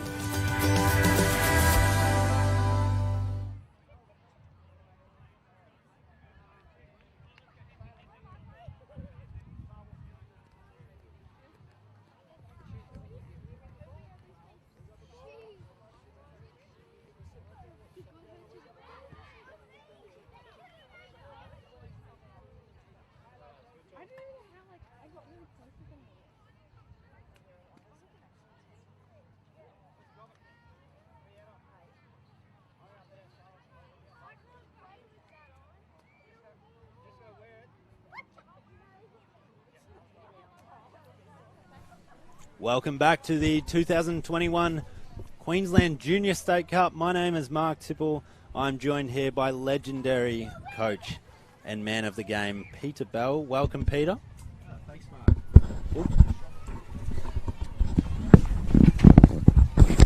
Hang on, sorry. I'll just fix Belly's mic. There we are. Jeez, what a good introduction that was. Hey, we got the mic happening now anyway, so yeah, thanks for having me, Mark. This will be an interesting little game here with these 16 girls. Looking forward. I've been with the boys all morning. Yep. Yeah, we've got BMTA White versus Gladstone in the 16 girls. So two developing teams, you would imagine. So this should be a pretty tight battle, you'd hope for. Yeah, it's all sheep stations for these girls. They all want to do their best and win, so I know a few of these BMTA girls there. You know, Abigail King there. Be interesting to see. Don't know too much about the Gladstone girls, but I'll have a look. Good to see the regional girls come down from Gladstone as they have first crack at the line here. Setting up a static play, slowing it down. ML play, middle ML, well defended by Brisbane, and that completes the set. So BMTA will be interesting to see if they go their sub box fresh off the bat. It looks like it. Probably their plan for the game is to sub pretty frequently. Is that a BMTA thing, or is that, is there a club plan? Oh, look, I wouldn't think it's necessarily a BMTA thing. I think it's subsetting is endemic in the game. Everyone wants to get off the field. I'm not a big fan, I must admit. A little bit old school in that department. I don't think that having been involved with the creation of subset some years ago, we created it for a reason, and it's not being used that way at the moment. They use it now ad nauseum. Everyone wants to go off the field sideways. So you're basically letting middles off the hook every time you do it. So it has pluses and minuses on both sides. Always two sides of the story, Mark. Yeah. And but we'll just watch it and we'll just see. I might be able to point out a few of the disadvantages of using subset too often. Oh, we'd love that. And it's been a little bit of a debate as you said. It's been very frequent over the last 5 years. So I like to get everyone's opinion on it, even on the commentary, because we see so many teams go to their box every set, and people have different opinions on it. And especially, it's great to have fantastic minds like yourself, like you said, where you guys helped establish these things. So yeah, well, I think, as I say, it's like everything in the sport. You need balance, and probably putting too many eggs in the same basket is not a good thing anyway. So, but Gladstone showing a bit of structure here on the line, I must say, which is good to see. But we'll keep an eye on the subset, and as I say, I'll let you know. But there's a good break there from the middle. Yeah, got great the ball scoop away there by Karana Townsend. Can't connect with the winger in the end, but they've had plenty of opportunity. It's funny, while we're talking about box sets and drive sets, Arana have had plenty of opportunity because of drop ball from BMTA. Townsend just went straight through, but well covered by the BMTA winger. And here they go. So they're going to their sub box, and the advantage of getting fresh legs on is obvious. That's why they do it. They want to get a set, and it's a democracy. Everyone gets a fair go, I guess, and so we're trying to give all the kids a go. So from that view, it's good value. Good, create an overlap there, and just shut down by the link, which was good defensive by her. But they've given them another 6 now. Yeah, I think it was Townsend again saving a possible try. So good play from her early, as BMTA slow it down on the 7-metre line. Try and create something. No dummy half there, so they'll go back to middle through 95. Chloe Miller on the sweep now around the link. Drops the ball, unfortunately. Bit of advice for her teammate. They'll fix that up. It's funny, though, using a yellow ball out their belly. It doesn't look regulation. No, it doesn't, does it? I hope our sponsors aren't watching that one, but and Gladstone were able to get off the ball quite easily. They're just going direct down one sideline. They didn't necessarily have to bring the whole team off in one hit. Yeah. But again, as I say, with the subset, its purpose is to get fresh legs on. But if you notice, Mark, they go sideways all the time. The people making most of the touches are links and wingers. And if you're a middle, you'd be saying happy days, wouldn't you, as we get a forward pass off the ruck there. So yeah, it does really want to penetrate through the middle, really make them work the hardest, sort of thing. Well, I heard Maya say there in the last commentary about getting fresh legs on and that, and as I say, that is true. But you also, if you're tired, want to get off, you can imagine your opponent would be pretty much the same. Absolutely. So it wouldn't be a bad time to attack an opponent who's tired like you are. Absolutely. As we see, a middle dump from Arana. Throws long. Number 28 from BMTA got her hands on it, Sarah Lombard, and gives Arana 6 again while she's going for the... Oh, yeah, the winger for BMTA, sorry. went for the intercept. Unfortunately, drops it. So you see what they're trying to set here. they've had plenty of chances on their line. They're going to bring a sweeper around. It's nice line too. She ran a good line there on that sweep. Attacked the toucher, and the space was opened up back on the inside. Not sure who scored there, Mark, but it was a nice dive into the gap. So Gladstone are open to the account. Yeah, so Zoe Geiger on the sweep comes around, connects with Jenna Davies, number 3, who goes in to score. Great setup and structure on that play. Good line to give them the lead, 1-0 over BMTA. Tidy up those roll balls, girls. Young girls quite often roll the ball on its point instead of nice and flat. There goes another one as I speak. That's generally because it's smaller on the point, obviously easier for them to grab, but it can go anywhere from that point. That's and what usually does. Yeah. As Arana driving up the field once again. The number 1 dictating play from dummy half for Arana, Shari Gibson. Oh, just another mistake. Both teams making more mistakes than what they'd want to. Conditions are perfect here. The ball would be dry. I wouldn't say it's the best ball that they're using, but let's blame the opposition's ball there for the errors. They should be using the standard Steeden. The beautiful white Steeden that every team gets. Yes, that's right. As BMTA fade out now, 95 again. She's been in the thick of everything. Chloe Miller. She gets a punish play, a quickie short side at link. 2-hand dive, well covered. Didn't really threaten short side as much as what she needed to, but there wasn't really much on as well. Townsend, number 6 from Gladstone, defending that really well. Yes, their defence has been quite good so far, the Gladstone girls, and they're driving nicely towards the sideline there. People can make easy changes as the new legs come on. See how they finish the set off. They've got some pace in this lineup here as They've well. upped the ante a little bit there, haven't they? They've mainly for that strike dump and the scoop, and she's through. They have. Miller misses the touch. That's a fantastic scoop by the tall Gladstone player. We'll catch her number in Jenna a second. Davies, I think it was, and she had a couple of options too once she got over the line, which was good. I always tell your juniors to support the ball all the time, and those girls did well then. Very well. She had a number of options. She looks very threatening, the Jenna Davies, as well as Zoe Geiger as well earlier. Come off the back of that momentum that they generated, they got quicker and quicker, and the girls come out of the box with that momentum. Was very good. And they've got some good momentum here. BMTA white, so usually BMTA teams are red, blue and white, so this is a development team for BMTA, and it shows the strength because they're not short on talent. It shows the strength of that association. Yeah, you'd expect that a lot of these girls wouldn't have played too much touch, and they're getting the opportunity to mix it with some better players, and that's how you do develop. Which is what we're here for. Gladstone off to a great start here. The Country Girls.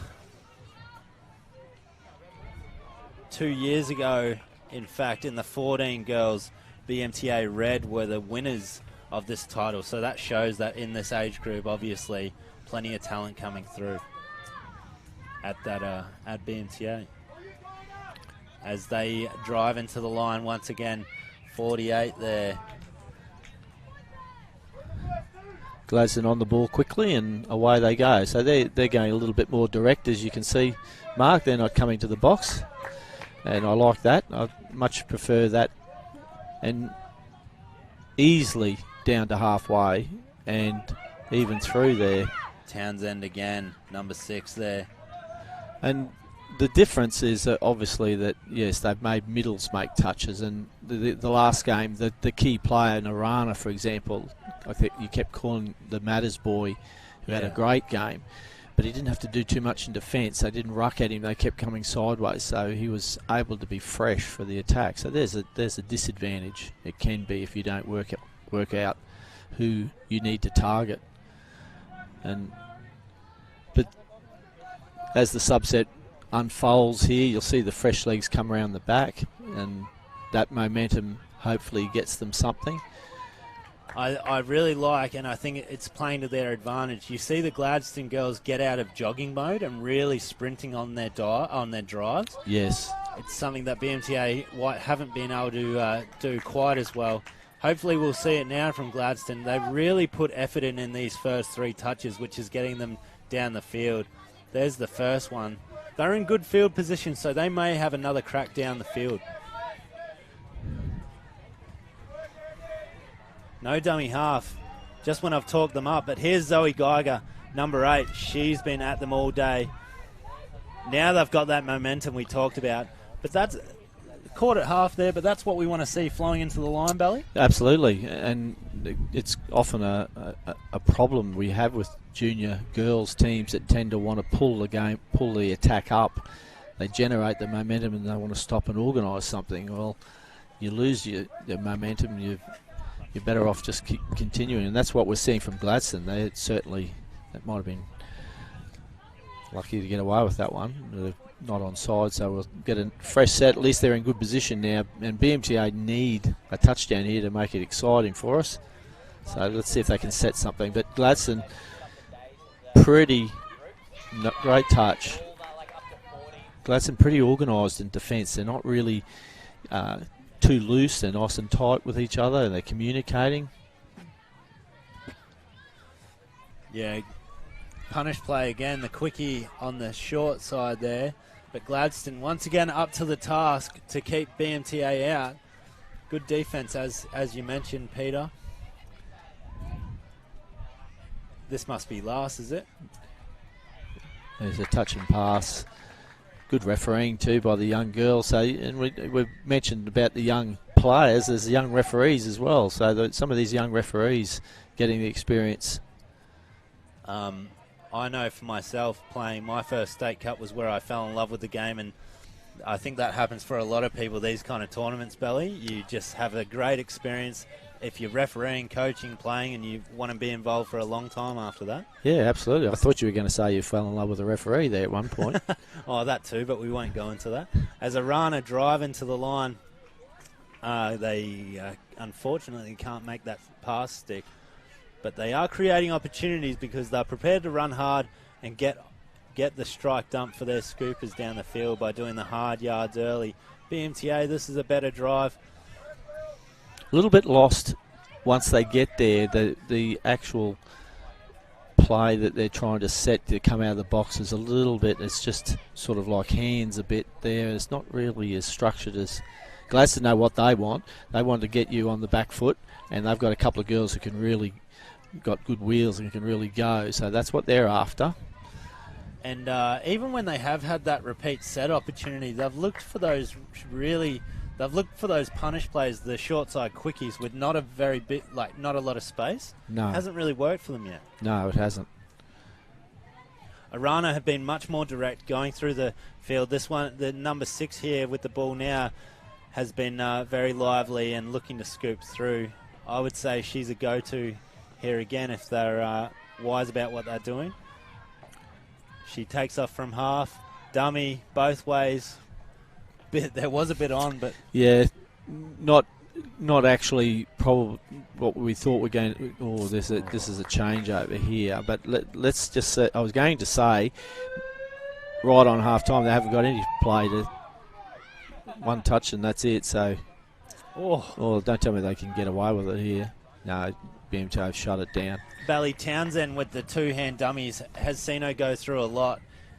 You're well known for, I would say, being the best coach of women's players in the history of the sport. Is that something that you look to coach young girls early? Oh, I think initially it's like all of the skills. Passing dummy is just another. It's still part of passing and being able to pass properly and hold the ball correctly and make it look like you're passing and executing that skill. So dummy's just part of that natural progression. It's not something we sort of go about. In actual fact, you probably wouldn't want the kids throwing too many dummies as long as they understand why they're throwing it. But you know, it's good to see young girls, young boys for that matter, using the dummy in their skill set. But got a little bit more to work on here. I think the BMTA girls have probably, in this half anyway, they've had opportunities. They've been field position. They've been down there, but they really haven't shown, other than the punish on the short side, they haven't really shown too much other structure. So I'd be trying to get them maybe opening up their defence, the Gladstone defence, with a couple of sweeper plays or a couple of quickies and test them out with some of those. But at the moment, Gladstone have all over them, and quite simply on the back of the good rucking that they're putting together. That's right, and they are up 2-0 at half-time as in the we get ready for the second half. The next game we see Rockhampton in the corner there, out of your screen, but they are warming up the 18 Boys. We have a cracking match between Rockhampton 18 Boys and Redlands next. Two of the powerhouse clubs of this tournament, especially in that age group. You know, that it's actually a grand final replay that we've got from 2019 in the 18 Boys. None of these boys probably were in those teams, but looking forward to that one next. If you can join us as BMTA tap off to get us underway in the second half. They are looking to claw back from a 2-0 deficit. Gladstone have been really direct and really positive with their running forward as number 44 for BMTA Scoops. Number 44 is Sini Piutau. Sorry if I butchered that last name, but good effort from her. Unfortunately, they can't convert that one as Gladstone. Geiger, every time that number 8 has got the ball, Zoe Geiger, the one with the ball now, she's accelerated and driven. The kind of player you want on your team to get the go forward. Absolutely. You can tell she's a good athlete. She's got, good, the way she moves, her foot speed and a little bit of footwork she does put into when she receives the ball. She works off the ball. So she's a good, strong girl there. They've got a beauty there, Gladstone. Girl making the touch is not bad either. Yes, and they're both featured in both the tries. Gladstone have put on... Or was that a commentator's curse or what? Piutau, the one we mentioned earlier, number 44, Sini Piutau, I believe it is. Yes, and she got Jenna Daves just about giving her a rap, but she actually turned in and was straightened up, and then she beat her on the short side. And I think they were late getting to the line because she was the saver. The sweepers come round, stepped both of them, and slid in. Bit of a soft try from Arana when they've been really good on the line. Yeah, and that's probably not going to be too bad for our game to watch, Mark. I think that's 2-1 now, so it should be good to see how Gladstone respond, but more importantly to see if BMTA can get another one quick and put them under a bit of pressure. That's right. So and that's the pressure we're talking about. See, 2-1 all of a sudden.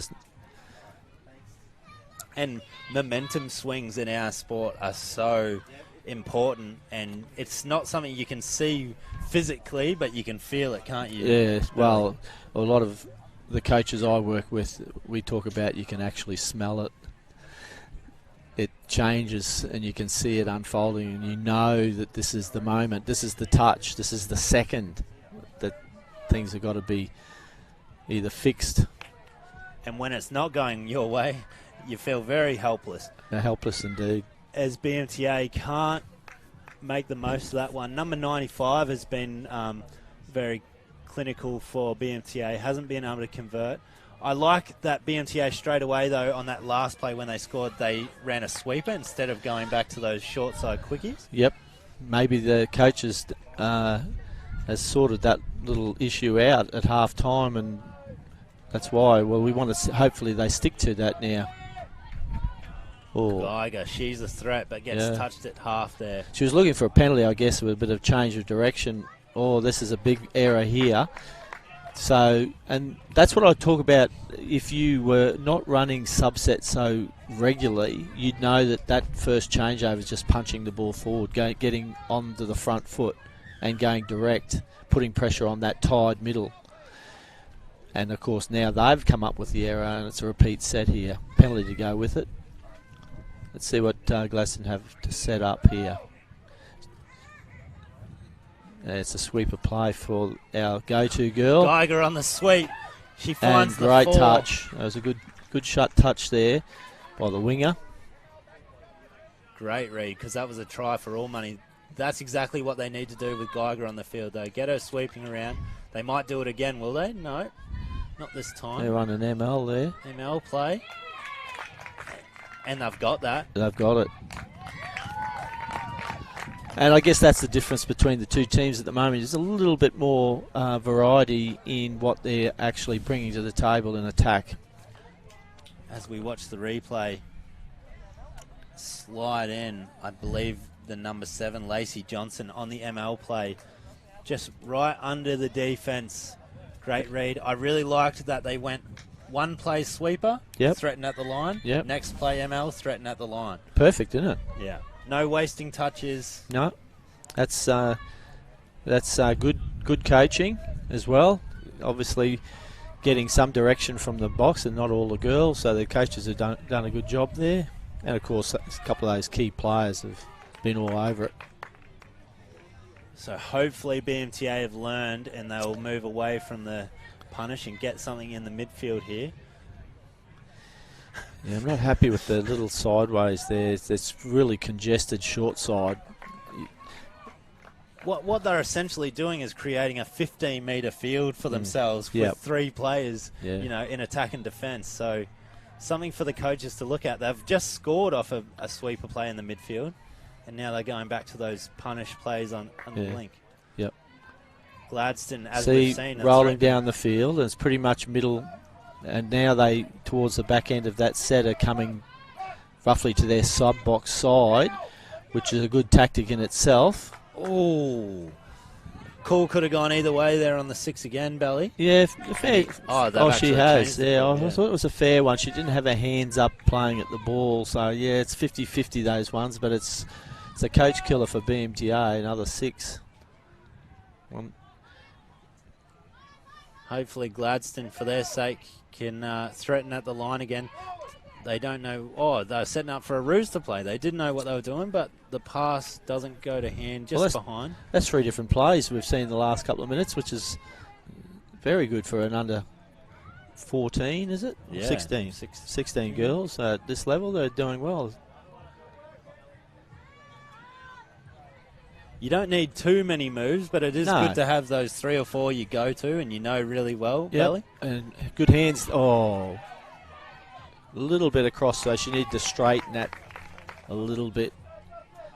Did our link in that case? If she straightened a bit more, might have given a bit more room for the winger. But at least we saw a little bit of ball movement from the BMTA. Good touch there too. Good hard-working middle. She's working well. Davies and Geiger up the field again. That's 5th touch. Lacey Johnson at half here with the ball. Will she try put something on? Yeah, I'm not sure. Oh, there they go. They've got an overlap too. Geiger. No touch. Good honest call from the young lady. Great honest call. And on 5th touch, Ella Williams goes through after some great hands and some good ball play. Belly, talk us through the replay here. Yeah, so interestingly here, she's come back the short side and there were numbers all of a sudden. A nice draw and pass. And that winger had her for all money, and then she's just swiped and just missed her, which was better, but great honesty. Yeah, and that's what you love to see with the kids. We love that in this sport, don't we? And we do. When you see it at the young ages, it's especially special. A rare thing, not found in other sports, really. The honesty not a lot. That's right. This day and age, but it's lovely to see. As BMTA once again, they send a sweep around. It's that 95 who's had a good game, Chloe Miller, but can't hold on to the pass this time. As Gladstone, good ball movement. That young lady Geiger again, she's been in everything for Gladstone. They make good meters, direct, running with pace as they get their new subs on. Davies there, the number 3 at half, chooses to stay on again. She's been busy all game. And I like the Amelia Fisk there, the middle for BMTA coming into first off here, first receiver. She worked pretty well through that set, and she's got a good work rate for a middle, and that's what we look for coaches. It don't have to be fancy, but if you're working for your teammates, getting involved and doing all the things that no one else wants to do, like Amelia's been doing here, it's good. You love playing with people like that, don't you, Belly? Oh, you do. And you love coaching them, that's for sure. Yep, for sure. As BMTA, good meters here through the middle. And that's the difference right there. Not the just the nice little bit of finesse at the end of the set to know to get the ball on the deck and have someone going. So that's what Gladstone have done pretty well, I reckon. I think it was the winger there for BMTA, Abby Spooner, number 46, with that dump. She had really good momentum, but couldn't find a dummy half. No. Maybe they hurt us, at half. There's not been the same degree of subset. It's been a little bit more direct. Certainly, you don't have to just do arrows one after the other down the field, but not going to your sub box has been a little bit better done, I think, this second half.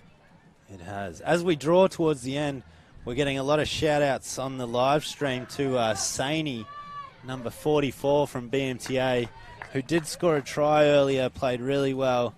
And that's Saini Piatau, I think the name is. So thank you in the live stream for all the support and the feedback. Great to have you guys with us, supporting from far and near. If you're around the area, get on down here. I'm sure more people will come later in the week. Finals day is Saturday, and we look forward to that. Let's hope, though, yes, the weather stays good for us. Heard there's a bit coming, but hopefully we'll be right today, I think, but tomorrow might be interesting. But the field's in great shape, aren't they, mate? So I think, Harvey Bay have done really well with what they've presented, and they do every year. They always present really good venue for us. It's a great place to come, the Fraser Coast, isn't it, Belly, for this kind of carnival? It is. Well, ask all those parents out there who enjoy it and come back every year. Geiger goes through untouched, number 8. She has been fantastic all game. A player to watch for the future, Peter Bell. Yep. You've seen some of the best, and we see. Well, the line. Look at that running. line. She's ducked back inside. Great line received, and a good pass too. But yeah, the line that she ran was enough to beat the defender. That close to the line, you wouldn't have thought there was much room to move there, but she got through it. She puts up a bomb to celebrate. A great game. Well done to her as Gladstone extend the lead 5-1. In a really good performance from the Country Girls over a developing team from BMTA who have not stopped trying and will be learning so much from this. No doubt they'll go back and watch this kind of game as well, Belly. So what advice would you have for the BMTA girls? Well, I guess what we've seen in the second half in terms of a little bit more ball movement and a few ideas how to structure your attack and what to look for. We mentioned a sweeper they scored, and just tighten up the sideways and narrowing the field, like you mentioned, Mark. Those sorts of things can be fixed quite easily, and get the point of the attack right in the middle when you've got plenty of space on either sides. I think also just they're defensively they're a little bit loose, and maybe need to. And that's what happens with inexperienced girls, just probably not talking enough. I think, like you said earlier, some of these girls wouldn't have even played much touch. A lot of them will be playing their first junior state cup. They've just come from school touch. They might have played in all schools if they're lucky. Yeah. So to really step it up at this level, they'll get so much out of it. They will. Hopefully they fall in love with the game and are around for a long time to come. As Arana scooped through again, good scoop from Lene Walker, but can't convert that one. It's amazing how much the kids learn when they come away and they go away to a carnival, and then when they come back, the coaches know it. They say to me all the time, they said, George has come back a different player and Billy's doing this, and it really helps the development, and that's what we say to a lot of the kids. If you play as many as these you can, you don't have to be in the best team and win. Yeah. You play as many as these types of events. And that's what we hope that the BMTA girls will take out of it. They're only learning. But a great effort by the Gladstone, the country girls, as you call, Mark. They've got some promising young players there, and I'll be interested to see how they go against a couple of the top teams. I think they might give them a little bit of a worry. Yeah, they could be a little bit of a dark horse. So I'm sure you girls will be watching back the Gladstone players. Well done on the 5-1 win over BMTA White in the 16 Girls. Belly, it's a pleasure. We're on the next game as well. It's a pleasure being able to do this with you, and it'll be a pleasure commentating a game of this standard. Potentially a grand final preview, two of the top big guns in men's touch, especially Redlands versus Rockhampton up next, Belly. Yes, I'm looking forward to it. I love these games against these boys. There's no love lost too, I might add. Their under 18 division is very competitive, and they don't want to give anything away. So both teams though got good coaches. That's half the battle too. Carly Banks has been around nearly as long as I have. So she's a great coach, and she knows her stuff. So she'll have these Redlands boys well and truly primed. But the nursery, as Phil Guymore, Australian Men's Open coach, would say, that nursery being Rockhampton, where he tells me all the good players are being nurtured, and the male gender. Rocky boys have got a fairly good side to come down here. Jardel Bob, the one to watch, in my view, one of the best juniors in Australia, number one. But they're littered with good players here right across the board. Flynn Kelso, number 10. They both featured for the Queensland under-20s. They did. Braden Hugger's another great player too there. Paddy Crow's a good player for Rocky. I think Zane Cox, also another Queensland under-20s player in the who just beat New South Wales in the State of Origin recently. Yes, so this will be a cracker, as you say. I do know Alex Condon for Redlands, number 2. He was a Australian under-18s representative at the last Youth Trans-Tasman. Yep. While they may not have the same degree of talent on paper, the Redlands boys, they are very well coached, got good structures, and they'll give a good account of themselves. But I guess my money, I'd like to see an upset, but I don't know. Bowman Jackson Jacobs, the number 7 for Redlands, he's another player to watch. Keep your eyes peeled for the skill and speed. Yes, I know Bowman. Actually, Bowman's got a very good right to left ball, so he can use that in this game because he's got better players to run the lines that he needs. So it'd be good to see how Carly gets Bowman into this game. But what's your pick, Belly? Looking forward to a lot of good calls, Zach. Great refereeing, guys. That sort of stuff on the commentary. I'll listen back tonight. All right, we're joined by Zach Genrich quickly. That was him over the live feed, if you could hear him. He's one of the referees, joined by his sister Zoe, and his confidence must be down. He's after support from us, so we'll see what we can do for the poor referee. But this will be a cracker. I think my money's with Rocky. I think they'll be too strong with the degree of talent they've got at their disposal there, but I'm not discounting. Carly Banks will have a few tricks up her sleeve. They'll have good structures in place, so it'll be tight as. But this will be them just sorting each other out, I might add. You don't show everything, or you don't want to do too much in the round. There's no point winning the round and losing the final mark. Yeah, absolutely. You'd be happy to lose this one if it means you win the last game on Saturday, Belly. Well, I never like losing a game, but we lost the 2015 round game to New Zealand. And at the World Cup, Women's Open, and then we put them away in the big one. So that's the most important thing. Only one game to win. Belly, that must have been a shock, though, because that was the first Women's Open game they'd ever lost at a World Cup. Is that right? Yes. I wouldn't say it was a shock. I mean, these things happen. You can't win everything every minute, every time, every game. But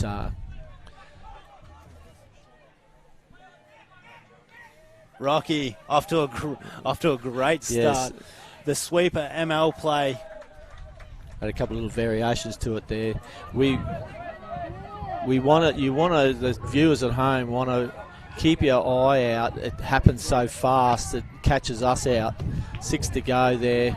It probably didn't need to make that play at the ball. They had them covered, but sweeper play. They'll test them with anything. So far, ref saying no, you didn't make it. Touch it, didn't make the line. Let's have a look at that one. It's he was happy with that, but they see straight onto the ball. Sweeper comes around tight, attacks the toucher. The toucher didn't make the touch, but the other middle come off the line, but he's saying no. Ball was down. So Zane Cox scores that first one. That's exactly right.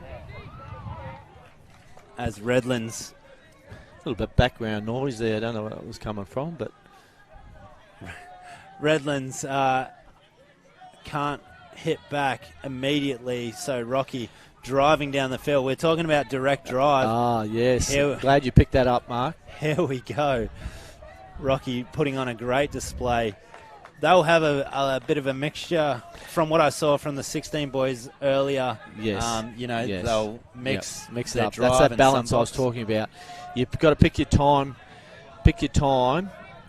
If you've got a couple of middles on the field you want to get at, you don't want subset. You direct your attack at them. And Belly, I will say I'm not Nostradamus, but they are up against a team that will go to the sub box pretty much every set. Yes. Through Carly Banks, who's been one of the biggest coach exponents of the subset, which has been super successful for her and her teams. Yes, and given that she's had that success, she's not going to change the formula. But that's nice sweeper play. Number 9, Charles Menzies, very sharp on that sweep. Came around from Redlands very hard. Tried to connect with the link, Alex Condon, as we see the replay here. Miller. He actually beat the middle on the short side. He straightened him up and beat him to the short, and the link intervened, and we're talking, and they've just scored, so I'll have to have a look at this. Alex Condon, that man we said, Australian youth player. He has been on fire in the pre-season tournaments. Shows his wares here. Sweeper play. It's not too dissimilar to the same way Rocky scored. You've got 2 middles there, one retreating, the other trying to make a touch off the line. Not too dissimilar. Zane Cox again, beautiful ball. Unfortunately can't connect on that one. Interesting that going to the link hole first, Rocky. They quite often test you long and then bring that one home later, but went to the link hole that time. Alex Condon again. So Condon subbed after his try. I wouldn't be surprised if they set up for him here. They do. Here's Condon from half. Goes long. They appeal for a 6 again. That has not been played at by the Rockhampton player. It hit his head. And Rocky will get the ball and a set ball down. So now they drive. This will be their time. Cox with the ball here. Oh, what's... Forward pass off the ruck, was it? Yep. Yep. Zach Genrich has got a forward pass off the ruck. Great decision. He's always in good position. Zach, fine young referee.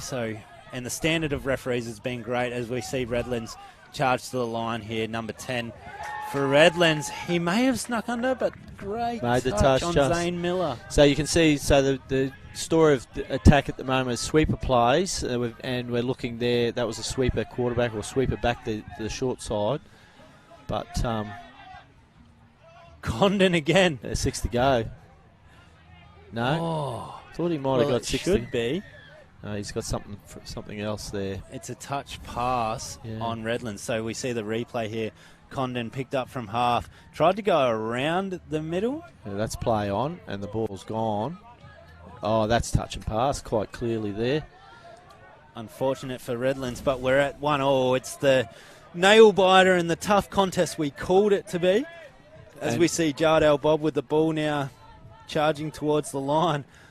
He's got beautiful footwork, much like his brother Jamin Bob. Yeah, well, his footwork is you'd love to have it if you're a player. I mean, I would have dreamt to have those sorts of feet when I was playing, but Jardell's certainly a jack in the box. We'll see what Rocky would set here. Now, Jardell's on the field, so I know he'll scheme what he wants here. He's taking it down there now. He's calling for the ball.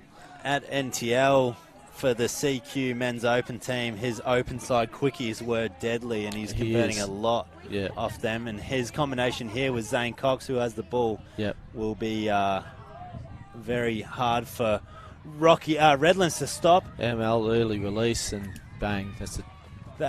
He's called forward pass. Yeah, forward pass. Was it off the ruck? Patrick Crowe hits the winger on a great ball. As we watch the replay, it must have been the pass before what we see in the replay, because that one from Crowe there was a beauty left to right. Yeah. Condon again, number 2. The other thing I might add, we're talking about that debate with subset markers, that is the thing I always have against it is quite often these big games, you want your best players on as much as possible. So you tend to weight your substitution or your interchange with those better players. Subset doesn't allow you to do that unless you manipulate it. Yeah, unless you structure it really well. Yeah. And like we've been saying, some people do it without knowing why they're doing it. So as we see some sharp footwork from Flynn Kelso to try and get his team. Yeah, just probing at the moment, Rocky. I think if Redlands can hold their nerve here and not turn over cheap ball, the longer it goes, the Rocky guys will push and push passes, and that'll play into Redlands' hands. So that's what they're looking for at the moment. Now you'll see Redlands are sending Bowman, Jackson, and Alex Condon on as the latch a lot on this right side link. And then they'll try and bring the ball back. Here's Bowman here, the number 7 we talked about pre-game. He's the right to left. And what that was, that's bad. Oh, that hurts. First touch belly on a quickie. And they're the sorts of opportunities that against Rocky you can't afford. So we've got the replay here. Forward off the ruck, clearly. It's fair to say the refs were right there, and you can see already they're targeting it. They're really looking at it. So hopefully the coaches can say to their boys to just get the hands going backwards, show the refs you're doing the right thing. Yeah, sometimes you just need to take that step forward and make it obvious that your ball's gone backwards out of your hands. So here we go again. Redlands very well structured. Plenty of options. Run the middle slip play there.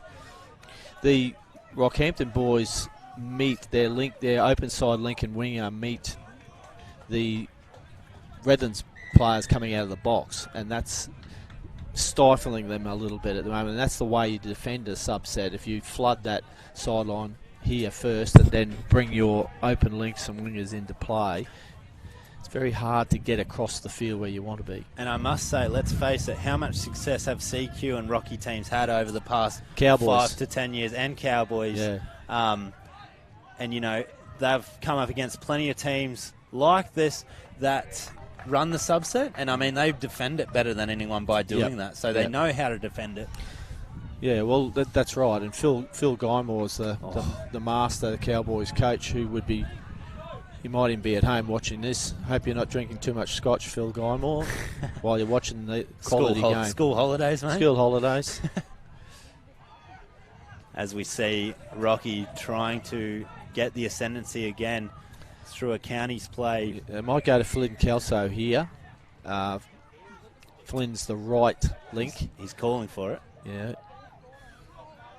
There we go, as I speak. Early release. Rooster early release. Good play. Yep. That's one for Flynn. He likes that play and he likes the ball play, but they shut it pretty quickly. Didn't give him much time. So, as we mentioned, number 10 and number 6, Zane Cox and Flynn Kelso, Queensland under-20s players, controlling things for Rocky. Trying to get the lead. Cox now. Oh, that was close. He nearly took that. So 6 rebound. Again. They'll get another 6 touches, and they're sending on Jardell. So this is the manipulation that we talk about, Touch, getting your right players on at the right time. Obviously, Rockhampton have a full set they need their gun attackers on. Oh, that's not 6 again either. No. I'm not sure who it came off, actually, but whether it was off. This is where... Unusual mistake as we watch the replay. Kelso, talking him up, just couldn't find Bob. They didn't really know what they're doing as Redlands charge from their box. And see, that's the Flynn Kelso making a midfield link touch, and he's the right link, and he's almost the other side of the 50 making that touch, which... And that's forward off the ruck too. And that's what I would be interested to see how Carly now, Banks, the coach of Redlands, actually adjusts the way that the Redlands boys come out of the box. Oh, that looked forward, but not called it, as Redlands have middle play. They've got options left to right and right to left here as they send the sweeper around, but really well defended by Cox there from Rocky. Bowman now, number 7. Jackson Jacobs can't convert. Rocky defend it well once again, and we are in the grind, fair to say, Belly. And just a little bit of, you put it down to nerves or them not being as switched on. Just a few errors creeping into both sides games with the final execution of passes. It's a good setup for 6 to go again, and that's what they want from that rucking. You want to get a repeat set. Huggers scoop there, great play to step back off his left and get a repeat set for his team as he sets up a rooster play. Wow. They find an early release and some space at link for number 57 to score, Mark Geiger. I'm sure he would be related to Zoe Geiger. I'd say so. Older brother. There you go.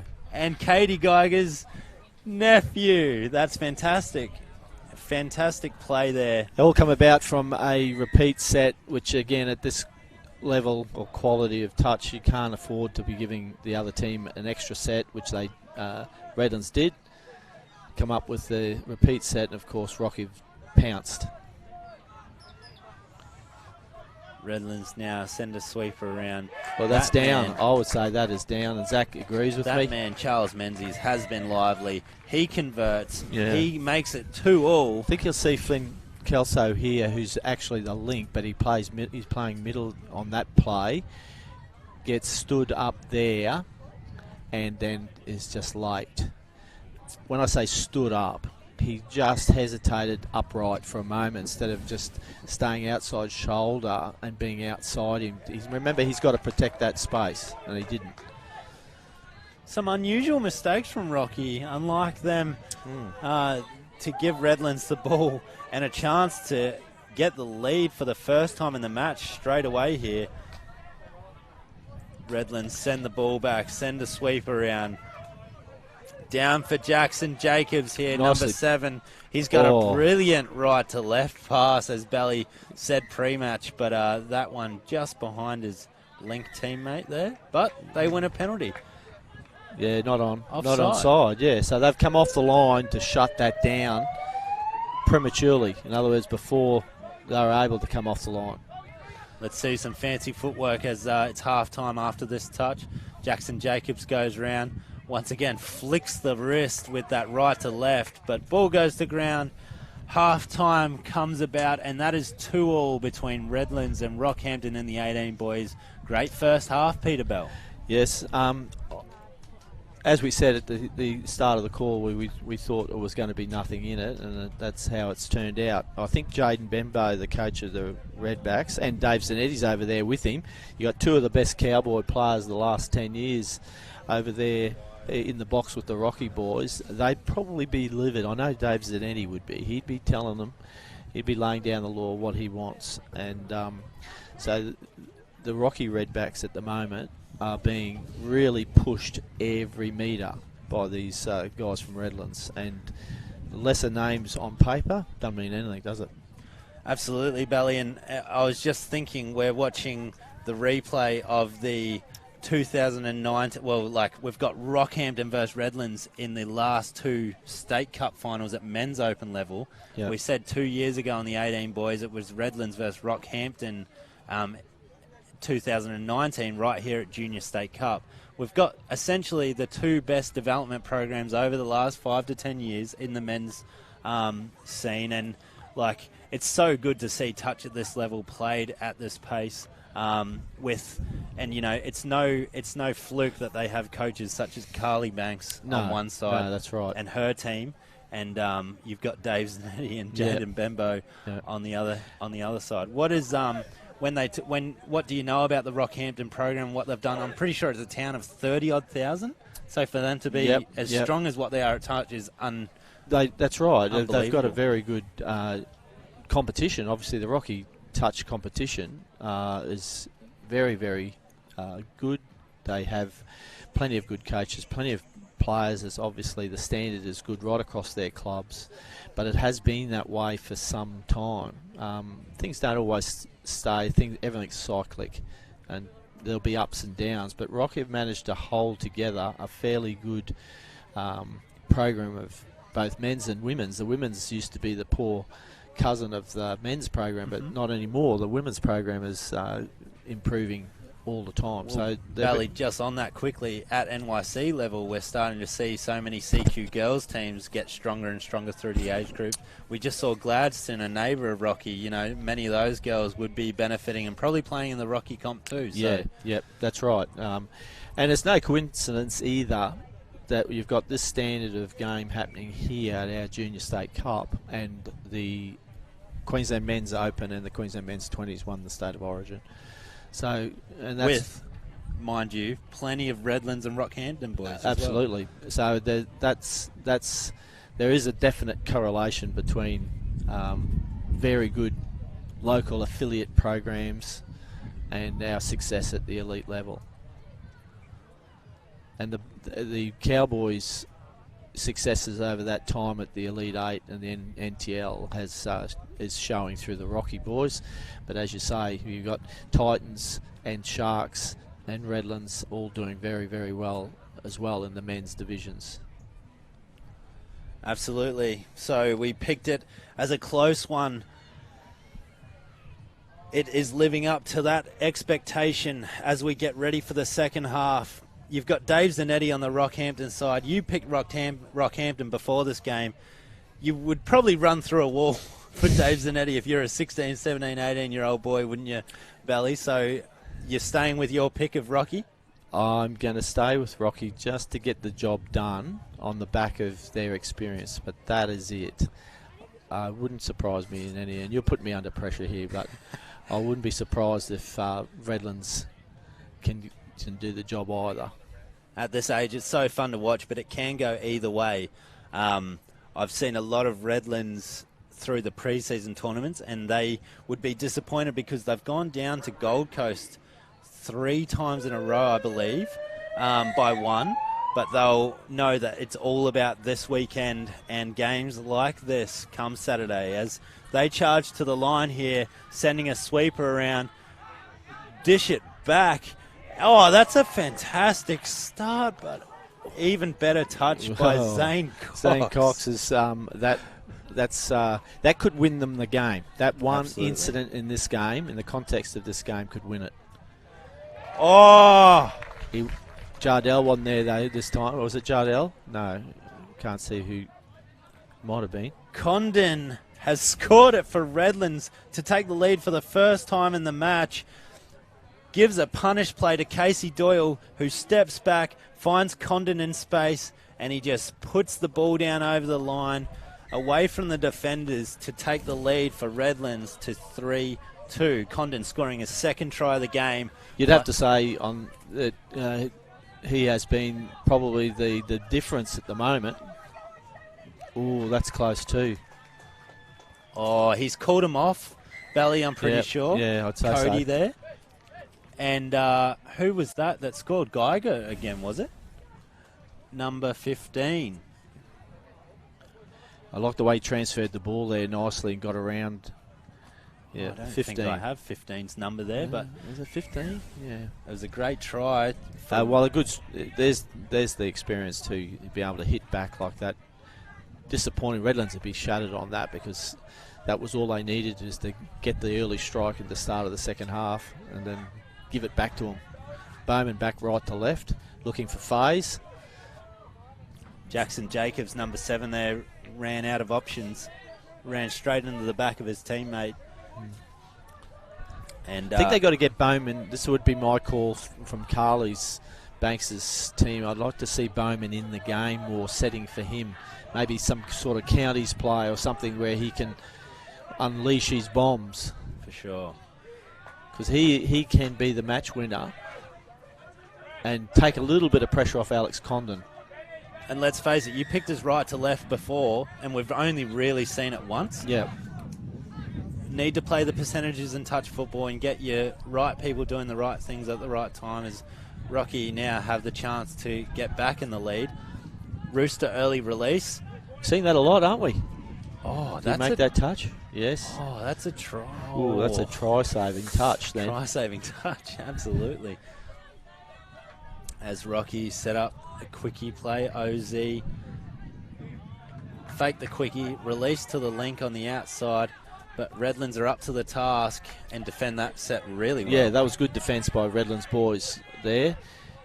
And, of course, as per script, they come to their box. But if you notice how compressed the Rocky defence is, you've got a Lincoln winger in there trying to really cut it off. Momentum here. Good quarterback. Oh, wow. That was... Oh, what's he done?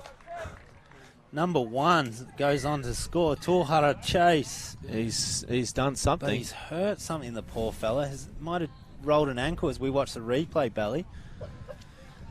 Nice quarterback there, gets the ball back, and he slips, I think, the 12. No, he's just beaten him for a little bit of speed there.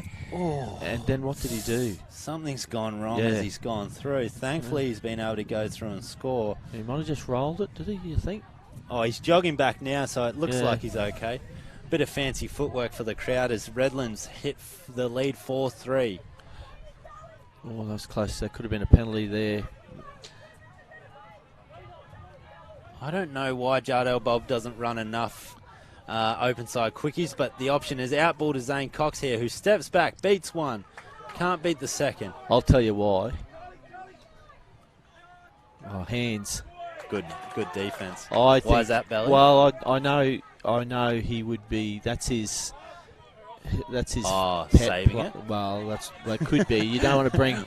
You don't want to score 3 here from open side quickie and then have your opponent adjust everything, and so you just might be saving that. So Jackson Jacobs, he's on his unfavoured left side, but gets someone down to him, and there's nothing really cooking for Redlands, who just take that touch. I must say, Alex Condon, like we said, he scored 2 tries. He's been fantastic. He's really a mature head on a young body. He is, and I had the pleasure. I was actually coaching a Storm junior team a couple of years ago. It was my own sons were in it with Alex, and he was a pleasure to coach. He's very receptive to what you try to do with him, and picks things up very quickly. So he's a good kid. As we see Redlands here send a sweeper around to try and extend that lead, and Jackson Jacobs might have done just that. Touch made. But the referee has called touch made. Yeah, so I did think he made it. He stumbled, took a bit of time to get the ball down, and it was enough time to... Oh. It's bumped into everyone, it looked like that time. Yeah, I'd like to see... but you see... Jardel Bob now. Pace through the middle. And that's great meters. That's going to give them a great opportunity. Ooh, we might have missed most of that, but Bob's just gone through on first touch, made great meters, giving Rocky a really good opportunity to bring the game to 4-all as the ref calls a penalty for a bit of unsavoury behaviour somewhere, but all good. Kelso, that man, sets up for a rooster play on the 7 metre. Kelso, number 10. Oh, the Redlands winger in really good position. Just stuck a hand out there. So what Rocky's doing with Flynn Kelso is what I want to see from Bowman. I want to see Bowman ball playing and get him into the game as they've just done there with Flynn. See, Flynn, since the first half, he's really been involved a fair bit, and that's been obviously a plan to get him into the game more. Rooster play again for Kelso. Oh, mate, that's fantastic defence, because that is not hard. That's not easy to defend Kelso on that play 7 metres out, is it? No, it isn't. Kelso again, in the thick of everything. Jeez, there's some good touches being made there, Mark. I tell you, what's he going? Yeah, he's saying. Wow. You're right, Belly. The refs go with the call. Yep. Great defence from the winger out there. Touch and pass. What I loved about that set from Rocky, though, is they had their right man. Like, how many cracks did they give Flynn Kelso there? Yep. He's their go-to attacker in that group there, and he made the most of it. They had 3 cracks at the line and almost got there, but great defence from Redlands. And this is how you can really structure your next lot of attack. You can use Flynn now as a bit of a decoy. Let him be involved, but the ball doesn't actually go to him. He's just the decoy, and you can get someone else into the game as they correct to cover Flynn. So this is the ebbs and flows of high-level touch. That's right. Well, Rocky trying to draw it back. It's rare for them. Forward off the ruck. I thought he missed it, but they've got it. The ref's doing a good job here. That didn't miss that one. So Rocky have just got to settle things a bit more. I think they're panicking a little bit, being one down. Just want to complete that set and keep the pressure up. God knows they've got enough strike to do it. So, but if I tell you what, if Redlands put another one on here, it's going to be interesting. Fake ML. Oh. Well, we don't have long left, Belly. Rocky will need to score in the next couple of sets, you think, to have any chance of winning it. They're only one well, if down anyone at the can, moment. anyone can, they can. Yeah. And that's why they've gone to their, that's an error. No, well, this is the break. So they've got their chance now. And let's just see, will they bring Jardell's coming onto the field, as you'd expect.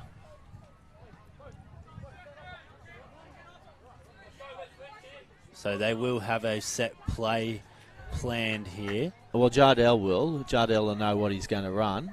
And yeah, Crow. Yeah. Great ball from Patrick Crow. A little bit predictable, though. You know, against the grain, a little bit of against the grain I would be looking at personally. Nothing really on for them No. in the end there. They'll be No. disappointed with that, with about just less than 5 minutes to go. Condon at half finds Jackson Jacobs, who runs the latch touch on for Redlands as they charge up the field. Can they extend the lead? That would secure the match, you would imagine, but they can't do so on this occasion. No, well, they've left. You wouldn't want that if this is a grand final. You wouldn't want that to happen there. So I don't think Carly would be happy with that. By the same token now, at least they're deep in. No, you won't get a penalty that way. That'd be the old NRL milking it, you would think you could be called.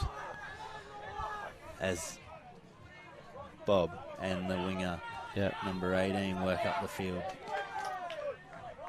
Oh, she nearly blew a penalty Number there. 8. Nearly blew it. Nathaniel Hanno, Put a number whistle 8. up to her mouth and didn't do it. Flynn's long. Getting a bit frustrated, these boys. I think they'll have to review their game plan a little bit. Jaden Bembo and Zanetti, the way they play these guys. They've let themselves get a bit frustrated. See, calls not going their way. Although, like we have said, they know this isn't a grand final.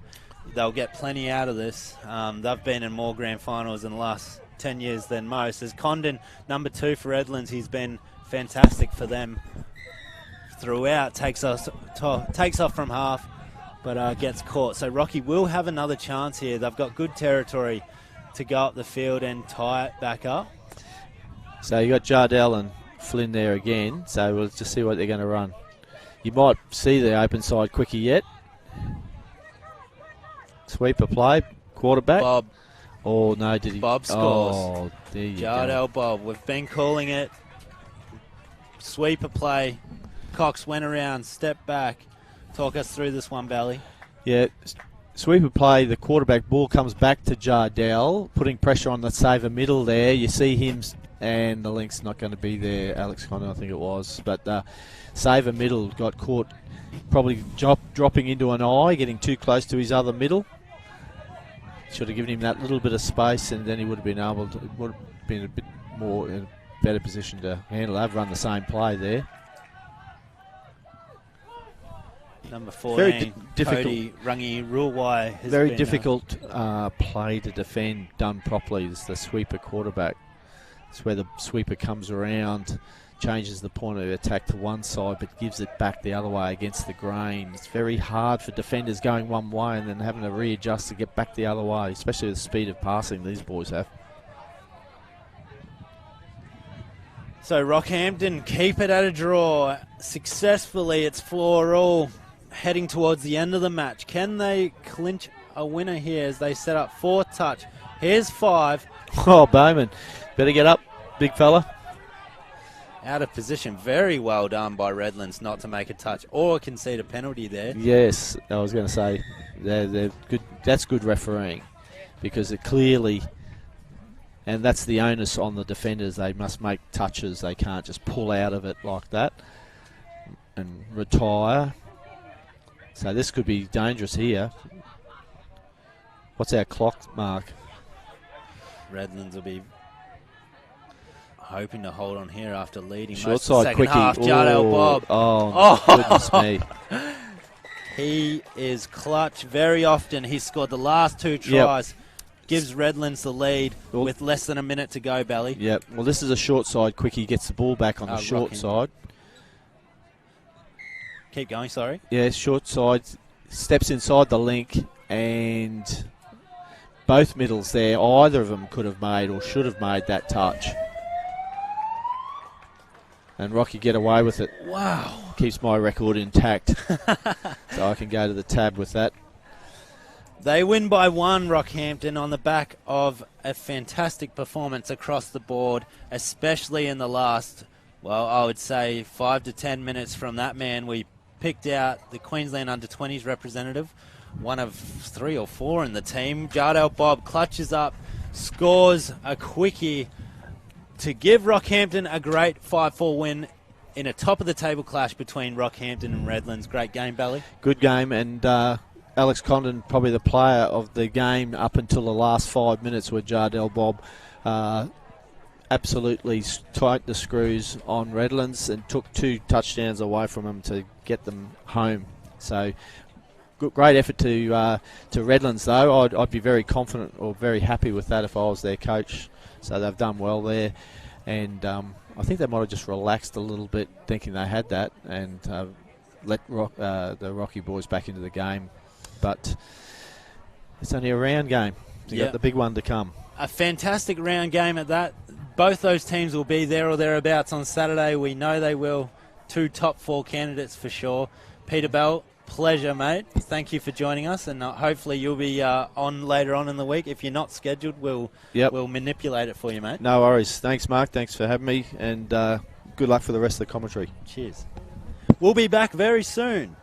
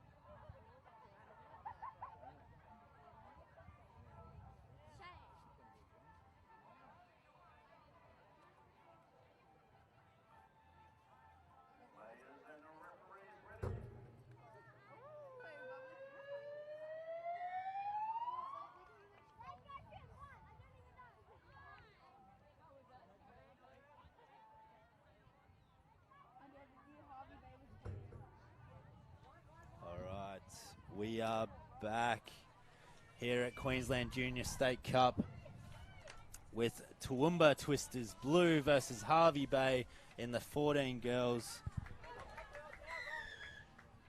Hopefully you can hear me. I'm Mark Tipple, joined here by Missy Shaw. Hey, how you doing? You might be able to hear us even better, better now. Missy, thanks for joining me. No, thank you for having me. You are manager of the 14 Boys? Yes, Gold Coast, 14 Boys Gold Coast. Won one and drew one. I lost one, so they're doing well, doing really well. Very good. As we see Toowoomba Twisters threaten the line here. Their blue team, I believe, is their second team usually in Toowoomba. Their white teams are generally their top team. So a couple of development teams against Hervey Bay. The local girls, number 23 for Toowoomba, threatens again. Great run from her. Carla Nobbs just touched to keep the score at 0. But good touch. Yeah, well done by Hervey Bay, number 4, Caitlin Ralph. They defended that quite well. They did defend that well.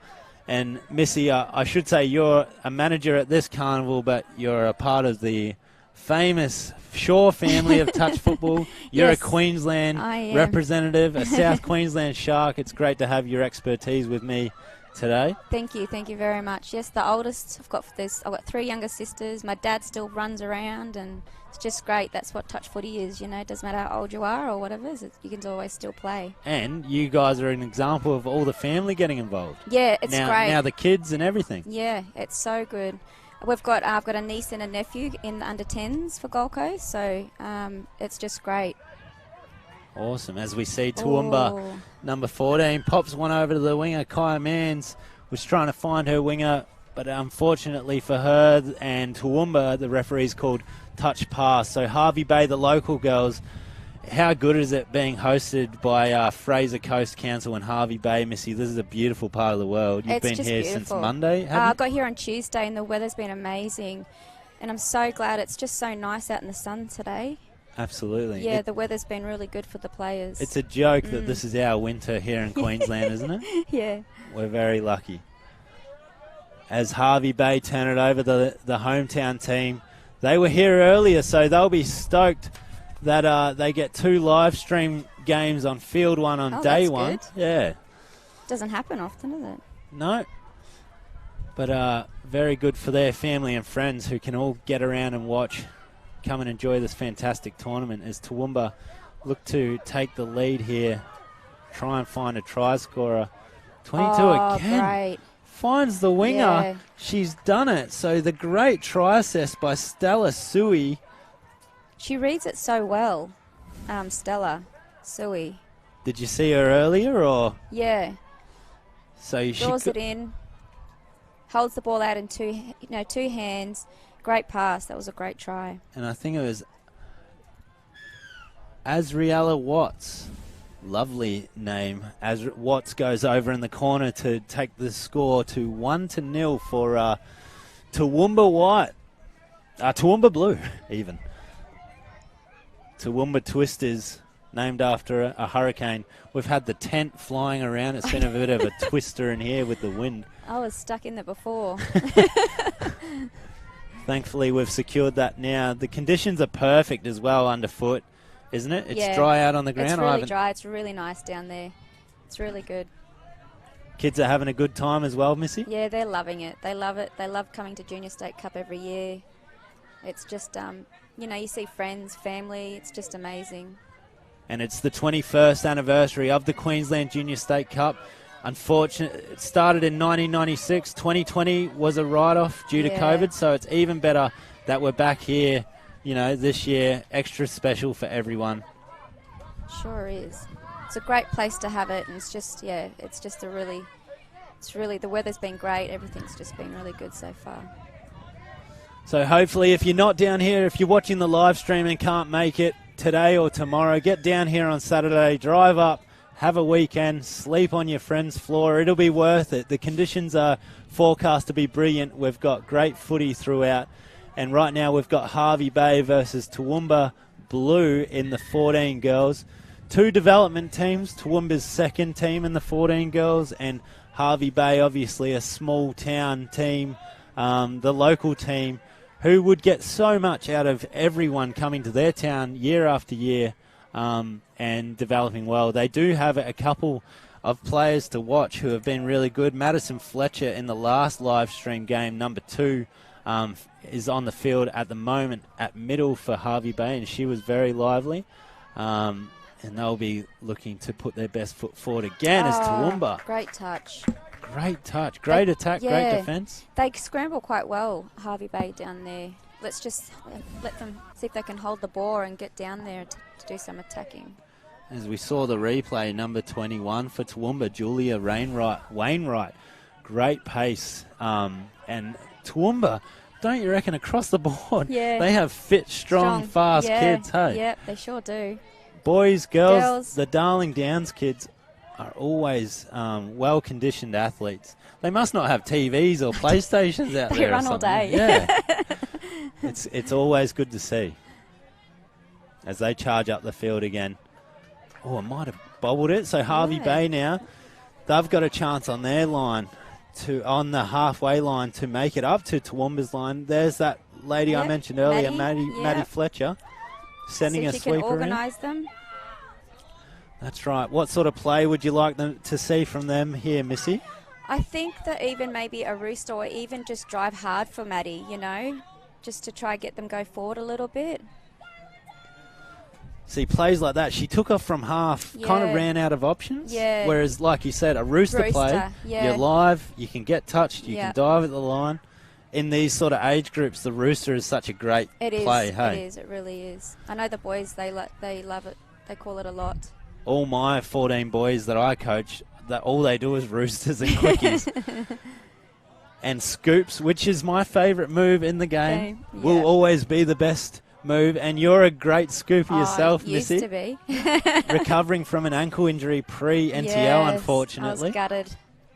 And Missy was part of the senior mixed squad for South Queensland Sharks this year. We had a great campaign across the board, the Sharks, and Missy still came down to support. I did, yes. Thankfully, she's back on the field. Yes, I am. I'm trying to run around, get back into it. And we'll see you next year, no doubt, at the Queensland Senior State Cup, where a lot of these affiliates also go and play at Coomera. Yeah, it's just great. Isn't it awesome? Last year was amazing, and I really, really look forward to it again this year. So it's just good to see they've got the juniors, now, and then at the end of the year they've got the seniors. So it's really, really good. It's really special. And I'm sure there's plenty of seniors watching this going, mate, I can't wait for, 5 months' time, four or 5 months' time to be out there myself. That's right. As Toowoomba look to extend their lead, it's fifth touch here. She went to throw it. She held it. She would have scored. She's lively, Stella Sui. She's skillful. Almost set up the second try, her second assist for the game, but Harvey Bay hold her out. Couldn't go to hand as they drive up the field now. Good meters from the Harvey Bay girls. Nice, simple and direct. This is what you want to see, and if they can find a scooper here, get to half. See, there's where you see the experience and the inexperienced teams. As soon as that dump's made, Missy, we need someone there, don't we? 100%. Slows it down. Then the defence, gives them time to get up in your face, so they just need to drive for someone. Nice fade over and drive for them. But another turnover will give them an opportunity. So would love to see them run a rooster, a little wrap play or a quickie. Just something where they have someone live. That's right. Diving at the line. Yeah. A player running forward is always going to be faster than a player running backwards. Yes. Oh, there we go. And that's what we're talking about. There. Great try. Number 14. Diving at the line, Summer Wilson, who was also fantastic in their last game. Talk us through this. Quickie play, Missy? Yeah, that's what we were calling, just the quickly play. She had the ball out in front, two hands, show, and you saw a bit of space and dove over. That's right. Fantastic effort. And hopefully they see that and they just go, all right, well, let's keep doing more of that. Yeah. I see a lot of the girls try to tuck the ball under, always have it out in front, to show it out in front. That was really good. you want to see the girls with the ball in two hands. Hands, hey? 100%. All right, Toowoomba now trying to get their lead back. And they great do, try, yes. straight away. Straight away. Through the Great ball 18, movement. Mackenzie Chef, who scores for Toowoomba in that corner. It's a great try. Just drove it in. Oh, they just handsed it out. Ball out in front, drew the winger in and over in the corner. It was a great try. So nice work from Toowoomba to clinch the lead once again. It's 2-1 as Maddie Fletcher drives it up for Harvey Bay now as they look to get back in there. Oh, there we that's go, better Maddie driving. Fletcher. Yeah, better running. That's better. Good momentum has given them an opportunity. All right, they get touched again. Would love to see a quickie from them. Yeah, that's better in the middle. I think that's what they're going to do. Gives it. Oh, Diving. great try. Oh. All right. You feel like yelling out to their sub box right in front of us. Keep doing that. That's fantastic play from Fletcher and the Harvey Bay girls. As on first touch, they've gone for the space. I think if she gave it to us straight off the ground, she would have been, in then. Fletcher again with the ball here. There we go. Runs another quickie. That's good to see. Sweeper play comes around. There we go. Maddie Fletcher again. Scoops through, but well defended from Toowoomba. Yeah, great defence there. They're running a bit better now. They're getting a bit organised and, running at pace, and it's great. As Toowoomba now drive up the field. That was good defence from Julia Wainwright. She's had a couple of good touches and saves a try there by touching Maddie Great Fletcher drive. before the try. Oh, here we go. Sui's on. Sui again. She loves this run around the length. She's got some pace, She Missy. does. She sure does. And that's fifth touch, but they've made good meters. They're up well into Harvey Bay territory as they turn the ball over on 6 touches there. Gee, like you said, they've all got some of them really fast, hey? They can run. Really fast. And as we said, this is their second team, you know. Yeah. Great athletes across the board from Toowoomba. As they look to extend their lead now, 2-1 over Harvey Bay currently. What are they cooking up here, Missy? Is it a short side quickie? I think they'll go back to where Sui is. Oh, no. Little switch play. Down for the winger. Switches the middle back in. Nice play, That but was yeah. a nice little play. I'd like to see Sui. She might just wrap and run here. Feed. Oh, no. Nope. Rooster the other side. Oh. That's where she needed to be. Yep, hitting that hole. Absolutely. And that's why when we say development teams, you know, Yeah. you go back and watch some of this with your team or with your coach, and they say that's where you needed to be. Need to be, yes.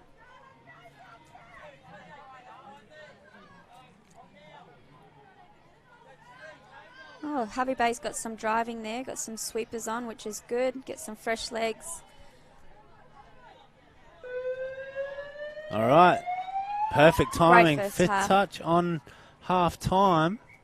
And that sees us out 2-1. Good effort from both teams. It was a great half, great first half by both teams. Harvey Bay just need to get a bit deeper and just communicate a bit more and, just let each other know what they're going to do and they'd be fine. It's funny, they haven't created that many try-scoring opportunities, but we can see where there are a lot of opportunities that they can get. We can Yes. see Harvey Bay is so much better when they're doing their quickie plays and diving. If you extended that into a rooster. And then Toowoomba, the same thing. They're probably not making the most of some of, their better runners or the faster players. Yes. Yeah, they're not using them, yeah. So let's see if the coaches can fix that at half time. I played Australian touch with a lady named Nikki Sui from Toowoomba, so I'll have to give her a message and see if she's any relation. So Oh, you'd think she is if she's from Toowoomba with the same last name. Very cool. Yes. What Australian teams did you play for, Missy? I had 16s, I had 18s, I had Peter Bell as my coach, Kerry Norman growing up, so Wow. I was really, really lucky. You're to mentored have, by some pretty decent I was coaches very, very then. lucky to have those coaches. They've helped me a lot, and Kerry Norman's always been a mentor of mine, so hey, Kez.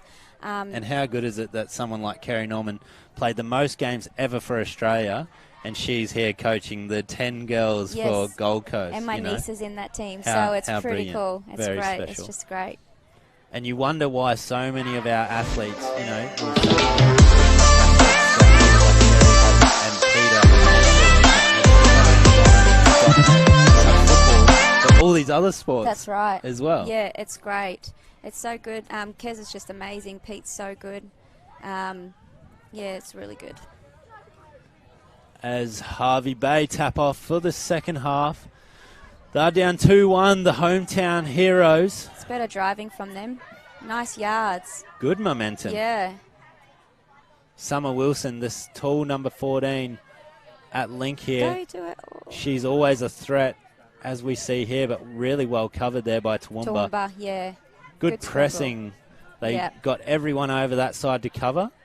Forced a long pass, which wasn't on, and now they're driving up the field. And they're making some good meters too. Great yards. Yeah, I think that's third touch there. Yeah, great run. here's one of those Toowoomba girls we were Yeah. talking about. Lightning fast. They are Maggie Walker across the board. Maggie Walker, number 24 on that occasion. As we see, open side quickie. A nice step back. Oh. That's what we want to see from them, Missy. That was, yeah. Plays like that. Number Great 23, try. pretty sure Carla, it was. yeah. Carla Nobbs scores. That was a great one. try. Good footwork. Yeah, just kind of stepped back in and dove over. It was a great try. Good diving effort in defense and attack there as well. Yeah. I'm not much of a diver. Aren't you? I go on my knees. Fair enough, too. So it's good watching all these young ones. Mate, how they you dive. struggle enough on your feet, so. I was watching the under 10s down there, Kerry's young girls, and they just how they dive. I was like, ooh. They're amazing, They were aren't they? so good. So good. I have to dive most of the time because I'm so slow, but it doesn't help me. As Harvey Bay, they might want to dive here for the line. Can't convert as that's 6 touches. 6 there, yeah. And they're down 3-1, so hopefully they can peg it back. As we mentioned, this is Toowoomba Blue, which is their second team, their development team. Plenty of great athletes and stars of the future up against Harvey Bay, small town team, another development team, and you know, we see for the fact that they are development teams and 14 girls, they're going up and down the field really well, and we see a scoop here from number 15. Brianna, well done to her, who ran a switch. Brianna Kowitz, but well defended by Harvey Bay. Yeah, they're going well. The girls are looking tired now. They are. You know, it's very hard on the legs for those that haven't played a carnival like this to go back to back. It's one of the fastest games on feet that you can play. You know, you play 2 or 3, 4 games in a day, Missy. Yeah. The lactic acid starts building up. Yeah, mine are like that after the first, so. No, some can be long days, you know, and some of the games start at 8 o'clock. So, you know, if you're here at 7 o'clock and you're the first game, and yeah, it can be long days. Absolutely. As we see number 22 for Toowoomba, Sui again gets the quickie dive. Oh, well defended by Maddie Fletcher, another name that we've mentioned a lot. Makes a great touch. Wainwright, number 21. Unlucky. Azriella Watts going for her second try, just bobbles it. So Harvey Bay let off the leash there. They get one back as they need to get one back, actually. to make it 3-2 and try and stay in this one, driving up the field. I feel like not enough teams on fourth touch kind of know to have their last strike. Yeah, and they tend to not know where to dump it, you know, so little things like that, you know, that if once they know, then it'd make it a lot easier on them. It kind of, you know, fourth touch gets exciting because it doesn't matter what's happened before. You can be anywhere on the field, but if I've got the ball on fourth touch and you're a gun scooper, Missy, I'll just dump the ball. You pick it up straight away, 100%, and you have a chance, don't you? Sure do. So if you're a developing player out there, magic number 4, as we see this young lady once again, number 23. She's been fantastic. She has. Carla She's been Knobs. great. She scored one. She set up another one. Scoops through there. But what have they got? They caught a touch and pass. As we see the replay. Very Missy. unlucky. Oh, yes. Very unlucky, though.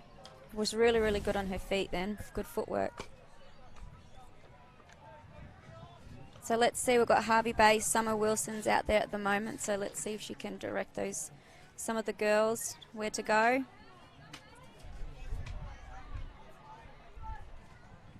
Yeah, would love to see Harvey Bay cling one back. Yeah, and just get one. Stay in this.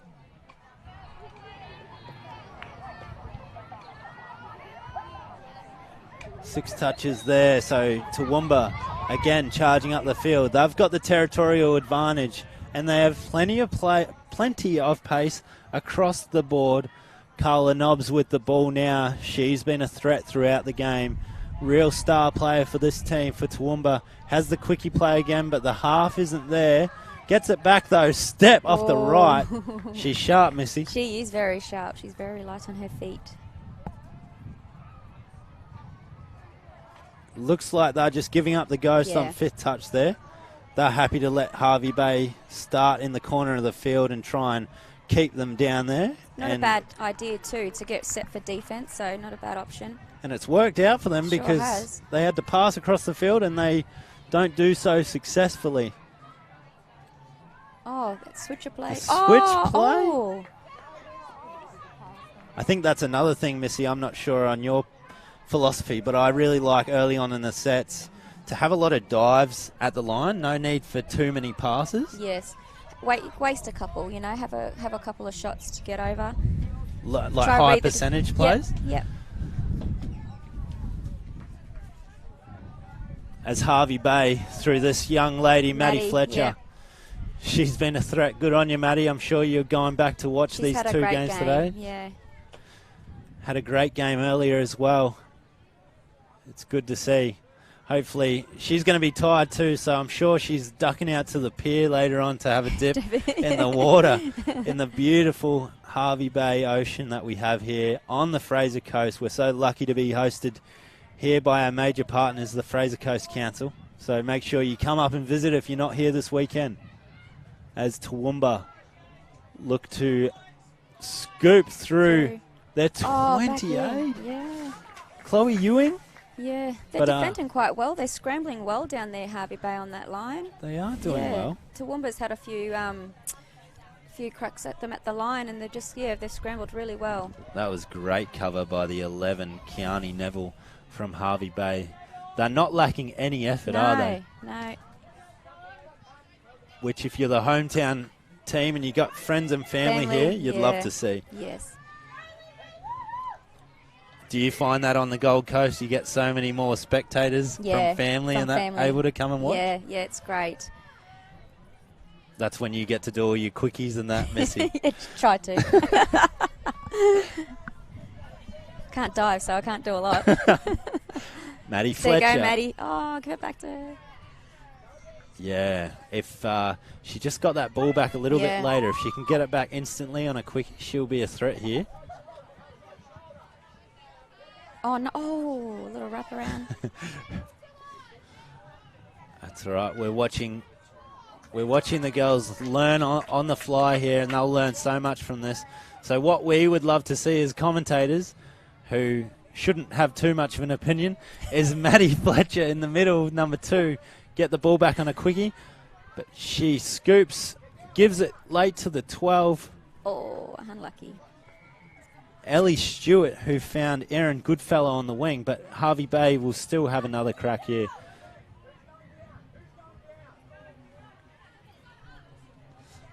Fletcher dumps the ball. Nice dump. Oh, wow. Yeah. Very close. Very close. So Ellie Stewart and Maddie Fletcher running things in the middle here, joined by Kiani Neville, the number 11. Maddie's going from half. Fletcher goes through, but can't finish. Nothing really happening. The number 8, Lindell Zara, finishes the set there in the corner. It was good D2 by Toowoomba from one side of the field to the other. They done well. I think they do really well. They push. Yes. They really compress their They defense, do. don't they? It's really good. Oh, great touch. Good run. There we go. Another example of speed and fitness through Chloe Ewing. The Darling Downs girls always fit and fast, aren't they? They sure are. As they drive forward again. That's great defense. Yeah, good touch. Kiani Neville, she's made some fantastic touches. And shuts down. Nice touch. Shuts down Toowoomba's attack. It's 5th touch. They're caught short on that side, but they cover well. Yeah, good scramble. Nice defense by Harvey Bay. They've done that all game, Missy. Yeah, they have. They've done that really well. They're looking a bit tired now. They need to get some fresh players out there. The field, Yeah. especially for 12, 13, 14-year-old girls, start Yeah. feeling real big at this time of day. This is probably their second or third, at least their second game. Yeah. Oh, nice drive. Good drive. And Yeah, good defense. they just finished the set out there. Yeah. So Toowoomba covering it really well.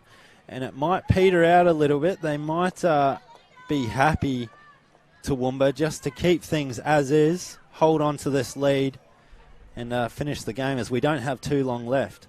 Just less than 4 minutes. Well, or pretty much 3 minutes, Missy. Yeah, great. I think they'll have one in them. I think they'll have another try in them. I think Toowoomba will. Toowoomba will? Yeah. They are looking threatening. Yeah. And especially this young lady, Sui, who we saw so much early on. Haven't seen her much since. Wainwright, though, another Darling Downs girl with plenty of pace, 21. Yeah. And she has found her teammate, so Julia Wainwright on the assist to number 19. And that number is Hayley Simmons who scores it. Nice dump there. And then it was Julia, just ran through, ball out in front. Great running technique. Yeah, it was great running. Straight to the to her winger. It was a great try. Good put down too. Nice fast put down. Great to watch, and well done by Hayley Simmons to finish there. So you picked it, Missy. You were dead right. They had one more in them. You can see, like, they are a development team, as we've mentioned, but there's so much talent and potential there, isn't there? Yeah, they just defended so well, and I tend to find with teams that do a couple of good sets of defense that's when the attack and the things come in off that. So they've got some big guns out there again. I mean, you've got Sui, you've got Nobbs, you've got Wainwright, so they're not going easy. No, it would be good to see them put in another one for their sake moving forward, and they do just that. Yeah. Through Carla Nobbs. She's a great little player. She is great. She scores her second of the match. I'm pretty sure she assisted in one earlier. That's a fantastic try. That was a great try. Talk us through this one, Missy. It was just like a little rooster in the middle of the field, wasn't it? She just they just done a nice drive. She just angled in and ran hard. It was a great try through the middle. I don't know what it is about the water out there, but they are just so fast, fit and strong. They sure are. Out They can run all Toowoomba. day. Like this girl, Maddie that's Fletcher. Maddie. You can see there, she goes down, the ball goes to ground, but she just keeps trying, very skillful. She just goes. Good Great on you, girl. effort, yeah. And good on all of Harvey Bay. They've not stopped trying. Their defense has been fantastic. They've been scrambling. I bet they're learning so much from this. They're a fantastic host to us in this venue at this event, and they're making bacon and egg burgers over there. I had one earlier. Oh, food's great. My kids live over there. How good is that vendor setup, eh? So many choices. It's like a marketplace. You could come here, not watch any touch, and just be happy walking around the food stalls. I come here at 8, and I think after the first game, I sat in there for 2 hours. Yeah. It's a great setup. The Queensland touch football staff have done a great job. As the end of that round comes about, Toowoomba Blue have taken out the 14 Girls contest against Harvey Bay 5-1. Missy, good effort from both teams. It was a great game. I think, it's Harvey Bay. They're lucky to have these games on field one. That's something that they may be able to look over and just go through some things, learn a bit by watching the game. So it's been good for them, and they scrambled very well. Toowoomba, they've just got some speed to burn and just some girls that's so good on their feet. So, yeah, good luck to both teams through the tournament. Absolutely. And talking about Toowoomba, I mean, we said that's their second team in this age group, development team. Many of them would be of the younger, the bottom age. Yeah. And it shows you how strong they are across the board to have players like that in their second team. So well done to both teams. And how nice, as you'll see on screen, they had a little chat and a clap at the end. So played in great spirit. 100%, Fantastic game. My name's Mark Tipple. I'm joined here by Missy Shaw. Thank you so much. Thank you all. We'll see you next time. Will do.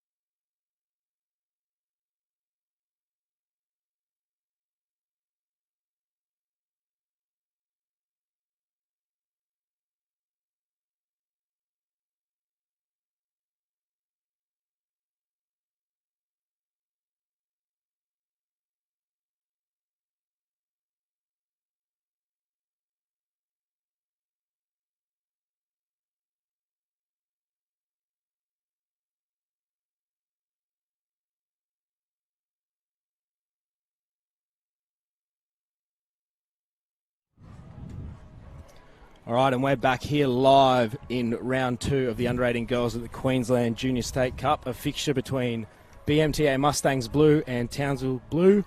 My name is James Sharp, and I am joined in commentary by the one and only Dave Marr. Dave, how are you? Good, James. How are you, brother?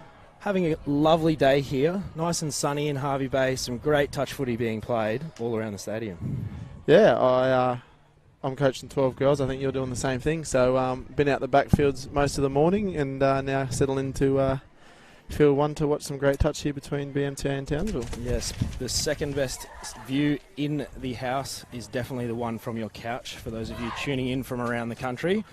So we'll just quickly run through our team list. BMTA Mustangs Blue, number 66 Claire Gould, 8 Greta Johannesson, 54 Imogen Boone, 64 Isabella Tonkin-Jones, 59 Isabella Elias, 40 Jasmine Clark, 90 Catherine Burnham, 39 Madison Tonkin-Jones, 28 Mia Ward, 16 Paige Rolfe, 3 Poppy Buckland, 73, Remy Kennedy, Sian Roach, 89, and Tiana Peterbottom at number 80. And for Townsville, number 18, Amy Angus, number 19, Ashley Kelvin, number 3, Summer Donnelly, number 15, Lily Tiname, number 5, Montana Hudson, number 17, Madeline Wallace, number 20, Tisha Edwards, number 16, Talia Clark, number 9, Brianna Cassidy, number 10, Trinity Condon, number 11, Macy Bruneski, number 13, Harara Asia Fraser, and number 14, Madeline Matthews. And we are off underway with BMTA starting with the ball, running left to right on your screen, and that's the 4th touch gone in this first set of 6. I really, I think this Townsville team, majority of these girls may have played NYC last year, Sharpie, so I'm not too sure how many have come down from the NQ side, but it's good to see them here. It's fantastic to have Townsville here at the Junior State Cup today. Yeah, it's a great showing of all the talent that we have on display right across this great state. Plenty of players that will no doubt feature at the National Youth Championships later this year at the Sunshine Coast. So they're shifting the ball towards their sub-box. Great to see some eyes-up footy early. Yeah, nothing better than a bit of eyes up early on in the game, but it looks like they've got a good call group here. Good strike dump there. Good second phase. And unfortunately couldn't link up, but that's good punch. Like they hadn't run a subset there. Those 6 started and went on. That's something I like to see too. Teams that go a big direct early and don't look to run subsets, every time. Yeah, it's definitely something that's crept into the game where teams will predominantly go towards their box and almost let the defensive side off the hook where they don't go straight through the middle as Paige Rolfe plays that ball. Not too sure if Paige is the younger brother of Connor Rolfe. Indeed, they are related, yes. Young Connor. Good player he is, young Connor. With the winning NTL Sharks men's team earlier this year. Yes, it's been quite a winning year for you, Dave. Winning NTL and then obviously pasting Queensland in State of Origin. And nothing better than pasting New Queenslanders, I'm telling you. No, mate, it's been pretty good. Good start with the Sharks men's. We had a pretty good, obviously, side and a great coach in Chris Loth, and we worked hard. And then the Origin to play against my brother, which was pretty tough, but also to get the win over Queensland that beat us 3 years before was also pretty good. So good break. It's a great break there by number 19, Ashley Kelvin, to get us up 1-0. Good eyes up footy, Sharpie. Yeah, that's really what we love to see, carrying the ball in 2 hands, and I'm sure we'll get a replay come up on screen where they've just come off that subset and run a little fly, as they say. So we'll see ball in 2 hands, number 17, Madeline Wallace. Beautiful little short ball and racing away to dot down for try number 1. I believe this could be their first game on the stadium this carnival. This could be, yeah. I think you should win the sprint race too if it was still on. Yes, a little bit disappointing due to COVID not to have the sprint race on today, but very exciting for everyone to get the opportunity to play this event. I know a number of people that were speaking to me in the lead-up were going to be quite shattered with all the work that goes in from our volunteers and our parents and obviously our players and referees to not have the opportunity to showcase their skills at this event. Yeah, mate, obviously all the kids too, like all the players that unfortunately couldn't play last year due to COVID, and, lucky enough that the great state of Queensland put us on lockdown and we're able to be here, and can't be such a better place than Harvey Bay. Great weather to be playing some great touch footy today. So they're looking to, I think they're trying to shift to a lot of link space here, BMTA. Yeah, it's good to see letting the ball do the work, this BMTA team, rather than running the ball to each other. I know both of you and I are working in that 12 division where probably a little bit more running of the ball than passing of the ball, and a good little release here. There's lots of space. They're a good side, Townsville. They're playing good eyes up touch football. Now that's something that's probably not a lot of people are used to in Queensland, to be honest. In juniors, a lot of teams are very structured, as we said before, the way the game has gone. But I'm liking this so far. No, it's a very entertaining brand of footy as they're looking little quickie play, half picks up. Oh, wait, that was on a link, actually. It was, yep. I missed the winger from this side. I thought it was too, mate, so you're not all... See if BMTA can get a bit of momentum here, coming off their line. It's a bit sideways at the moment. I think they've just got to get going forward, bit of rucking. They just look like Townsville are just grinding them out of the game early so far.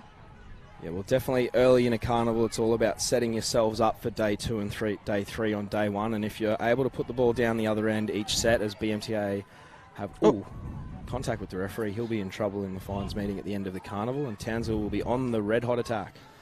She gets 2 weeks for that in the NRLW, so thank Christ she didn't get 2 weeks today. True, and I'm sure, especially great to see, there's a shift here to this near side. Good defence by BMTA, sliding to their right. Sliding really well there. Yeah, good communication. You can hear both sides sort of talking their way through early in the game, just feeling each other out. Yeah, just both sides there. Just you'll be said their slide defence on that play was really good. There was a lot of talk from the middle to the link to the wing, and then Townsville tried to go around them, and then unfortunately just had a mess up in the roll ball. Sweeping around, getting to that sub-box side. That's great meters early in the set. Always good when you're able to bend the defence early. It means that you can get in behind them and really roll down the field without too much pressure. Yeah, and BMTA getting to the box pretty cleanly, but coming out of it's just a little bit of miscommunication. I think that oh, they got the number, but you just got to drive there for someone just to scoop. I think you're trying to shift the ball back inside in a bit of traffic, and it's so hard to bend, as you're saying, bend your back early and get a clean roll ball. So hopefully they can nullify that at half-time and fix it for the second half. Yeah, so Townsville definitely starting to gain the ascendancy, at least in the midfield battle, because that's another set where they forced a turnover just over halfway in their space. Number 3, Summer Donnelly, nearly showed a clean set of heels, and we'll try and find a latch here on the middle. There's a pop-out play. There's space here. Again. Oh, good shot by the winger. Oh, you'd be impressed with that, Sharpie. I love to see a winger stopping a subset, but I believe they've called A6 again. So great opportunity here for Townsville on the attack, Dave. Does it make you eligible next year for Origin, James, in the 30s division? Yes, I'm hitting the peak performance period of life. Eligible for Masters touch footballers. A little quickie play, space. There's a great diving touch there. Fantastic. By the BMTA middle. But yes, I will be eligible. Hopefully I am playing well enough to be selected in that side. It would definitely be a privilege to play State of Origin at any level of the game. 4-on-3 set. Oh, good link ball. Oh, unlucky. Good Really? link ball there by Montea Hudson. I think that's a platform that now starting to be utilised a lot in the women's platform, the 4-on-3 hit your holes. And I think it's a lot of these young girls, I'm guessing, are coming from a lot of league and union as well now. And it's good to see. That's a fantastic. It was just a bit unlucky by the link not catching that. Yeah, definitely. I think that hole was probably opened up by that middle slamming into that short hole. It's really important. Sometimes you might know that they're throwing to the link or to the wing, but if you're the middle and you really run hard into the hole, you actually create a lot more space outside as there's a sweep play. Numbers. Good defence. It's a good sliding defence by BMTA. They're working really hard on their line. They send one middle up really strong. She gets out there outside the 7. Good shift here by Townsville. Hopefully identify the link. Just to run a rooster platform off the back of it. So just running into numbers a little bit. Oh, that's good lane. Nice. Yeah, nice high link defence there from Isabel Elias. So really strong defence. They're getting nice and high off the line, Dave. As a pesty link defender in the lane, mate, you'd be pleased. Oh, very good. Oh, great feet. That is great feet. Oh, is he calling try? Yeah, he is. That's great feet. I see on the replay, she runs a quickie. I think it's a quickie. Steps back early, then off the left foot here, whack. Jeez, and low quick. Oh, that's high. Thank Christ we got replays, but I think that's a good decision, and that's great feet by Amy Angus there, like just off the left. It's been watching drum play. Yes, well, and speaking of celebrities of touch football, Mr. Prince is just sitting down in front of us. Come to watch the action at field number 1. So BMTA down 0-2 against Townsville at the moment. Celebrity of the mixed division he is. The master, they call him. The master of the mixed. Well, I was... I'm not going to doubt that because he's had a pretty good year himself, winning the Mixed Open NTL with Sharks and also winning his Origin 2-1. Congratulations, Scott. And is it... We'll get him on the mic just after half-time, but we'll have to leave him to think if he is the only player who's won both an NRL Premiership, a World Cup and an NTL. I've won an NRL Premiership on the PlayStation game, so do I count too? Well, look, a win's a win. Townsville earn themselves a penalty and they're going to roll into the line and attack BMTA here. So, been very threatening with their opportunities at the line so far. We'll see whether they go back to the quickie platform or if they look to play a little bit more expansive. It looks like they're going back to the quickie platform. Oh, good defence. Did she? There's great defence. She looked like she was going to shut hard and she peeled out, which is really good defence there by Poppy Buckland. If you're watching the replay, she gets in tight and then gets off the line and goes, oh, I'm going to make both touches. That's really good middle defence. Saved the link there. Oh, that's a bit unfortunate. Just not quite good enough to defend back-to-back raids on their try line. So Downsville looking the goods here. I'd say this is their top side as we see the replay. Bit unfortunate for that link too. Like the link ended up 2 metres behind the try line, so she couldn't actually get off the line and help cut space. It's a bit unfortunate, but smart by Townsville. Run a quickie platform into a sweeper platform. It's really good to see the platforms they're running early. Now, not having seen too many other 18 girls games, Dave, would you say that this Townsville side looking like competition contenders at the moment? Yeah, well, obviously we had the Tri-Series down the coast with a lot of the BMTA, Gold Coast, Palm Beach and that, and knowing how good BMTA have been through that and Gold Coast and also Redlands. I think Townsville are the dark horse with no Rocky. I think Rocky were going to be my dark horse, but I think Townsville, to me, just play a different brand of touch compared to what most Brisbane and Gold Coast based teams play. Like as we've seen so far, a lot of eyes up footy, a lot of arrows. It's not a lot of subset. Like if you look at their box now, they know they're not subbing. Yeah. Where most of those teams, like that's just a little outline to the winger. She's made 20 odd metres, checks it back. That's something we're not used to seeing, and it's good to see. So I think they got a big chance if they stay healthy and there's space if the winger was ready. That's the sort of footy that you want to see, though. I think, especially for kids these days, it's important that they get the opportunity to express themselves and play a bit of eyes-up footy. It's entertaining, it's enjoyable. This is one of the higher quality games of 18 Girls Touch I've seen definitely in my time at Junior State Cup. There's nothing wrong with structure. Don't get us wrong when we say it, but there's nothing wrong with great structure. But also, eyes-up footy, you can't coach that, and you can't actually coach to stop it. And that's why it's so hard. Like here, the BMTA coach will be thinking, they've got a subset. They also look, they're a check off the box. Like, why can't we, our shooting pattern, like they've just, Montana Hudson's just gone 50, 60 metres here off an early release. Like that's not, we're not used to seeing that. Teams aren't used to seeing it. So I think they've got a big chance here. Yeah, and definitely if there's one way to break any sort of shooting defence, it's carrying the ball in two hands there as Madeline Wallace does, and then it's just an early release and off to the races. That's the sort of open space that you dream of as a footy player. And mate, for you having the Rebels, obviously you're a massive reason that they're here in Queensland as in affiliated now, mate. How proud are you to have the Uni Rebels 12 girls and the other teams you have here? It's fantastic to see. Like it's awesome to play against your great club, but to see you here, mate, I think it's fantastic. So big credit to you and the club, mate. Yeah, I think for me, I've had a few people come up and sort of give me a bit of a pat on the back. I'd love to take all of the credit for it, but we're really lucky that there's a club that's, got a storied history in a senior level, and for me, as there's just a ball to ground by Townsville, I'm really privileged to be in a position at the club to make an impact on our club, and there'll be someone that comes after me at our club, and just like there is at Palmy and Gold Coast, there are so many amazing volunteers in our sport that really give people like me the opportunity to be employed, as I'm fortunate to be. So it's not just me, there's a really great team we have at the club, and there's so many affiliates around Queensland that are entirely volunteer driven. So it's just awesome to see all the teams get the opportunity to play the game that has been so good to me at this event. Oh, it's fantastic, mate. And as you see Brisbane, they're coming out of the box. They went to go a little bit wider with a bit of speed, but Townsville secretly quick, secretly pretty fast across the field. So that's half time here at Field 1, and score is 3-0 to Townsville. We'll be back after the break with Scott Prince.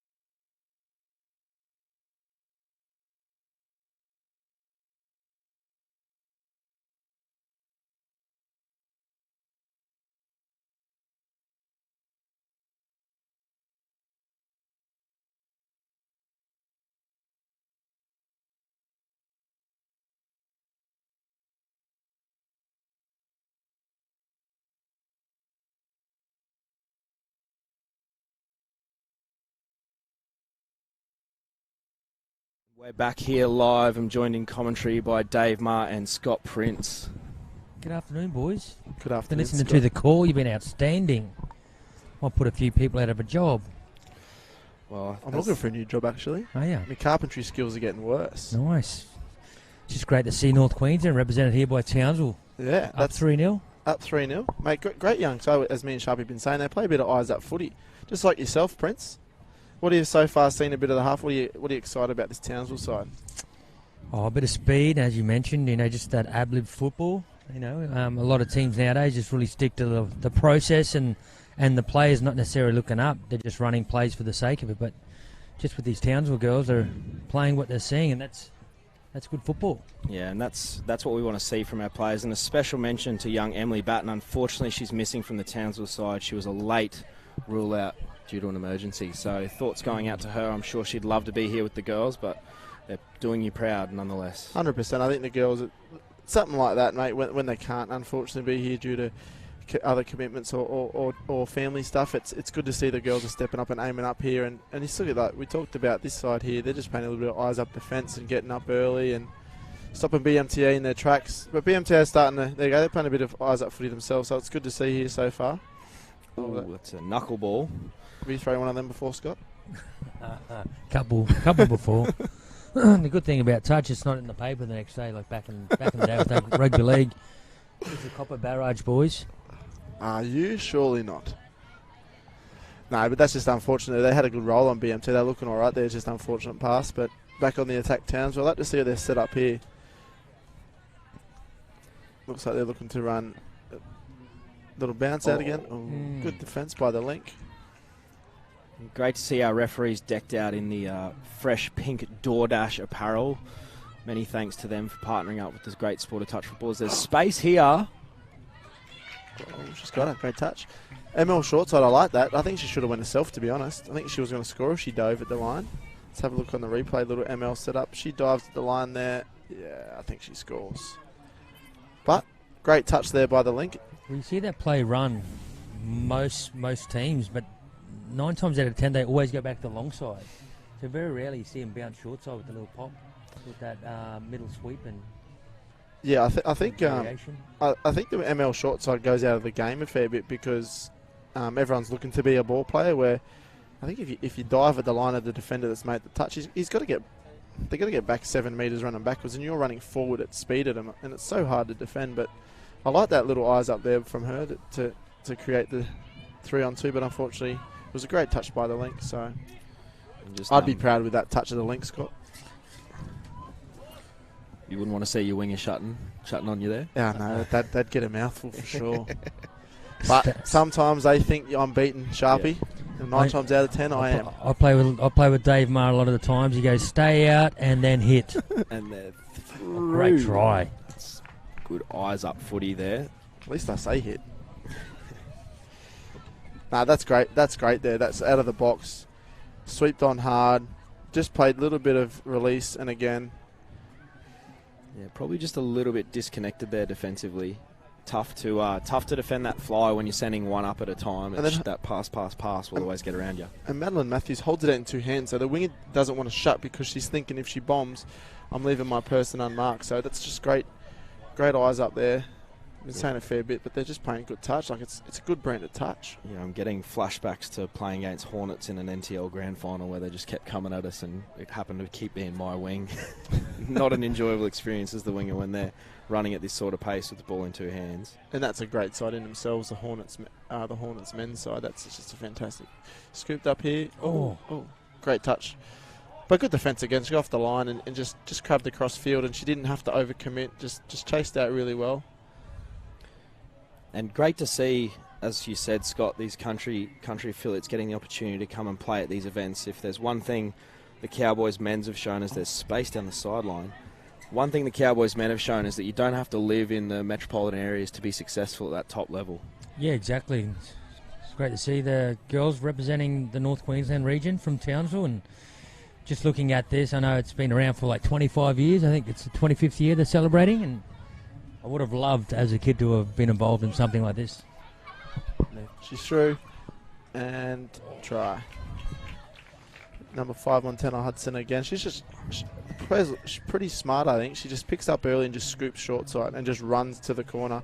There's a bit of an injury here from the BMTA. Look, picks up short side between the middle, gasses hard, and winger gets free. Early ball. I think she hurts herself here. Oh, she dives in. Oh, she's hurt herself in the knee. Just a bit of a jar, still sitting down on the sideline, so a little bit of a delay for BMTA getting players on and off after that try conceded. And Inferno have produced some red-hot gear to celebrate that 25th anniversary, Scotty. Yeah, so we just went into the Inferno tent and couldn't get myself one of those shirts, so they must be running hot. I think you got to order them.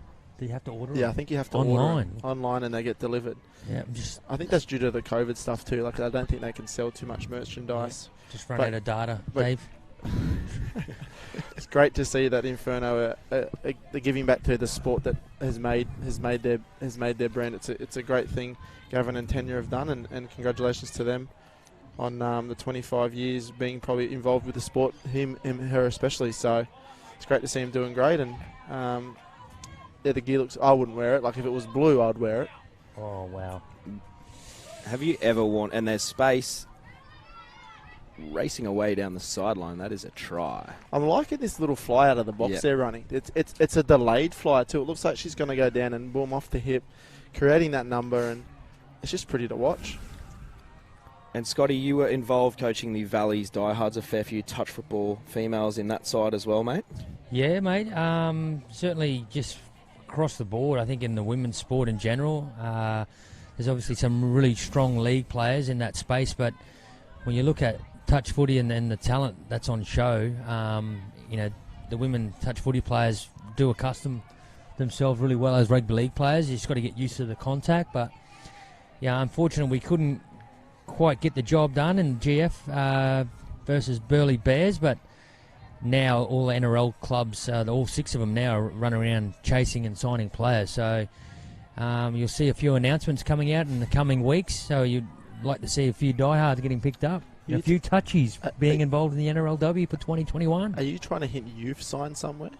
No, I'm not saying that. I've said a few of our diehards girls. So I'd like to play it, but it's time to give the game away, Dave. But as a coach, mate, would you love to be involved with the Broncos or any of the clubs? She's away down the sideline here, but involved as a coach since the great job you did this year with your girls. Yes and no. Like I really enjoyed the time. I think it was about 7 or 9 weeks of the BHP Premiership competition, and I'd certainly love to be involved. But all coaches have been sort of locked away now. Oh, the goosey! Had a bit of Callum Ponga about that. We'll have to. Montana Hudson, mate. She's stamped her name on this game. Have to get that one. She's got Princey's best today. We'll have to get that one clipped up for Denon Kemp. He'll be quite excited by that one on Bloke in a Bar. I think here it is here. It says that boost goosey. See you later. Have you put any of those out, Sharpie, in your playing career? No, mate. There's not an ounce of athletic talent in my body on the wing. I'm safe as houses. Some great finishes out there, though, mate. Like one of your good mates, JC, has just come back from the Origin 3-0 win. Mate, as a mate and as a teammate of his, how proud are you of him? Because, mate, I think he's one of the best wingers in the game at the moment. Yeah, look, I actually started playing touch with JC when I was 19 at uni games. So he's probably one of the best stories of long-term athlete development in our game. He grinded away for years, wouldn't have made a Elite 8 side till 2017, and then just showed that if you do your time and you do the work, that you can actually earn the reward. And I don't think he'd look out of place in an Australian jersey. No, mate, massive shout out to him too. Like, that's just fantastic what he's been able to do, and the Queensland men's side and the women's side on their 2 wins at the Origin series. But yeah, for JC, I know how hard he's worked behind the scenes, and also Liam Bauer to get an opportunity and to come away with a 3-0 win. You can just see over the past couple of years how hard those boys have worked. But again, the fly out of the box into just punishing that far link. They're just sharp this side. Very, very sharp. Just look at it here. Look, boom, comes up. Early ball. Out in 2 hands. So the wingers then slides. But I like this. Unselfish. Early ball. Boom. Having a field day out there. Nice play. But yes, and it's good to see players getting the opportunity to play at that level when I suppose for me, having close relationships with a number of players, to see them get the opportunity and to see them succeed, it's definitely exciting times for the sport as a whole. Hopefully there's some form of a touch premiership in the next couple of years, which means there's more players that get the opportunity to show the case their talents, and I'm sure there's plenty of players here at this event that no doubt have aspirations to appear in those events. Even the rugby sevens and NRL Premiership, as you said before, Prince, you look at some of the players that have been standouts in the NRL Premiership in the last couple of years. Have all probably played at this event. So Yeah. Shanae, Taryn Aiken, Tamika Upton, they've all played at Junior State Cup. So some of these girls could aspire to be those girls that are absolutely dominating the NRL Premiership at the moment. Yeah, no, I think it just shows the skill level. Like, as it said, like it's in the game itself, like touch footy, deserves that recognition because you got your rugby union, the sevens, and the Commonwealth Games, Olympics, and so forth. Oh, Wow. Great play. Ooh, I think she stepped out. I think she gave herself up there. And yeah, you see other codes, coming over to take the best talent in touch football. So, it's no surprise. But they got a little bit more to offer as far as financial, gains and so forth. So it's just great to see the girls develop into to either game, whether it's touch footy, union or league. I think with the sevens in the Olympic sevens team, I was speaking to the great Gary Sonder at home the other day about it as BMTA scoop through. Oh, great scoop here. Hope she can link up. Oh, that's a great try. It's a fantastic try. First time they've gone real middle with a good scoop off the back end. Madison Tonkin-Jones shows a clean pair of heels to get through. Look at the setup here. They get a two into the touch. She picks up short side and just gasses. Holds it out two hands. The link sort of ball watched and great finish. But as I said about the sevens, I think there's 9 of their squad that have played touch football. And I think, I could be wrong, but I reckon 4 of those girls have played here at the Junior State Cup, like Dom Tatut, Charlotte Kaslik, Demi Hayes. They've all played touch here, so it's just a great event to bleed young women and also young men into futures, into different sports. So it's a 4-on-3 setup. She's got Goosey again. She's gone short. Kempy'd be loving this if he was here. We'll have to get someone to clip it up from Queensland Touch and send it straight Hudson through. again, the little Goosey. Hudson again on the Goosey. Look at Look here. at this. Looks to go open. Short side. Early presses. ball. Great finish. Great finish by their number 15, Lily Twain. But that's a great setup again. Short side. I think Townsville, mate, you asked me before, I think they're a team to go deep until Saturday afternoon, hopefully. Yep. It'd be great for the NQ region too. They come off a pretty good NYC last year. I think they got to the semi-final and got beaten by CQ. But great for their region. So who are the threats? In the 18 girls? Yeah. I would say, I think Townsville, BMTA. I think BMT Red's their top side. Red's their top side, yeah. And I'd say Gold Coast. Any team coached by Renee Murphy are a highly threadable side. Look again here. Clean pair of heels. Great chase. Great chase. Fortunately, the ball's down, but that was a great chase. Amy Angus with the feet, but that was a great chase. I can't get the number of the Mustangs play, but that was a good chase. But I think that Gold Coast side, the likes of Shani Viala, Skylar Adams coming off an NCL women's win, so they're going to be hard to beat. And that's full-time Townsville running away winners with that one. Thanks for joining us, Mr. Prince and Mr. Marr. We'll be back shortly for an 18 boys game played between Roma and Caboolture.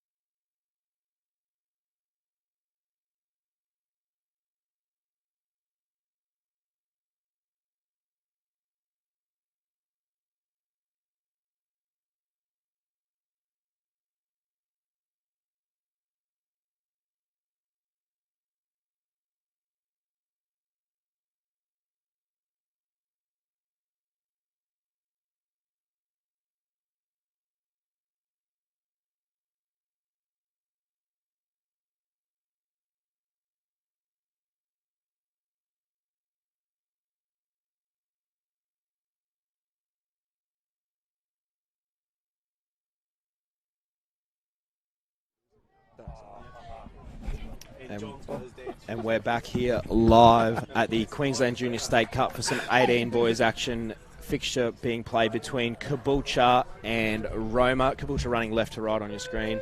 My name is James Sharp and I'm joined in commentary by Dave Marr and Scott Prince. Exciting times, gentlemen. Yeah, looking forward to seeing what the Roma boys have for us, the Roma Rangers. I'll run through the Roma side. Number 2, Hayden Crouch. Number 3, Ryan Laverty. Number 4, Tristan Lorenz. Number 5, Logan Walsh. 6, Thorne Whitford. 7, Hunter Hughes. 10, Harry Waldron. 11, Will Holsier. 12, Billy Duff. 14, Liam Sabine. And 22, Braden Crawford. Princey, can you run us through the Caboolture side? And as they score off the tap. Yeah, nice little quickie step back. Number 1, AJ Asprey. Number 6, Aviv Collingwood. Number 11, Caleb Matters. Number 8, Cameron Feary. Number 3, Divine Jerome Mahanga. Number 13, is it Kalen Bell, which is the son of Peter Bell. Number 9, Kai McNamara. Number 10, Kian Kerr, and number 7, Reed Feary. Number 12, Ryan Avery. 4, Samuel Woodward. Number 5, Stav Collingwood. Number 14, Tylen Hapa. Number 2 is Tom Lauer. Apologies if I pronounce those wrong. I think you did a good job, mate. Thank you. And a couple of famous names here in this Caboolture side with young Kalen Bell and Caleb Matters, two parents who've done some pretty special things in the game. Yeah, Caleb Matters, especially son of Craig, but also a men's open Cobras player. Indeed, and he was recently named, I believe, in the Queensland Schoolboys merit team after the school championship. So he's in good form, coming into his own, playing middle here rather than on the wing like he does in men's. Looking for a middle scoop for himself here. They've all got a bit of the afro hair here, the Caboolture boys, don't they? Oh, wow. Wow. I don't speak of him. Jesus Christ, that's a sharp right foot. And also wearing odd boots, Princey. Thoughts on that one? The one right boot, one left boot. Well, he's obviously shown what he wants to step off, and it's his right little, what was it, like a pink shoe? You know you're playing decent footy when you're wearing two different colours. I think they're two different brands. Yeah. And even better. And speaking of he's pink got boots, multiple sponsorship. There you go. And speaking of pink boots, Princey, thoughts on our referees? Yeah, he's obviously in touch, with his, I guess, standards of dress standards. So, geez, he's matching the pink with the top. Would he have to have a pink belt then? He might have some pink budgie smugglers on underneath. Good touch there. It's a solid middle touch by Caleb. I think he's going to be penalised for it, but great referee, young fresh. He's good to see him. Good to see him here. I think he come off a State of Origin campaign, so it's good to see him back up here. Yeah, plenty of talented referees coming through the ranks here in Queensland. They're doing some good things with their youth development program. As there's an open side quickie, stepping back. Good defence. Good defence here by Caboolture. Oh, Jesus. That's a bit unlucky. Oh, he's hurt himself here, Matters. It was half a tackle, wasn't it? I was going to say something then, but I thought no. Just leave it right alone. Here it is in the replay. This is what you tackled like for Valleys last year. Ready? Watch this. Yeah. Got him to ground, but did. Got him to ground. That's it. Work, mate. That's effective tackle. But looks like they get to their box very, very easily. Caboolture, and coming out of it's very good so far. So let's see if they can keep the roll on here. It looks like they're going to 4-on-3 platform for Bell. Good peel. Oh. I don't know. Sharpie, you're a winger, mate. Can you tell me on that line, please? Yeah, you probably want to catch those and probably want to be starting in, running out with a classic J line. Not quite there, but Kalen, definitely a dangerous ball player coming from the UQ club this year. He's coming down to play a bit of Friday night footy, so getting out of the league sense a little bit, so he'll come into his own with a bit of touch footy moving forward, so exciting to see him. Early news, Prince, that UQ are signing people. They are. Well, I'm still waiting for a contract. We're currently talking to the Prince Management Company, so we'll see how we go. Sorry, mate, they don't play mixed up there. He's Well, got no obviously hasn't passed on the news to myself. Oh. I think that time then, I think he should have probably attacked the line a bit better. I was looking for that pass early and sort of took his eyes off the defender, and very well recovered there by the middle defender.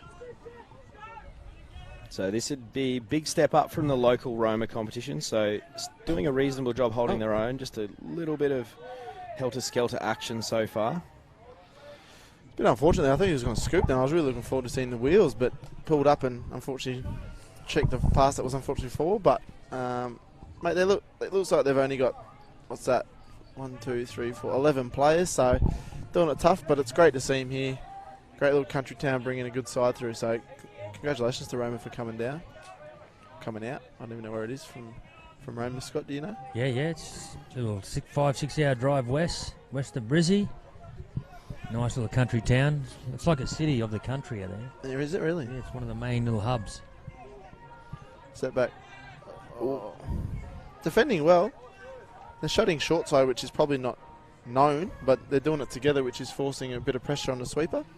Yeah, didn't allow the sweeper to gather that ball, which forced a not quite the ideal delivery of the pass. And Roma going to have a bit of work to do this week with only 11 players, but Country Boys, they're built different, aren't they?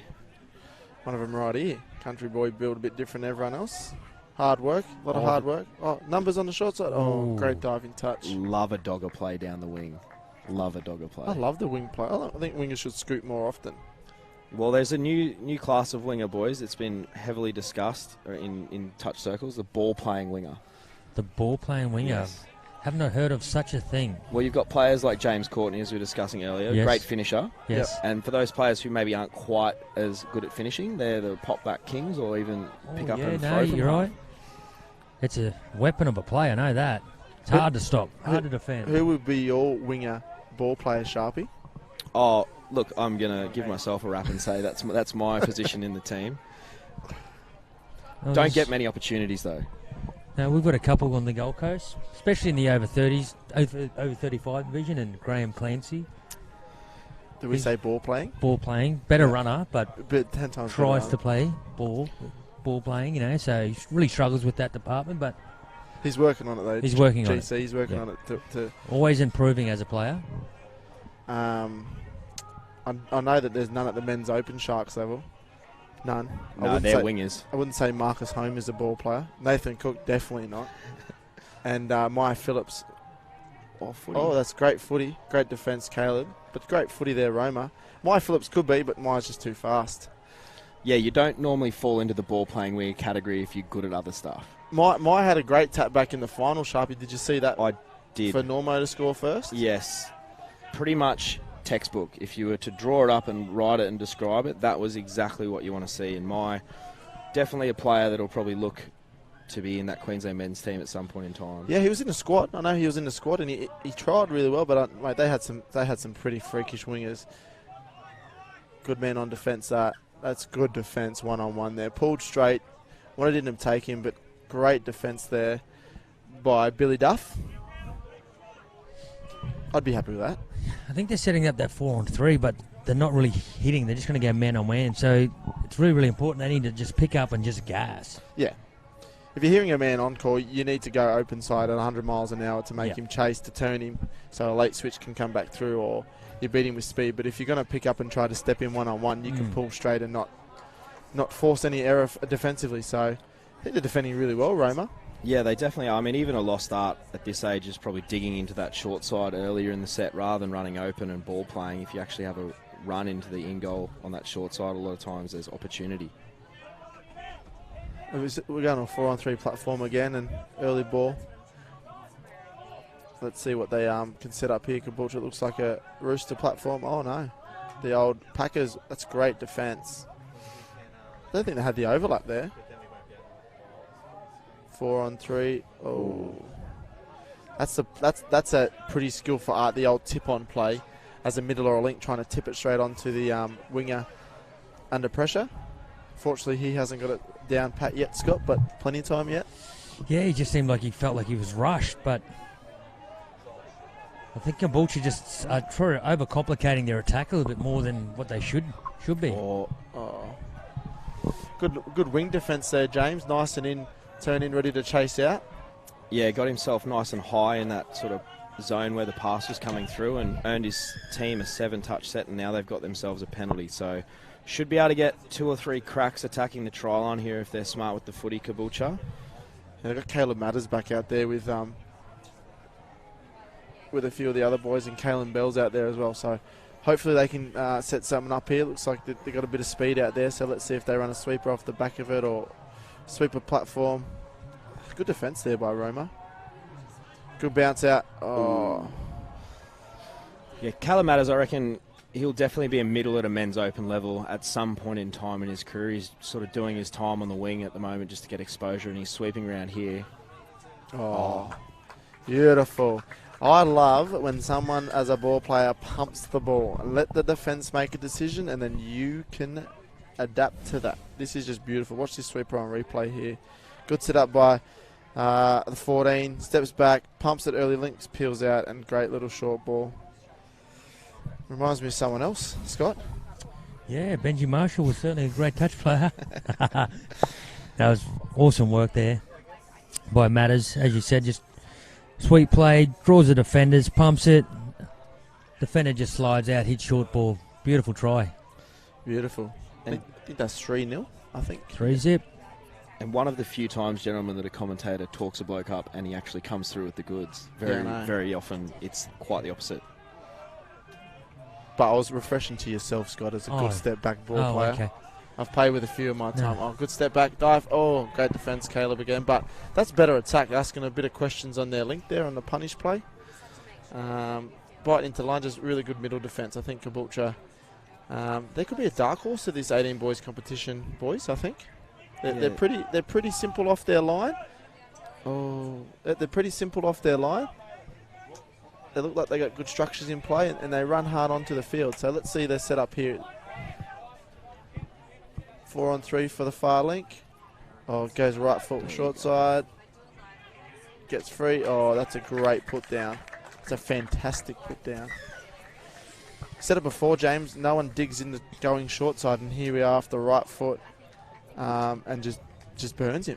Well, especially when you're hearing that man on call, a lot of times the spaces can actually be back to the short side. You see it far too often. Players have seen Dylan Hennessy and see him throwing those long passes, and what they don't see is Dylan taking 2 or 3 steps in short to jag back. That was just sharp feet. Like, he's picked up to go 4-on-3, heard the man on, bang, right foot, got free, gets them up 4-0. Let's see what Roma can put in here to answer maybe one before half time. One thing I'm missing is a clock to know how long to go in the half. That's one thing we're sort of missing up here. We'll have to put it on the artist rider for next time. Maybe. When the celebrities come up, we'll make sure we've got clocks for all of us. Yeah, no, yep. Numbers. I'll make sure I'll have the clock on the second half. That's what we're hinting at. I'll put it on, boys. Yeah, thanks, mate. My bad. Coming out of trouble. Caboolture again. Looking like an arrow set here. Oh, comes right to the box. Look like they're going to get 2 subs onto the field. It's touch 4 coming up. I like that because they're able to run out to the far. They're able to run out to the far link and create a bit of space there, but just unfortunately dropped it back inside to your man. Got into 2 different boots and unfortunately dropped it. Yeah, I just did some research. He's got a pair of Asics on his right foot and a pair of New Balance on the left foot. So he's still looking for a sponsor. He's still looking for a sponsor. Or he's playing them against each other. Yes. He'll roll out with Nike in the next game just to confuse everyone. Caboolture definitely playing a really positive brand, and there's space here. Tried the no look there, Scotty. Yeah. What do you reckon? Didn't work. Gary Sonner wouldn't be happy with that. And that's half time with Caboolture in a commanding position, up 4-0. We'll be back for the second half shortly.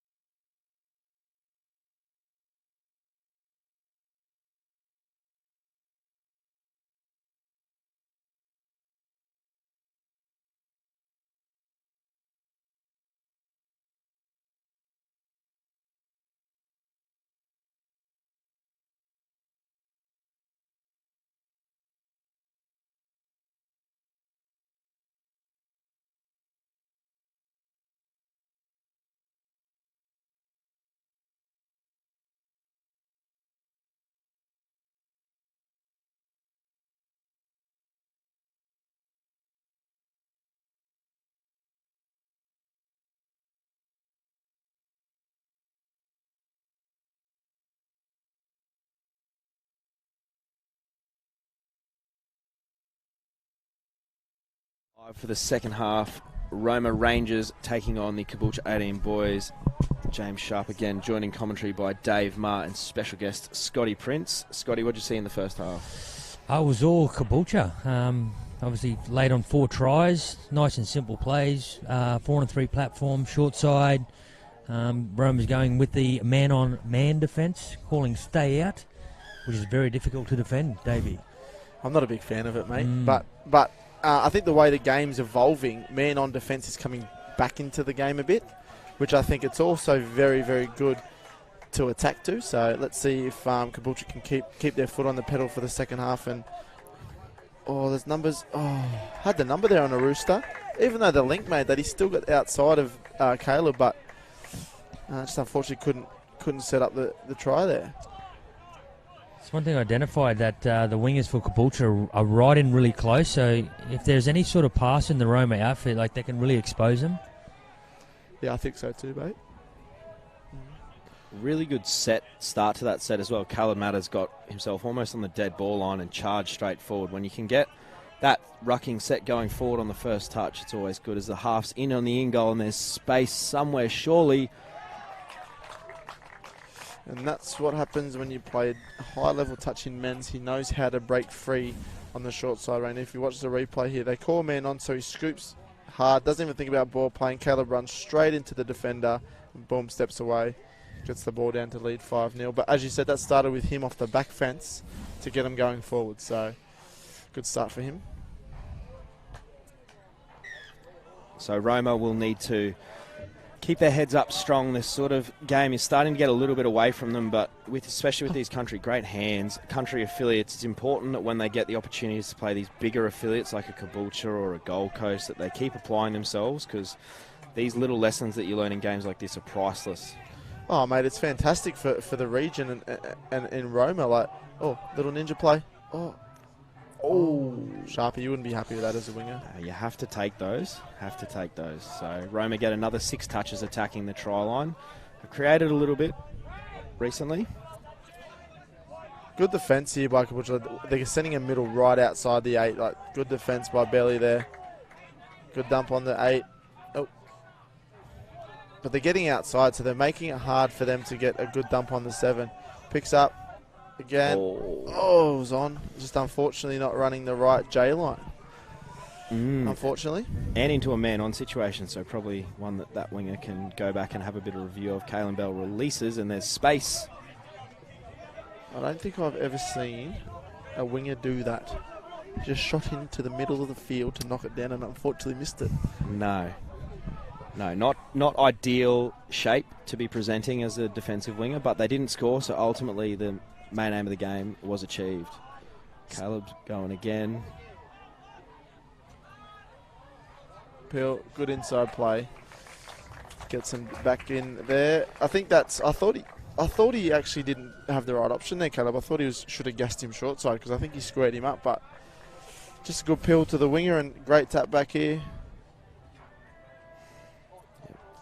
Pass back inside. He thought about the dunk, Sharpie. Not a fan at all. I'm not a fan. Princey? Nah, not a fan of the dunk. Just score the try. In the contest, it's good in the NBA. It is very good in the NBA. But we're not in the parcel NBA. Of the game.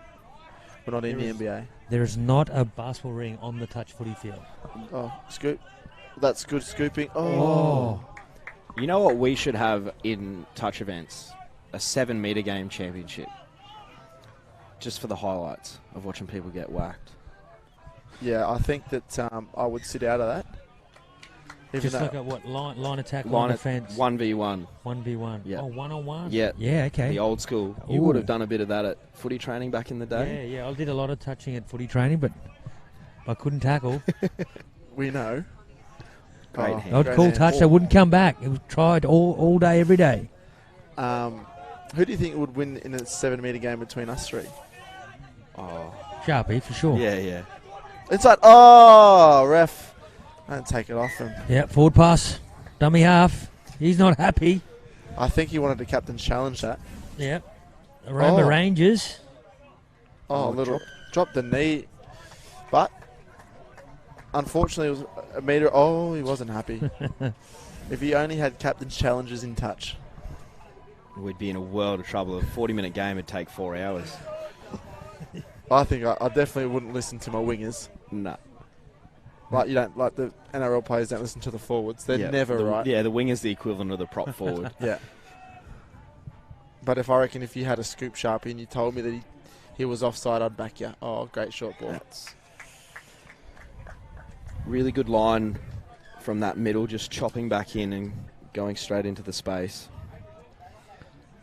Yeah, but it's good to see that the passing competitions and that. But look, if he picks up short, so whack off the right foot, short ball, pumps it again. Unfortunately, the link was just a tad too wide, but this is their skill. This is the skill level of a top team compared to a team that's coming through the ranks of the country. But Roma got to hold their head high. They have not stopped trying with 11 players this whole game, and it's great to see the boys just keep putting in the effort and trying to get over the stripe. I just want to see them get over the stripe. We want to try, Rangers. We want to try. The crowd's begging for a try. Sweeper. The bucket cap, Prince, in the middle. What do you think? I like it. It's a bit of Rex Hunt about it. Fishing cap. No, up there in Caboolture. Bit of fishing out there on the waters, the open waters. Sharpie, been up to Caboolture and those canals up there. Have played a bit of footy out Caboolture way, mate. Definitely an interesting part of the world. Some great touch players out of Caboolture. You got Hayley Maddock, Catherine Sargent, Justin Otto. All out of the Caboolture couple. Sebi Ray. Sebi Ray's there, yes. Belly. Oh, what? That was a cracking hole. Yes, they're Premier Women's side, current state champions from the Queensland State Cup last year. Outstanding carnival from those ladies, and plenty of talent coming through as well. And Hayley and both Grace played for you at the Valleys, Princey. Yeah, they both did. Both played outstanding. I think Hayley Maddock picked up a bit of a knee injury, so hopefully that's not as serious as what we first thought. And I think they got 4 passes off the rack there. And Grace had an awesome season, so hopefully, fingers crossed, we might see her in the NRLW. And they both played women's at State of Origin, Sharpie, Grace and Hayley on the winning side, didn't they? Yes, they were outstanding for Combat and the Queensland women's side, so it's always a pleasure to see our women's touch players have success on those national stages, so hopefully we can see some more talented touchies in the NRLW, Princey. Oh, Caleb's just been sniped by someone. I don't want to laugh, it's not funny because it does hurt, but... So he just fall backwards, did he? Someone must have stood on his boot. I think that the best thing about it, it's on field 1, so anyone can highlight that and send it to him. I'll be sending... Oh, no. If anyone knows Caleb Matters, please send that through. I will be sending that straight to Craig. That'll be put up on his... So we've got Craig Matters, his old man. Yeah, I used to play against Brent, his uncle, back through the juniors when I was a... Craig Matters, mate, one of the best touch players I've witnessed play the game. Unbelievable. Wow. Still playing too for Country Club Colts in Division 2. Yeah. He hit me up actually to play Div 2. Yeah. Okay. I didn't think I was that old yet. I don't think it was about age. He's the... I think it was just about your talent. Wow. Anyway. He's the most intense assistant coach I think I've ever had. He's amazing. He looks you in the eyes and you feel like you could run through a brick wall without him saying anything. That's good. There's another Goosey here. And, knocked down there by the middle. I think it's a knockdown. Is Freshie... Yeah, right call, Freshie. He's made the right call. I think he got a message from the boots. The pink boots that said, mate, you've stuffed that one up. Get it right. The sun was just glaring off the pink boots and couldn't see. Couldn't see the 6 again. Long. Oh, good step. That's sharp feet. Sharp feet there by number 7, Reed Ferry. Just like little... I like this setup. It's a first touch. Just run a quickie platform. Steps to the outside. Gets it early. Bang. And then... So you don't have to dunk that. That's just a class put down. Yeah, it's good. It's classy. I've seen someone do that before. Dunk it. Drop it. More of a right foot step quickie. Not me. I'm more of a defender. We'll get... Oh, there it is. Oh, that's a try. Award. Yes, the Roma Rangers. And John Hampshire, I love the little finger, slam it down on the ground. He's awarding that. That's what we want to see, an expressive referee with his actions. That was, he wanted to tell him he scored. Yes. But it's the same, it's a nice little setup here, a little quickie platform on the link. If we get the replay here, I don't think we're going to, but it was a nice little step back on the link there, and right for quickie dive over. So, mate, they've worked tirelessly this whole game. The boys over there, you can see in the sub box that they're flattened, but they keep going hard and keep working for one another. So, it's a good slide dive. Oh, Freshie. Oh, Freshie, tough call, Freshie. You love to see that early in the set, though, just diving in, trying to sequence that defence to pull a bit harder. So I think it's smart, mate. A lot of players and teams, you got it 4-on-3. He's another. And That's then down that's first. aggressive from Lachlan. Almost as aggressive as the boot colour selection. I just think that's just demanding. That's down with pressure. You know who did that? And it's 2006. He won't mind me saying this, but Ryan Pollock in the men's open. I'm pretty sure he got touched 6 metres out and then told the ref the ball was down, and he awarded the try. Unbelievable. Very convincing. He is convincing, Pollock. Ryan could be rucking in Brisbane, and you would hear him in Harvey Bay calling for the ball. I think the best thing I've ever heard someone say to Ryan Pollock is, "I didn't hear you wanted the ball." He'll be tuning into this. Big shout out to Pollock. He'll be watching this. He's a great ambassador for our sport, and we love Big Rhino 3. So, mate, hope you're at home watching and enjoying the coverage here. And it's great to see him getting back involved in the game, boys. He had some experience with the Sharks at NTL and then some involvement with the Queensland crew at Origin. And speaking to a number of players that were involved in both camps, said it's great to have him back. He's got so much knowledge and so much to offer to us. So. He probably won't mind me saying this, but I haven't seen him run faster on the field than he did after Jesse Curtis stopped Jamin Bob in the drop-off. And then I think he was the third person out to celebrate. I don't know how he got out there. He showed tremendous speed. But I think he's been out for 7 weeks since with a hamstring strain. It's probably correct. What you didn't see is he was actually halfway onto the field before it happened. Yeah. So he'd broken. He had that much faith in the boys to get the job done. Mate, he was fantastic. And just like, it's the same with Nathan Jones was there with us as well. Like, great leaders of the past game, and to come back and just show what a region means to them boys, and to have them around it. And mate, you can't meet a guy that's played for Queensland more passionate than Ryan Pollock, I don't think, in the touch football world. He's just unbelievable. And there again, a C1 set up and easy hands there. Caboolture just running away with it in the end here. Very classy side, boys. I'm not too far across the 18 boys division, but you'd have to say Caboolture have shown that they've got a fair chance at playing on finals day in a meaningful match. Yeah, well, you look at some of the other 18 boys side here, Rocky, likes of Jardel Bob, and a few of those, Paddy Crow coming through there, and then you got Gold Coast coached by Leon Skinner with Caelan Warwicky Gould, and a few of those other boys that have played Metro Cup last year. I think young Jaden from Cobras. Mbechi, yes. Mbechi is down there, mate. He's a talented player. I rate him very, very highly, and they've got a good side. And then also you can't go past Redlands, coached by Carly Banks. They've done some wonderful things this year there. So this 18s division is pretty open in my opinion. Yeah, but Caboolture are a side to look out for. Yeah, they got all the talent in the world, but I think in the second half, in comparison to the first half, they kept their attack nice and simple, and it's just shown. I think they've laid on another 6 or 7 tries in the second half. Not sure about some of the haircuts though. No. The sideshow Bob looks. I didn't think that was back in. Mate, there's a lot of Ryan Pappenhausen haircuts getting around. He certainly set the standard with haircuts. Well, obviously you can't do it. I because can't you're do it. losing it. Yeah, so. it's running out very quickly. But if you play like Pap, you can do whatever you want. This is correct. But thanks for He's a joining weapon. us, Princey, for the commentary in the last 2 games, mate. Been a pleasure, Sharpie. Been a pleasure, and stay tuned next for Mark Tipple and Jordan Dart to take you through the rest of the day. Thank you.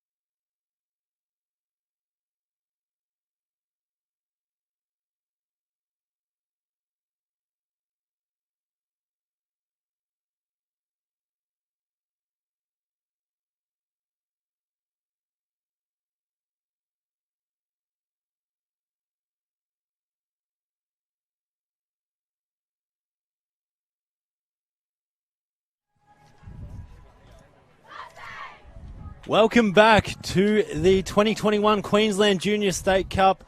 My name is Mark Tipple. I'm joined here by fellow Queensland Touch staff member Jack Whitelock, and we are gearing up for this 18... No, it's not the 18 Girls.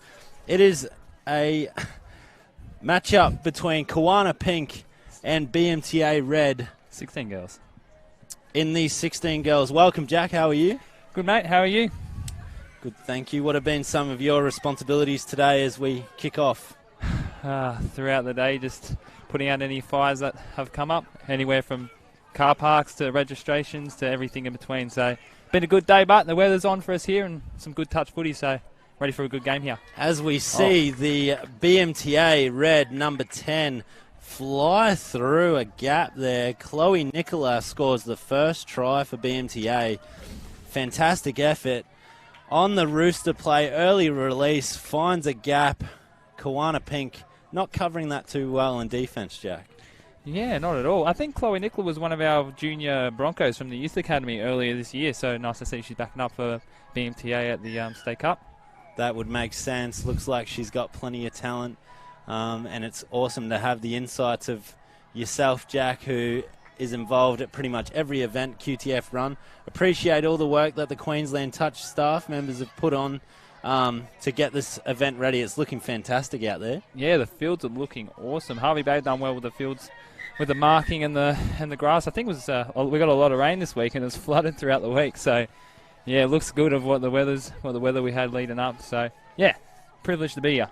Absolutely, and we must thank the Fraser Coast Council, our major partner for this event, hosting us here at beautiful Harvey Bay. My first time here, when I saw the sunset on Monday afternoon, I was gabba-flasted by how beautiful it is here. So it's great to be here as Kawana Pink look to get themselves on the try scorebook as they build up with some middle play here. Late substitution as its fifth touch. Their number one has a little scoop to see what's happening and nothing on, as Millie Stanton, the Kawana Pink, was the scooper there. As BMTA Red, very strong across the board in all the girls' age groups. The 16s team, many of them would have been featured in the 14 Girls Championship 2 years ago for BMTA, as number 2 scoops through for BMTA. Olivia Atkins finds a free teammate. We will get a number in a second to put on their second try of the match. Jack, talk us through. It's a little scoop play straight through, turning inside out, putting down the speed, little dummy, and then just looking for some support. Beautiful ball and down. There's number 37, Lily Neal. So BMTA Red will be one of the pre-tournament favourites, are one of the favourites going into this. 2 years ago, many of these girls beat Redlands in the final, and I know the 16 Girls Redlands team are red hot and ones to watch as well. BMTA Red is their top team, obviously. They have blue and white teams in some division, and Kawana Pink, I'm not sure about them if that's their A or B team, but down 2-0 early. If they can claw one back here, they can potentially stay in it, but it doesn't look easy against a well-structured BMTA defence. Number 16 for Kawana. Good scoop through. Found an opportunity, Ella Christensen, but couldn't find anyone free. Remember, dummy half can't score in touch football. If you're new to the sport, if you're a grandparent or a parent watching, Jack, you have played a little bit, but you've worked more than you've played, even though you know so many of the players and coaches involved. Yeah, not really much of a player, but I'm looking to get more involved. Played a couple social games down at Palm Beach. Not really any good, or hadn't much clue what's going on, but just a battle of giving it a go. So, yeah. Jack is a fantastic athlete, well versed in another code that we won't mention over the commentary, but I've been trying to get him down to play in some rep teams for us down on the Gold Coast. I'm sure he'll be featuring at a State Cup soon when he's not working. That's the other barrier, isn't it, Yeah, Jack? Working big long weeks. I don't know if I'm brave enough to try and do both at the same time, or even ask Greg to, have some time off. I don't know if I'll be allowed, but we'll see. We'll see. It's definitely something in the making. So we'll see how we go. As BMTA drive up the field once again, they're really well aware, working very well as a team. Touch football is such a team sport. Takes everyone to be involved, to create opportunities, to stop tries. As we see BMTA win the penalty, Kawana Pink found offside on that occasion. And they will get a complete set as we see, I believe it's number 53, 33, Rani Hagen on the Rooster play. Here she is. Nice dive. Straight through, great dive. Scores BMTA Red's third try on that Rooster play there, Jack. Yeah, that was a nice little dive. Comes flying in and just goes underneath the defenders there. Nice. I like it. I like a dive. All for it. BMTA, as we've mentioned already plenty, they are one of the best teams in this age division. They've already got a strong lead, up 3-0, as Kawana Pink will look to claw one back. It may be a tough match, let's be honest, for Kawana in this one. We see that many times in the first couple rounds in this round play as it's fifth touch. Number nice, 16, though, she's gone through again almost. It was Ella Christensen again. She's looking threatening. Yeah, she is looking threatening on that scoop. She's one to watch out for BMTA as they fly through number 25, Fleur Helena Kuini Gin. I'm sure I've messed that up, but that's a fantastic work from young Fleur there, Jack. Yeah, she's been rucking really nice all game, and it kind of just opened up in the middle for her there, and she just powered on through. Nice form all the way to the try line. Good stuff. Putting on a clinic here as we see the replay. Yeah. Oh, nice little late footwork. Yeah, straight through. Found the space, had the pace. Fantastic vision and awareness from Fleur to just speed through that one. So well done to her and the team, taking the score to 4-0. Now, none of this would be possible without the help of our sponsors. Big mention to Eku, who is, you can see the live stream feed going over to the food vendors to our right, and appreciate all the IT support that they provide us, Jack. Yeah, how cool is that truck with the setup with the live stream? You can actually hear our voices out over there, so apologies for everyone that can hear my voice, my nasally voice. So see what Kawana got here. As Kawana set up a middle play, number 7 scoops through. And finds her teammate. That's a fantastic scoop from Jenna Williams to find the number 10 and Maya Toshak. And Kawana claw one back. They're not giving up. They're not going to die wondering here, Jack. Yeah. Nice little quickie play there. Just a break through the defence and then found a teammate in the in goal there. They're getting a bit of success with that on the try line there. Just the pass back and stepping back the other way, going. The defence are cornering to one side, and they're getting a lot of success coming back the other way. So maybe it's something they can keep working at and see if they can keep building off it. Then they can look to add other moves and plays on top of that. That's right. That's probably their third real opportunity, and they are finding little gaps in the defence, which BMTA Red will want to stop in the future, as they now have a turn. Wow. Through Kate Hammond. Number 13 there, great run. Just clipped on the foot, I believe, by a Kawana player to stop the try as they fade out right side. Rooster play, wrap. Hits the link, Hammond, to the 35, Jada Harris, who couldn't connect with her winger to score, so the ball goes down. Shout out on the live stream to Courtney Smith, who's watching us. Another quality commentary team. Thanks, Courtney. Great to have you guys tuning in, and anyone that's listening, feel free to get on the chat, have a bit of banter, but we want to see support and plenty of positivity as we do around the grounds. And it's been great this first day, Jack. Everything seems to be running pretty smoothly. Yeah, all games are on time, ready, no problems that way, so that's always a good thing. But usually find the first 2 days are usually pretty good because everyone has the pulls and draws But when you find that final day with finals, it gets a bit hectic. Emotions are in the air. You love it. But, yeah, fingers crossed we can stay on track and no issues, and doesn't look like any major injuries. Well, ooh, nearly go straight through there. But, yeah, it's been well. Jenna Williams threatening again there on the scoop. That seems to be their go-to, which I say all the time, scooping is the best move in touch football. It will be around forever, and it has been around since the start. Well, I think so. I wasn't. But it's still the best move, and Kawana will get a chance early on to put this on display again. It'll be interesting to see what they do. So early on in a set, you want to give the ball to someone that can dive and score. Obviously, dummy half on a scoop can't score, but here Kawana is sending a sweeper around. Not really well set up or well timed on that occasion, and they're taking too long to find the right option. This is fourth touch now, so they'll get one strike. Dump here to play. Rooster play. Jenna Williams, number 7.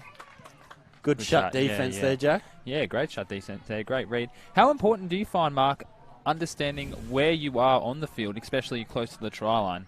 As you saw there, they took about 4 touches to get the attack rolling. Like, how important do you find the touches on the line to know what you're doing? Like you said, the dive play was really good, and then your actual positioning on the field.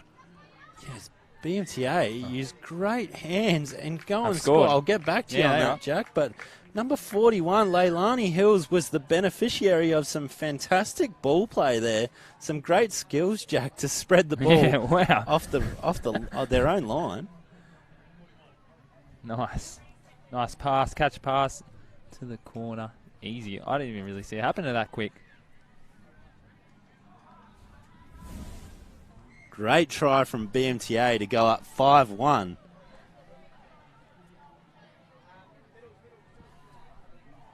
As Baz giving a big shout out to Mitch Barry live stream. On the live stream as Kawana attacking the line again. Great to have you guys tuning in with us. If you're watching in the vendor, if you're watching in the vendor area, great to have you with us as well. Hope you're enjoying many of the awesome food stalls. I had someone say before, Missy Shaw, she was over there for 2 hours. You could come and there could be no touch on, and we have a marketplace like that, and you'd be happy, wouldn't you? It's like a vendor city over there. Yeah, it's like what's called a food court. It's unreal. It's unreal. So if you're thinking about coming up for the weekend from Brisbane or down from Rocky or wherever, and you weren't planning on it, come on down Friday or Saturday. Saturday's finals day. It's going to be great. Forecast is good, Jack. Yeah, it's looking good. I think a little bit of rain tomorrow, but Saturday is sunshine and good to go, and nothing better than some finals footy. Let's see what Kawana have here.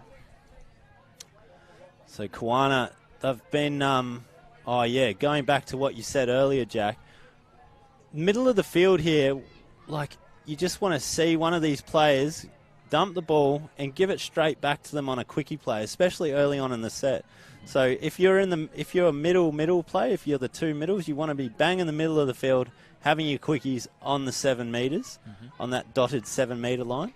And Kawana, at the moment, they're only threatening on those scoops. We've seen them a few times be pretty good, but building up to that, they haven't had too much yet. Yeah, as we've seen, it's taken about 3 or 4 touches to get to that. So if they can incorporate something else maybe earlier in the set, looking for a dive, like you said, could be a good option, then open up the scoop later. But a little bit of work, but let's see what BMTA can do. Roll down the field here. Looks like they got an overlap.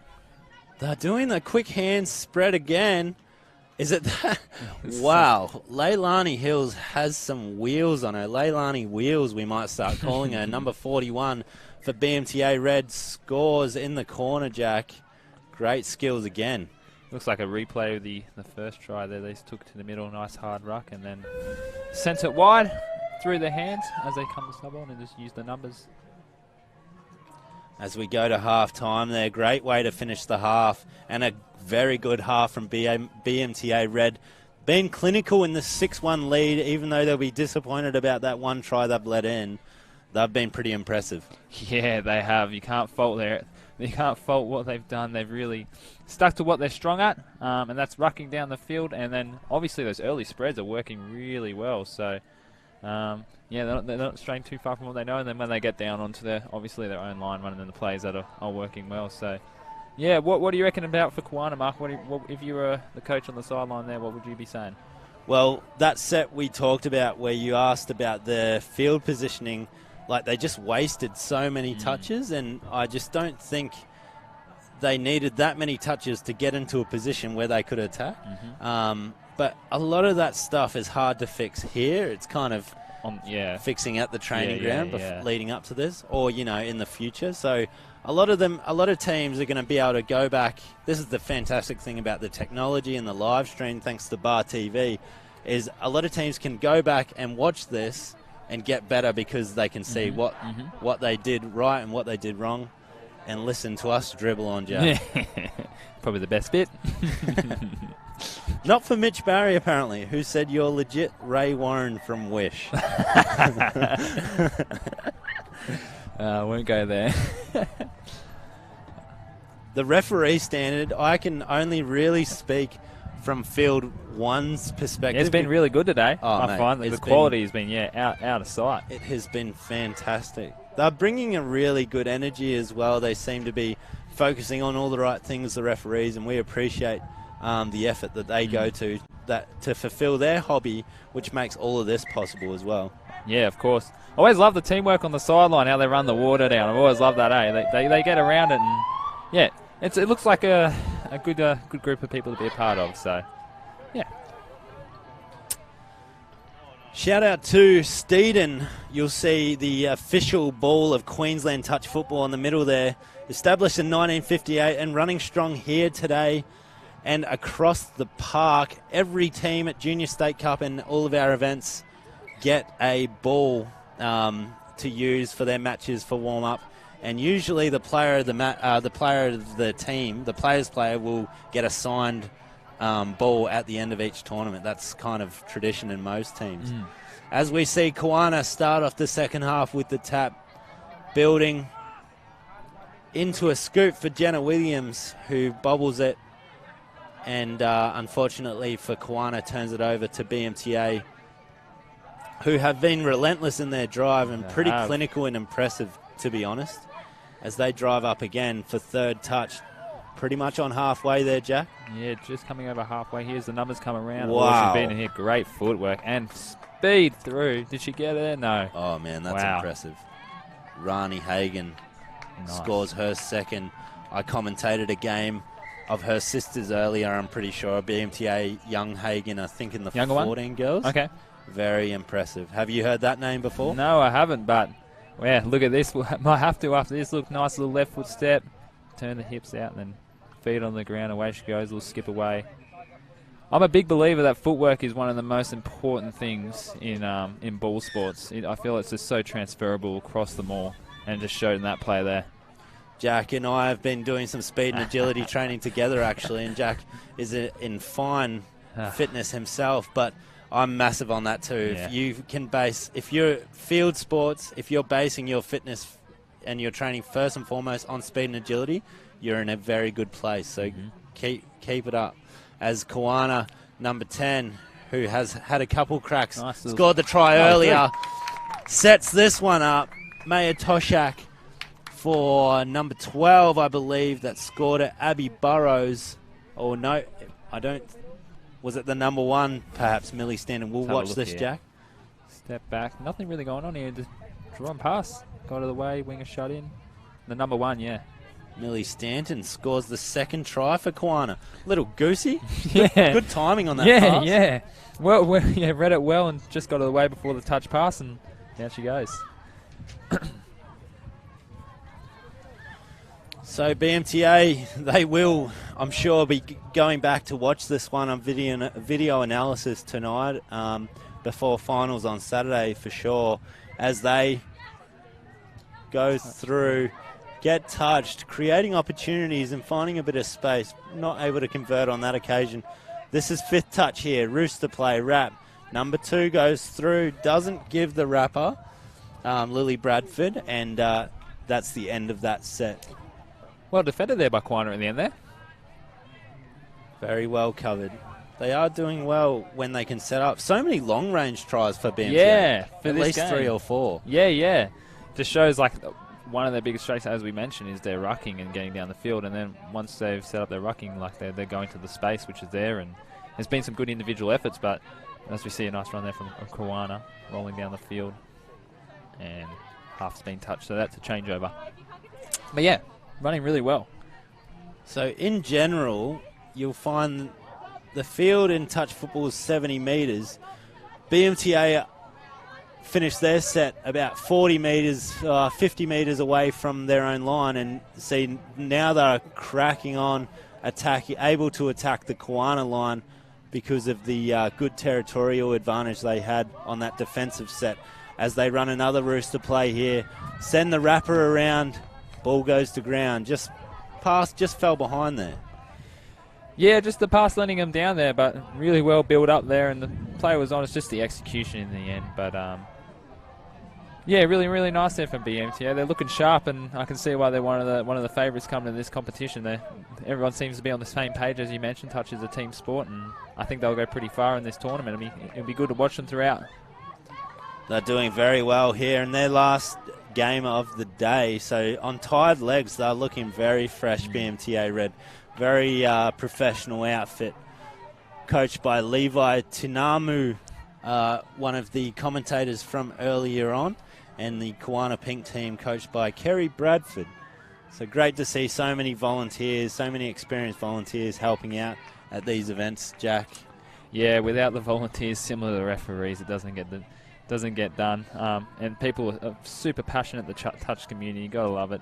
And we appreciate the volunteers and everything they do for us. So an event like this, being able to give back and have a good time and provide what we provide is hopefully bring them back again next year and keep them involved with the sport. So win, lose or draw. Absolutely, is Kawana here on fifth touch. Look for an opportunity. Jenna Williams has been willing.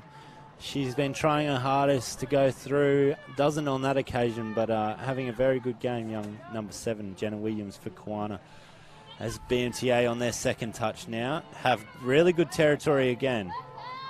And they get a 6 again. 6 again, just over halfway. Do you reckon they go wide here early, Mark? I'm not sure. I think they'll go direct. Well, you've picked it, Jack. They've done exactly that, and they've found that young lady, number 41, Leilani Hills again, Jack. He's in for it. There's a hat trick. She's got some speed Nostradamus? about her. You predicted it. They went wide early, as you can see on the replay. If it's not broke, don't fix it. In and out move, and just down the sideline a bit too quick. Leilani Wheels gets a hat trick to extend the lead 8-2 for BMTA. Very impressive all round. They know their strengths and they just stick to them, which every team should do. Once again, there's been some fantastic displays of touch football this just today. Obviously, it's the first day of the tournament, but teams like this are just textbook teams where they do all the right things. You want to go back and watch how they play and try and emulate what they're doing. As Kawana quickie play, they need more of this, Kawana, more of that kind of play. See, in a situation like this, they don't need to waste touches. They can just have a quickie straight away, but find a dummy half. But see, they're not using first touch. They just need to stand on the 7, let the defense come to them, and have a quickie like they do here. Pass just a little bit. She's intercepted. Quickie play for Maya Toshak, the try scorer from earlier, steps back but gives the intercept to BMTA, who, as we've seen all afternoon so far, are very good at spreading the ball. Should have put on the sideline. This time, they've gone to the winger who's just accidentally stepped out.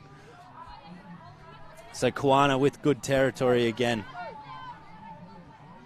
They'll be able to potentially get up the field and scoot, which has been their best option. But they've wasted 3 touches going across the field. That's 4.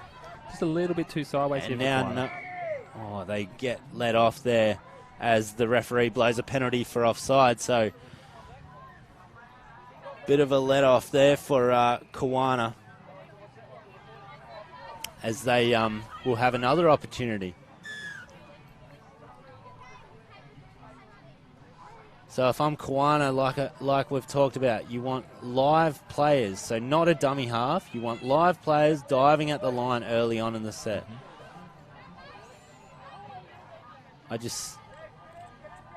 Yes, here we go. A quickie play, short side. Nothing really on. And credit to the BMTA red defence. It is It's a unit out there.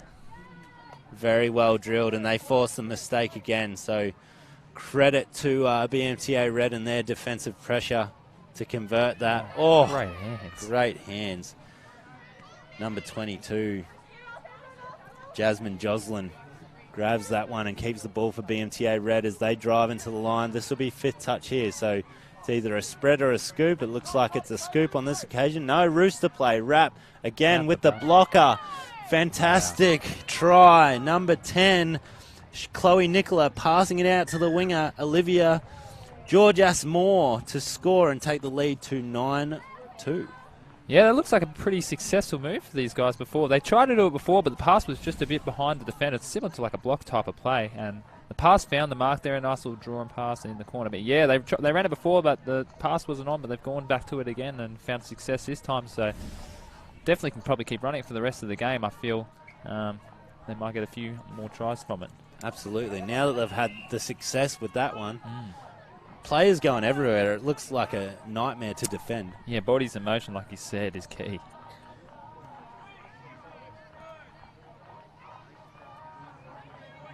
And you can kind of see the difference. Kiwana just don't have a go-to strike play. I don't think if I was them, I'd introduce a rooster or something. Whereas when they're on the scoop like that, Jack, they do threaten. Yeah. So touches 1, 2, 3, 4, they don't really seem to have much going on, but then get to later on in the set, they scoop and they're threatening. Opens up. And once again, bodies in motion. Oh, here we go. Oh, another lightning fast winger, it looks like, for BMTA. Unfortunately for them, it's dropped by the players to give Kiwana the ball. Not sure if the refs called a penalty or something here, but we're back into it now on halfway for Kiwana, so they will hopefully get to the line and be able to scoop, as BMTA are right on them, aren't they? Yeah. No room to move for Kiwana here. BMTA all over them, like white on rice. Look at this, and they haven't made any metres, essentially. Now a bit of go forward. That's 10 metres for them, but that's last touch, as they really run into nothing.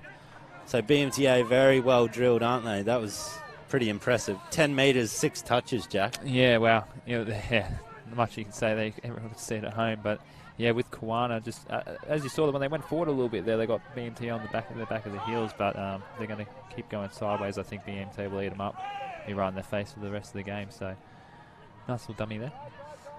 Great little dummy from Chloe Nicola, the try scorer from earlier. As we have a scoop there from number 2, goes through Olivia Atkins. Great pace, great vision, and great finish, I believe, by the number 35, Jada Harris. The referee's just deliberating on whether or not that's a try. Yep, he's given it, Jack. Yeah, nice little try. She's found the in goal there. Just looking. Kiwana did well to cover all the players and then just breaking free. Yeah, it was the 2, Olivia Atkins on a lovely scoop. Yeah, nice. And then she found Jada Harris there. She just broke free of her defender and down goes the ball. Yeah, we'd really love to see Kiwana go forward here a little bit. Just try and get down the field, like you said. Look for a scoot or something and go from there. But yeah, just a bit forward and get down the other end. Get BMT on the back of their heels a little bit. When they're dumping the ball and the dummy half isn't there immediately, we call that downtime. So the less downtime there is, the more go forward you can have. Yep. They just need to keep getting a dummy half there, driving forward, get to the line. This is 4th touch here, and if we're right, like we've seen before, they will threaten on the scoop, which they do again, but well defended there. Number 2, Olivia Atkins, the scooper, earlier on the try assist, stopping that one. BMTA going back to roll the ball. Moving forward now, as I believe most of them are looking to sub. Atkins passes it out again to Harris. Look for our shift here. We have a scoop. 13 goes through. Oh, wow. Oh, a missed touch by Jenna Williams from Kawana. Forgot to grab the number of the scooper, but we'll see in a second, Jack. Another great play. Yeah, standard little scoop straight through. Nice footwork here. Unlucky with the touch, just getting around it. Popped the hips out, found the in goal, and then linked up with a teammate. Who's that? Number 20. I think it was Jasmine Joslin. 22, yeah, Jasmine. And great scoop by Kate Hammond, I believe, there. And a good way for BMTA Red to assert their dominance, taking this one out 11-2 in the end. Jack, pretty impressive performance from the BMTA Red girls. Yeah, as we said, BMTA just really stuck to their strengths, rucking it down the field, getting to their sub-box, and then as they did, sweeped around and used the numbers, or when they were on the line was their scoops and getting the in goal and then finding an open teammate. Kawana, they had their moments where they did really well. Once they got their go forward and like you talked about the downtime, and they were able to get they were into their attack early on. They looked really threatening. So a couple of things to work on there, and like they said, they can go back and watch the videos here and improve on those things. But yeah, BMTA looked to be one of the class teams of the division. Credit to both teams. Last game of the day, no one stopped trying. Both looking really fit and fresh. Yeah, so well done to both teams. Good luck for the rest of the tournament. BMTA Red, I'm sure we will see them late Saturday afternoon. Of course. Top 4, it'll be good to see. So well done to both teams. Next up, who do we have, Jack? We have under 18 girls, Arana versus Toowoomba, I believe. Awesome. We'll be back in a second.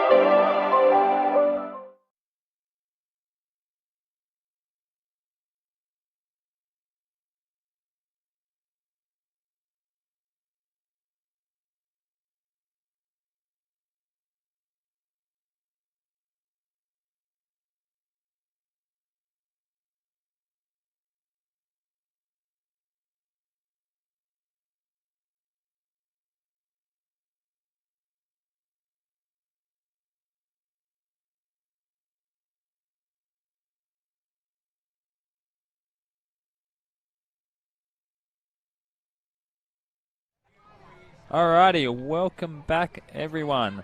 We have the 18 Girls Division, Arana versus Toowoomba. This looks like it's going to be a cracker of a game here. Toowoomba tapping the ball off. Arana defending first. Toowoomba going left to right as the siren goes off in the background.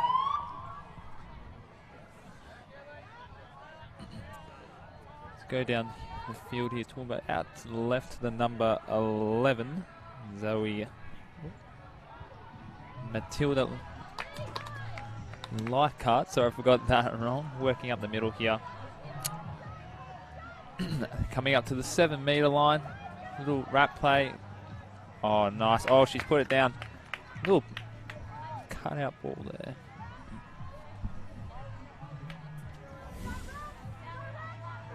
Arana working it off their line here.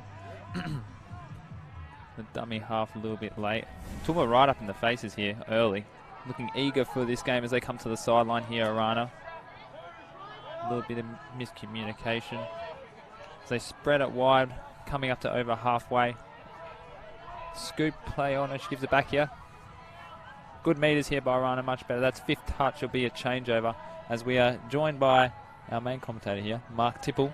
Everyone welcome Mark to the live stream. The man that knows what's going on, not like me. Thanks for holding forward there, Jack. It was pretty poor effort, I will say. You're doing just fine, my friend. I was freaking out.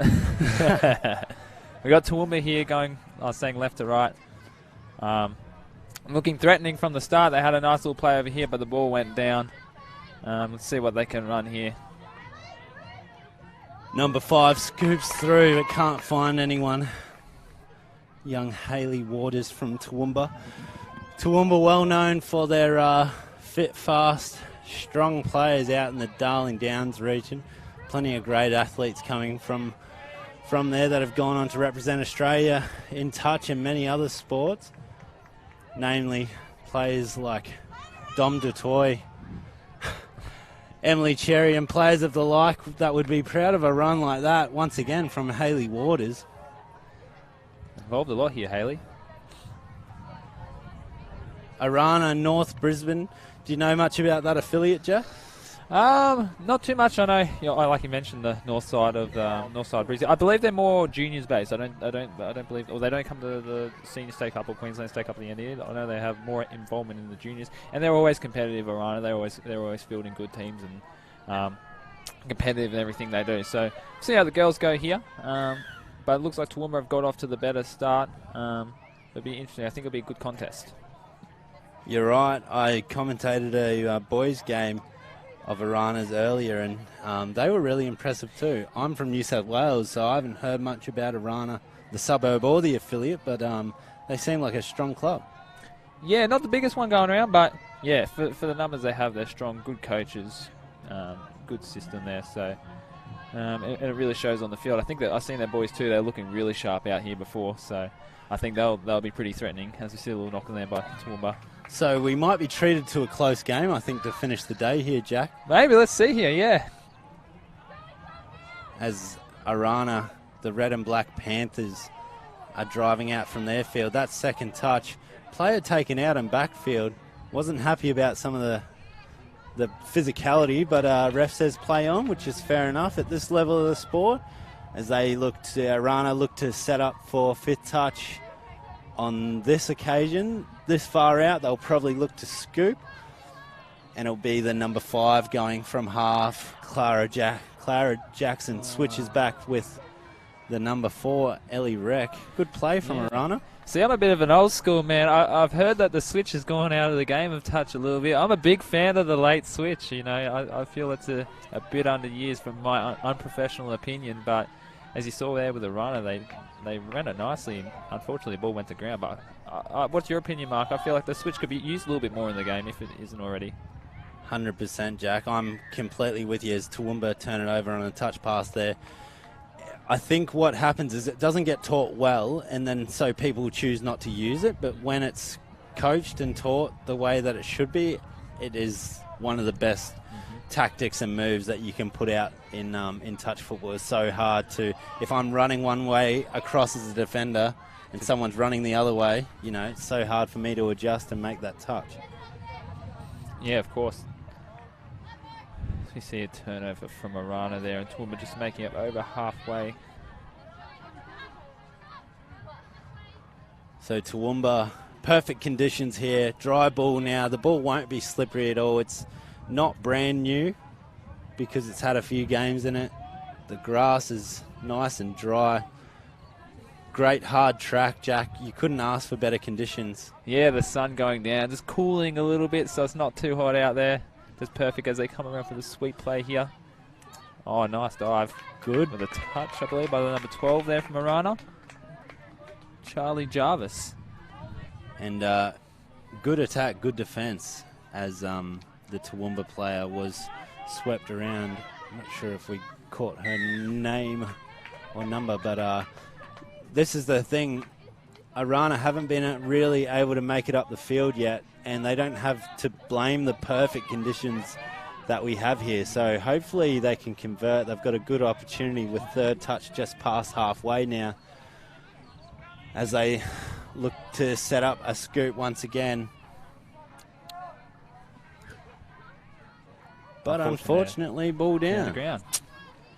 They're building well there, Arana. So, tough touch there. She didn't like that. I think the ref does need to get this under control, though, before it's too late. If one team thinks that it's unfair, but goodness great me, is that a touch? I think she said no. No, great honesty there. Fantastic honesty. Love the effort, though. She never gave up. Down the sideline here. Number 7. Molly McPherson down the sideline. Yeah. And the number 1, Jordan, I'm not sure, was that Menji? Sorry if I messed that one up, Jordan, but Menji, yeah, great effort there. Unfortunate, Fantastic but chase. yeah. Fantastic chase. Great honesty to say that you didn't get her when we could have gone with your call, and we would have, including the refs, but fantastic work by Toowoomba, number 7, to get on the board and take the lead for the first time in the match. Be interesting what we see out of Arana as they kind of get their first real opportunity for the game to attack the line, so we can see what they're working with here. Looks like a punish play, so a quickie short side at Link. Tried to find a switcher on the wing, but nothing on. Toowoomba up to the task, making those touches and force the mistake to get the turnover.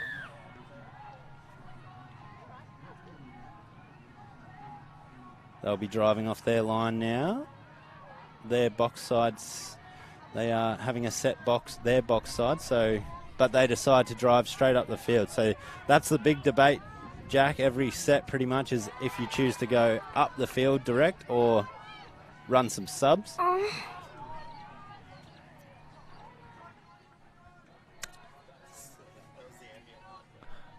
Yeah, it's interesting.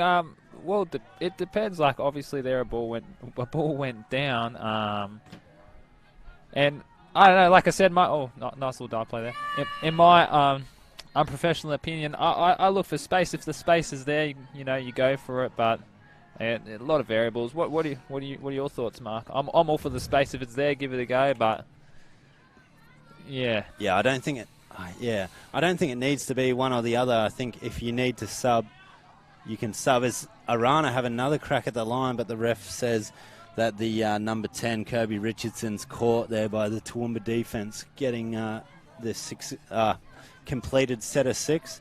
So well done by Arana finishing up there, but Toowoomba driving out now, and they will go to their sub box, but have made the second mistake in a row, that group, which is disappointing. So the new subs come on and are forced instantly to start defending and holding fort for the Toowoomba Twisters, as we're holding fort.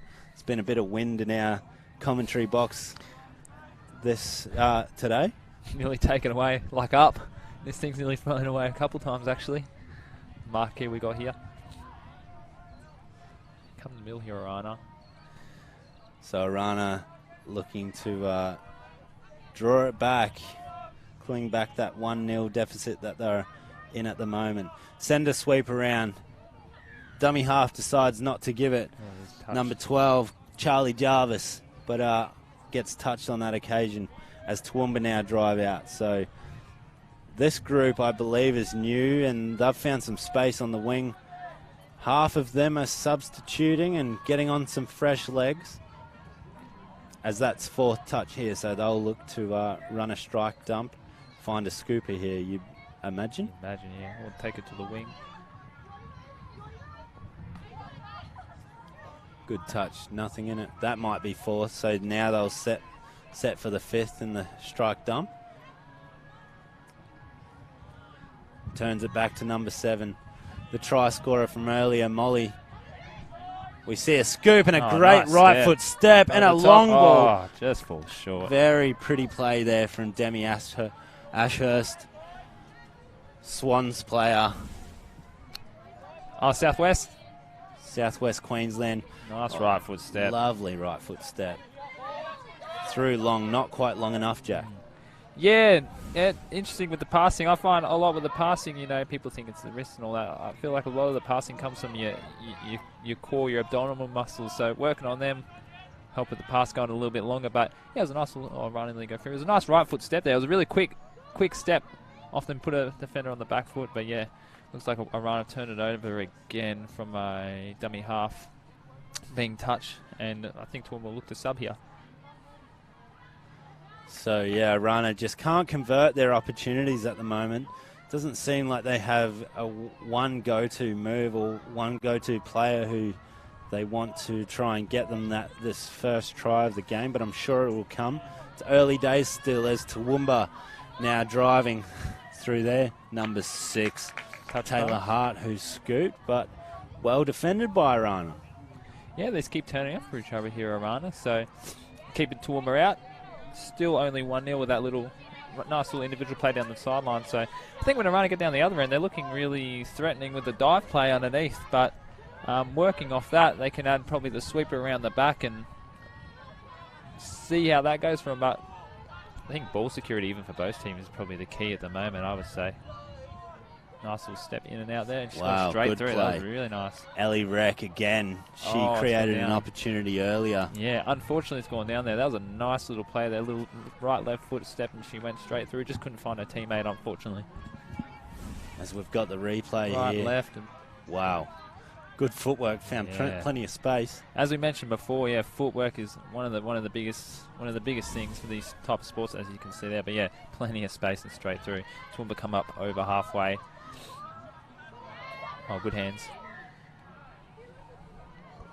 So very physical out there. This is 18 girls, remember. Many of these girls play women's touch, play national level, so there will be a bit of physicality. They are 2 talented teams full of talented players. We call it touch football, but it's not as soft as what some people may imagine. Plenty of 2-hand touches to hold up the defenses. Toowoomba are successful in scoring their second try through Matilda Liked. Yeah, nice little play here. Gave it back to the dumper and then just used the numbers and diving underneath.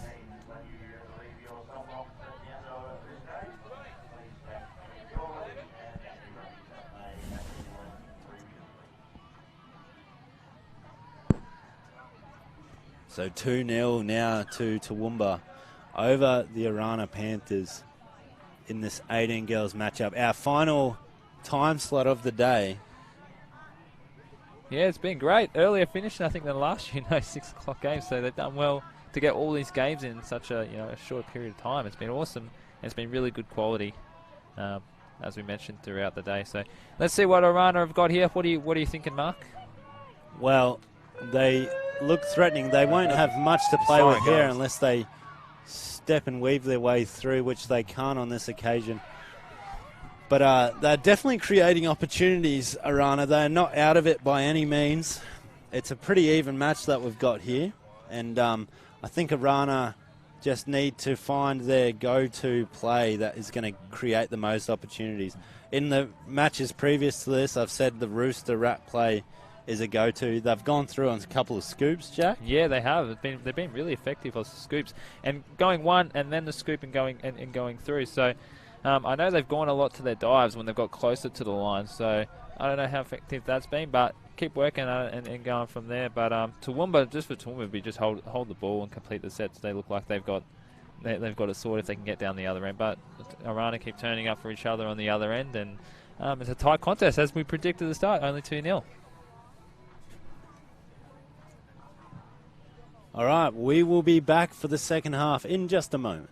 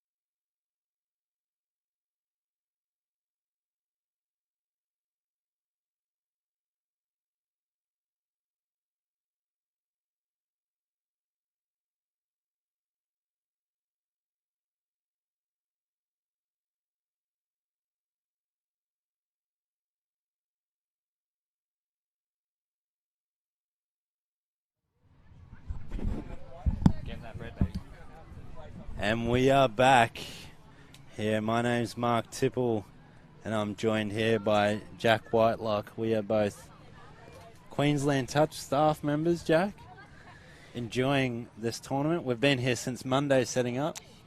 Having a great week so far. Yeah, I've been setting up. I don't know about you, Mark, where you've been. Yeah, we've been Monday setting up, driving up from the Brizzy. So, we're lucky to get it. We're really appreciative that, this event's going with all the COVID and all that scare. But yeah, Monday set up. Especially after last year not going ahead, Jack. Yeah. So, glad to be here. What is it, blessed? Blessed. Whoa, that's some loud music. Playing out from outside. As Arana Panthers looking to get themselves on the scoreboard for the first time today, or in this match anyway. Unfortunately, on that occasion, they can't. And now Toowoomba driving up the field again. Number 7, Molly McPherson, scored the first try for Toowoomba. She's in the middle once again. As Toowoomba will get a penalty and a full set on halfway. So essentially a halfway tap. Many times teams have a special play that a tap-off move that they'll run from the tap-off. On this occasion, it doesn't look like Toowoomba's running one, but whenever you're around that halfway area, you can always go back to that. As we see Toowoomba feed a quickie. Wow, through number 1. So Demi Ashurst passed back to the 13. Number 13, I'm not sure she's on our list, unfortunately, but she's been a feature through a great left to right pass there as Arana now. Make a break. We'll probably just need to hold that one there. Nice little break and put a nose through there. But yeah, if you get down and just keep the momentum and work down the field. With Toowoomba, I would say for their wingers with the long balls hit the ground twice, maybe the coach might mention one of the wingers just to start in a little bit earlier, and as the ball comes across, what's it called? The J line. I do know the J line. The J line. I've been told by the great Tristan Munner. Showed me 1 or 2 J lines down at Palmy on a Thursday night. Could be a bit effective and stop the ball hitting the ground there. So go down the middle of the field here. Ashurst, number 1, scoops again. Can't find any space. Really well defended there by number 4, Jack. Ellie Reck, who's had a good game in attack and defence for the Arana Panthers. Shot out of the line there. Seen it coming from a mile away. Great defence as they make another mistake here, Arana. That's what we mentioned just before half-time. The team's just a bit too many errors for the conditions we have at the moment. But we'll see what Toowoomba have on the line here. They can add another point to the score. Toowoomba looking to extend the lead out to 3 here. They'll get another set as Rec is penalised for Arana on the line. Looking to build here. Toowoomba through the number 4, Holly Wilmington. Sweeper play. Ashurst gives back, and it's Wilmington unlucky. who has spilled it over the line. If she was an older male, we'd say she owes them a carton, Jack. There's a great play there. A little sweep around, step back off the left foot, and then just use the numbers. Unfortunately, put it down. Just saw the try line and couldn't believe she was open, but unlucky there. Great build up by Toowoomba here as Arana work it down the sideline, has her subset. Using a bit of the space wisely, crossover halfway. Looks like they're scooping out here. Take it to the line, long ball to the 6. And she's touched there, and change over. Toowoomba will work at about 15 out from their line. Bit of confusion here. Good hands from Taylor Hart on the wing there, but not enough space for her to do much with it. As Toowoomba will go to their box here, it looks like 4 or 5 players substituting. Ashurst now, that second touch. Driving up the field, but the referee's seen what I thought I saw, and that's a forward pass, Jack, off the ruck. With players running at pace past the ruck, it's pretty common to see, Jack. Forward pass. And it's all about the timing, I guess, and like you mentioned before, it's little things you work on in training, like the timing of timing things. But unlucky there. Let's see what Arana have here.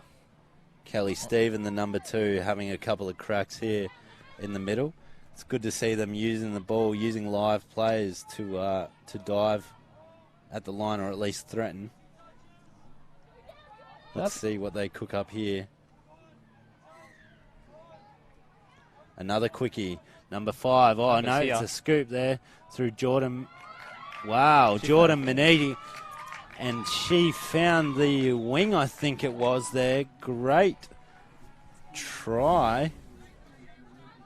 As we see Meneg finds the number 8, the link it was.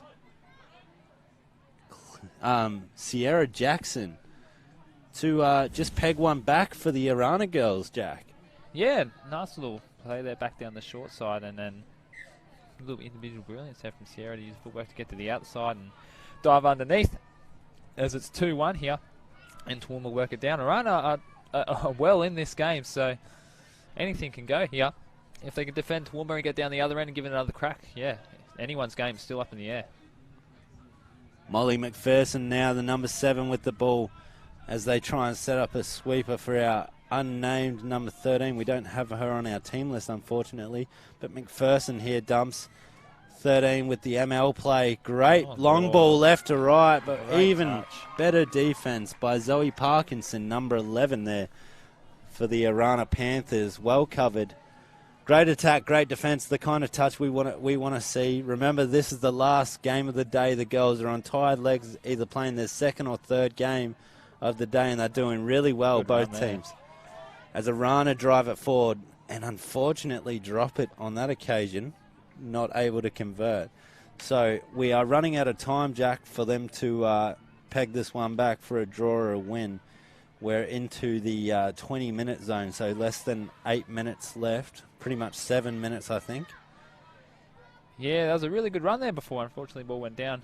As mentioned, Arana just need to keep the little errors out of the game and get down the other end and really give it a crack if they can hold Toowoomba out here. But Toowoomba are looking threatening. Number 1. Ashurst, Demi Ashurst. This is 5th touch. She had that right foot step earlier, Jack, if you recall. Yeah. Great left foot step there, but Toowoomba can't finish. Alrighty, big set here for Arana. As they come to the middle of the field, looking to get to their box, bring some fresh legs on.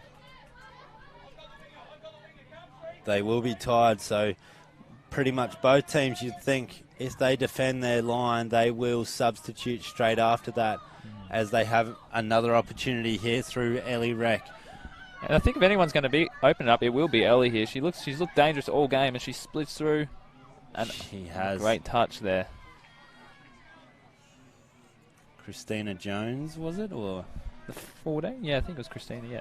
Making a great touch there on Ellie Reck, who has threatened And we'll get another opportunity here as Here we go. Toowoomba, crucial turnover with about 5 minutes remaining. And they'll have an opportunity to draw this one here if they're successful. Wreck on the sweep around the back. Number 2 has a dive, Kelly Stephen, but Toowoomba cover that one. So that's what you want early on in the set. No pressure. You dive at the line. You know, you have a couple cracks. You get as many opportunities as you can each set. You don't want to waste too many touches as Rec sends the 14 around on the sweep, picks up herself, goes short side. Oh, that's a great diving full touch. Stretch. By the Toowoomba number 3, Georgia Bartlett. Ellie Rec again in the middle here, trying to create opportunity. She's the director at the moment, pulling the strings, picks up from half. Can she go through? No, really well defended by number 1. Demi Ashurst for the Toowoomba Twisters to keep that lead at 2-1 for them. That was a big touch right there.